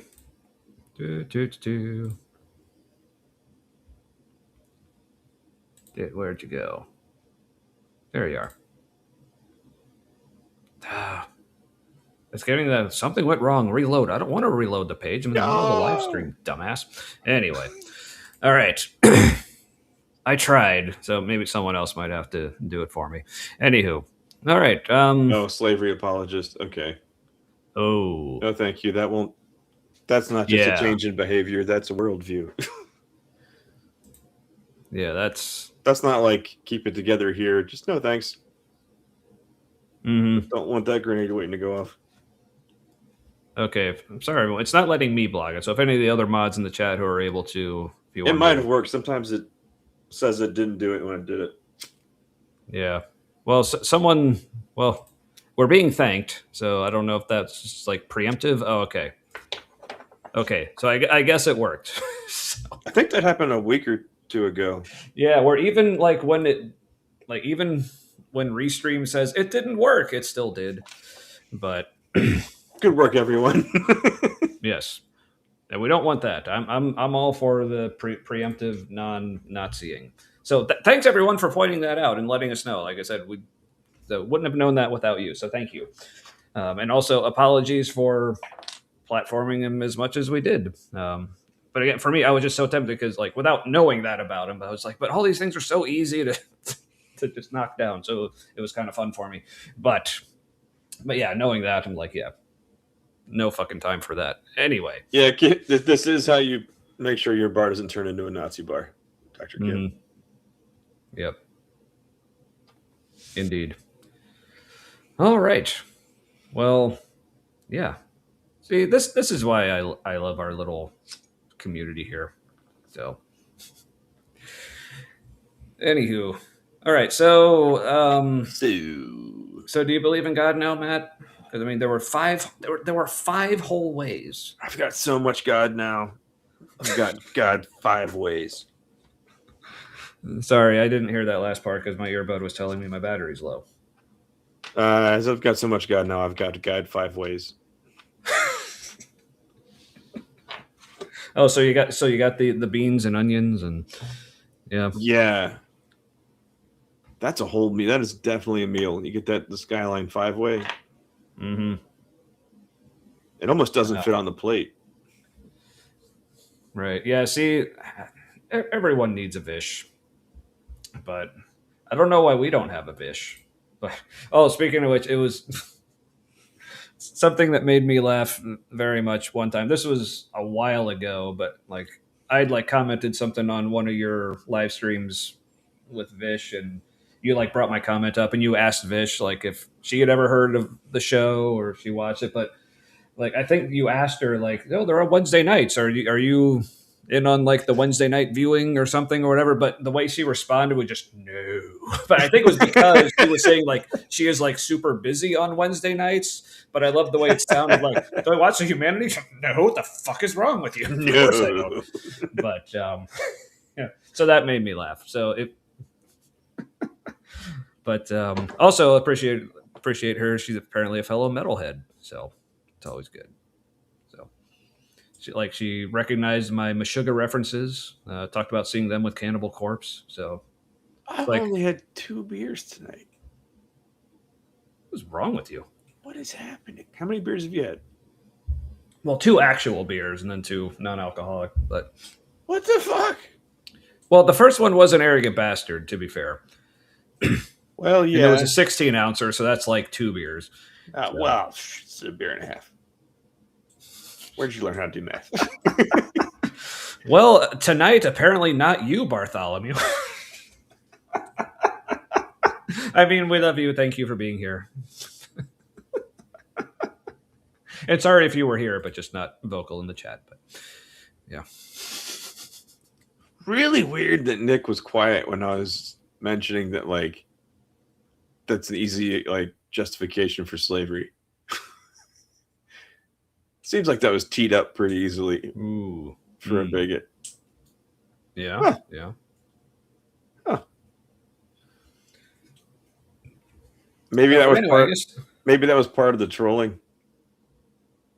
Like leaving things lie that like other people know that they're like, yeah.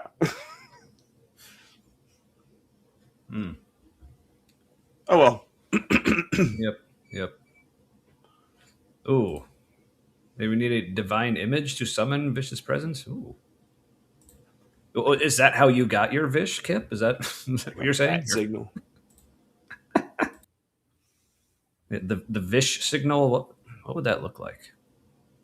I don't know, but anywho, because that's something like we've talked about, which is apparently, unfortunately, this channel is like growing to the size, and or at least audience interaction is getting to the point where we actually kind of have to give a shit about stuff, which I'm not used to. But when and we have the mods, but I don't. So I don't know. Do we just need to like wrench or shield? I guess just more people so people can take care of that. I don't know. Maybe. But yeah. All right. Well, so and anyone else want to be a mod and have banning power? We may grant you thusly. But With our magic wand. yeah, like Ember's a mod. So I don't know. Ember, is it fun? Can you recommend it to others? I don't know. Summoning How has your experience been as a mod on this? 1 out of 5. How likely are you to recommend being a mod on the community to others? Anywho, I can't tell if I'm hungry or thirsty. I think I'm definitely hungry. yeah, I'd say with as much as you've been drinking, like probably not thirsty, but I could do with more water today, though. yeah. I track all that because there are some days where I'll just, have like 2 cups of water, and then I'm like, I had plenty, and it's like, Do we dare? Like, and that's fair enough, Marin. Yeah, wasn't being a biggie here, just an idiot. I mean, and if we were banning people just for being idiots, then I mean, none of you would even be watching, right? So, sorry that may have come across as me saying you all are idiots because you would all be banned. That's not what I meant. I was being self-deprecating and calling us idiots. In case, anyway. It is fun randomly linking to things. We do like things here, and linking to them. So, and Ember always has fun things to link to. So, anywho, so all right. Well, I guess Aquinas didn't quite convince us, but no. Oh, speaking of fun links. Yeah, definitely check this out. I love lyingforjesus.org. That's the list of great URL. contradictions is really handy. Yep, because they're definitely there. So yeah. Hey, and I definitely feel this. This is why I'm never angling to be a mod on any other channels because I just don't. I don't want it. Well, then you have to keep going things. Do not the kip.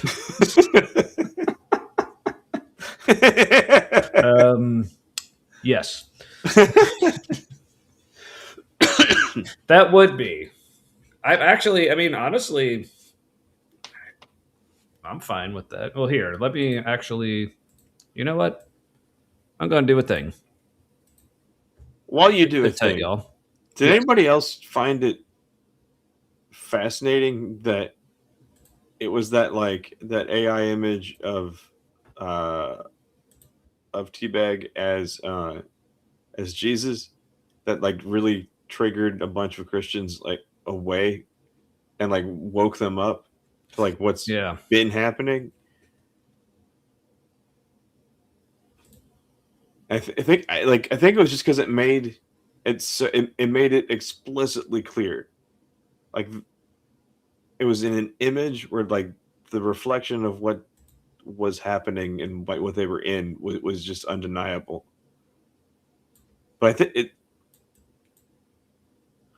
but he's been doing that this whole time. I guess it was undeniable. You could faith around it until it was right in front of you.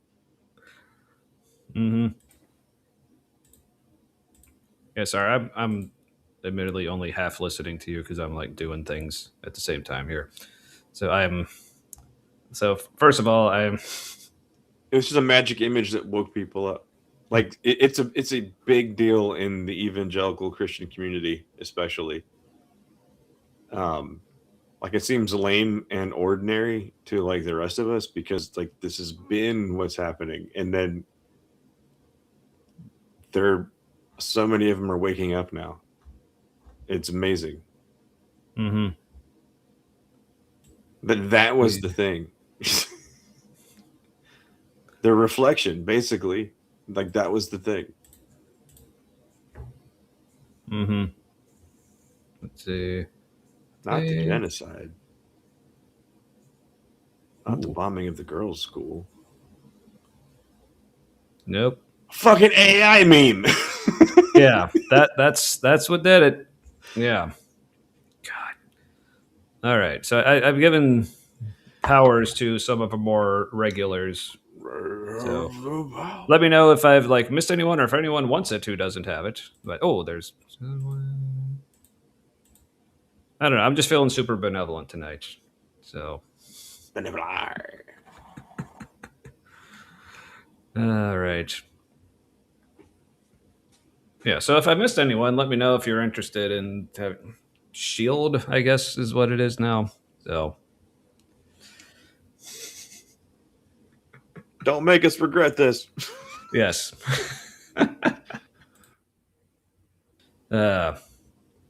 Anywho. Oh yeah. Yeah, sure. All right. It's already gone to Kip's head. Yeah, I regret it already, but anywho. All right. Well, I'm sure this is like very like enthralling viewing right now, watching me like look off camera and click buttons while Matt talks about things that I'm half listening to. It's like we're in a But commercial break or something. yeah.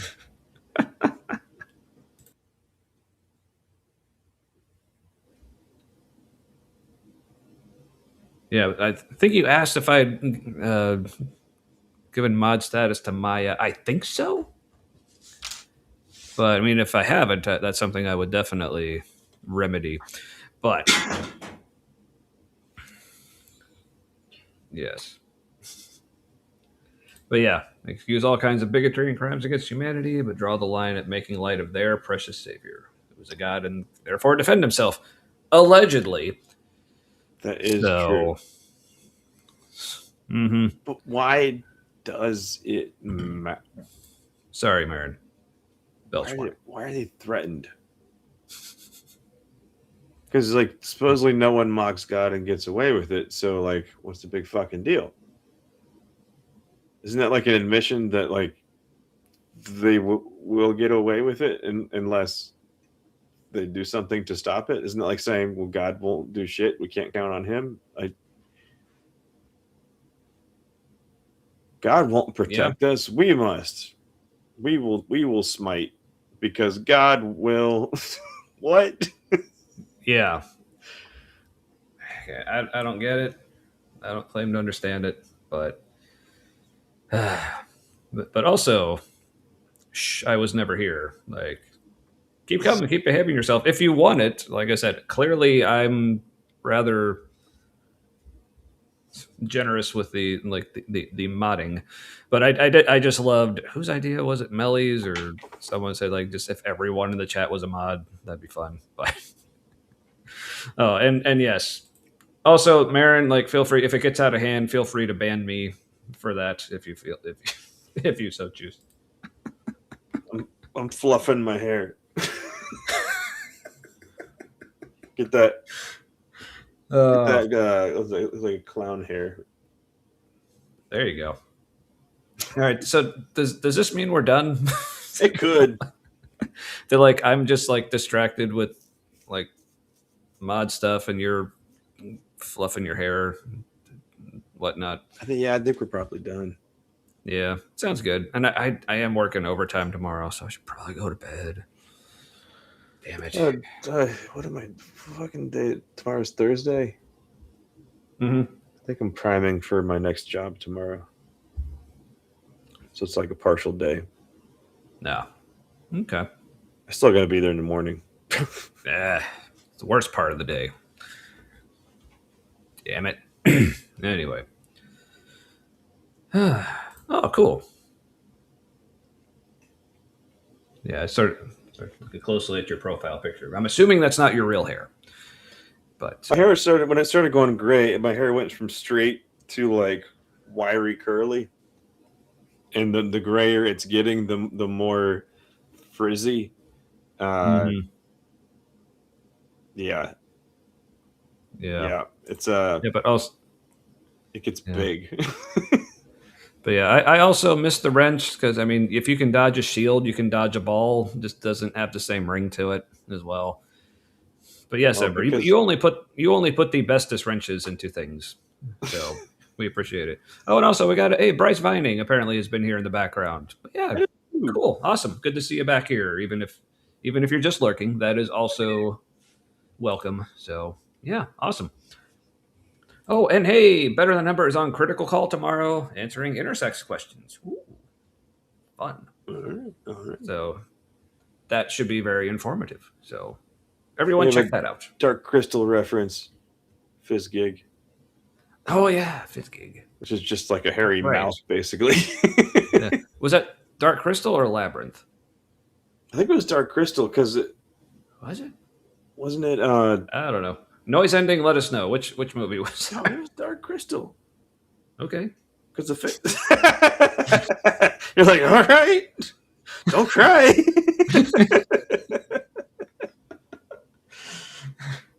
Because I'm remembering it being in the same scene as a Gelfling character. So I'm like, if that was Labyrinth, why do I have this memory of it being in that movie? I don't know. Memories are weird, though. Okay. Okay. It is Dark Crystal. Okay. See. All right, Matt. You don't need to cry. It's Didn't it hop all the way up onto the back of one of those Landstrider things? I was like, okay. Somebody just threw a puppet up on top there. That's not real. also. Don't worry. Remember to like the stream Don't worry, bees happy. or that.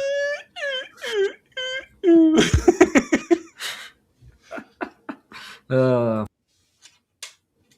all right.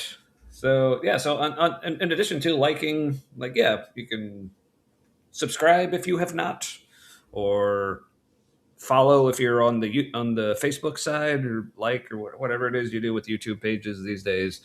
Um, Twitch, I still have no idea what the hell's going on there, other than we're apparently still streaming there. The We bots appreciate our ignored us bots. tonight. I know. I mean, there has been like, and there still is at least one something watching us on Twitch right now. Huh. But I don't know. So, The bot but is yeah, just lurking. That's ominous. yeah. But anyway, so for those familiar with the show, as you may have noticed, we're not exactly algorithm friendly. So feel free to share and or even just word of mouth if you don't want to actually like literally share a link in a place where it can actually be traced to you that you actually enjoy the show. Just We yell get it. across the street at someone. Yeah, there you go. Hi! You If like nothing else, podcasts? I was going to say nothing else. Just go hi and see Hi! if anyone and see if anyone interprets that. Oh, I should be watching this humanity right now. If that actually happens, we may just have to quit right there because I think that's peaking.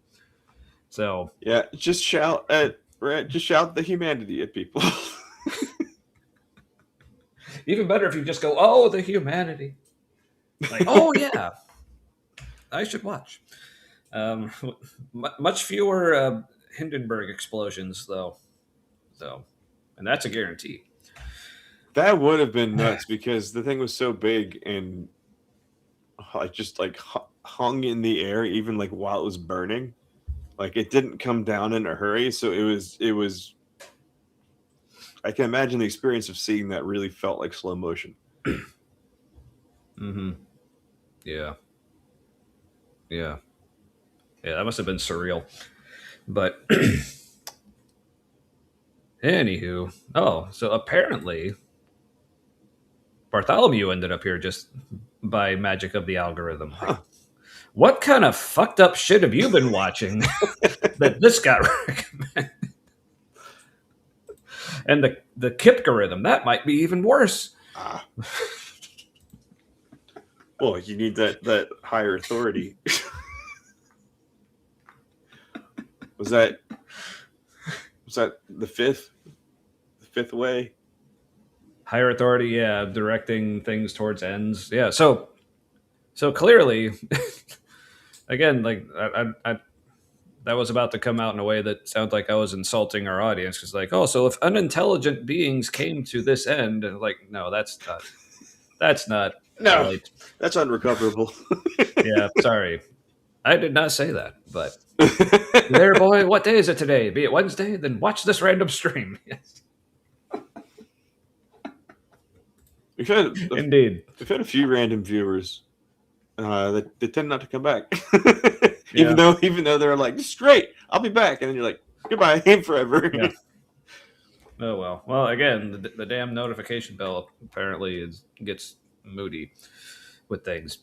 But anyway, Yeah, there's suspicion that the algorithm is turning people's bells off sometimes. oh, okay. Temporarily. By way of Bad Science Sunday. Oh yeah, and then through. Mhm. Yep. Nice. Yeah. Speaking of which, if it, like there was a while there where we were on like a lot of shows, like all like back to back, but then that apparently stopped. So I don't know how to take that, but. Kidding. But we do love being on other people's shows. So if anyone has an opening coming up, other than that, I think the next scheduled appearances that we have are July 11th and 18th. Or on the 11th, I'll be on with Neil, the 604 Atheist, and on the 18th, Matt will be on with Neil. So we'll both be able to kind of give our own separate stories and backgrounds and spiels and everything. So that'll be fun. I'm looking forward to that. So yeah, but other than that, nothing planned. So, but like we said, we also need to start actually getting other people on this show as well, because that would be fun. So, yeah. Yep. I agree. All right. Well, I think that's all I have. So, Matt, anything else from you? May your things and stuff be forever with your people. Good enough. See you next week.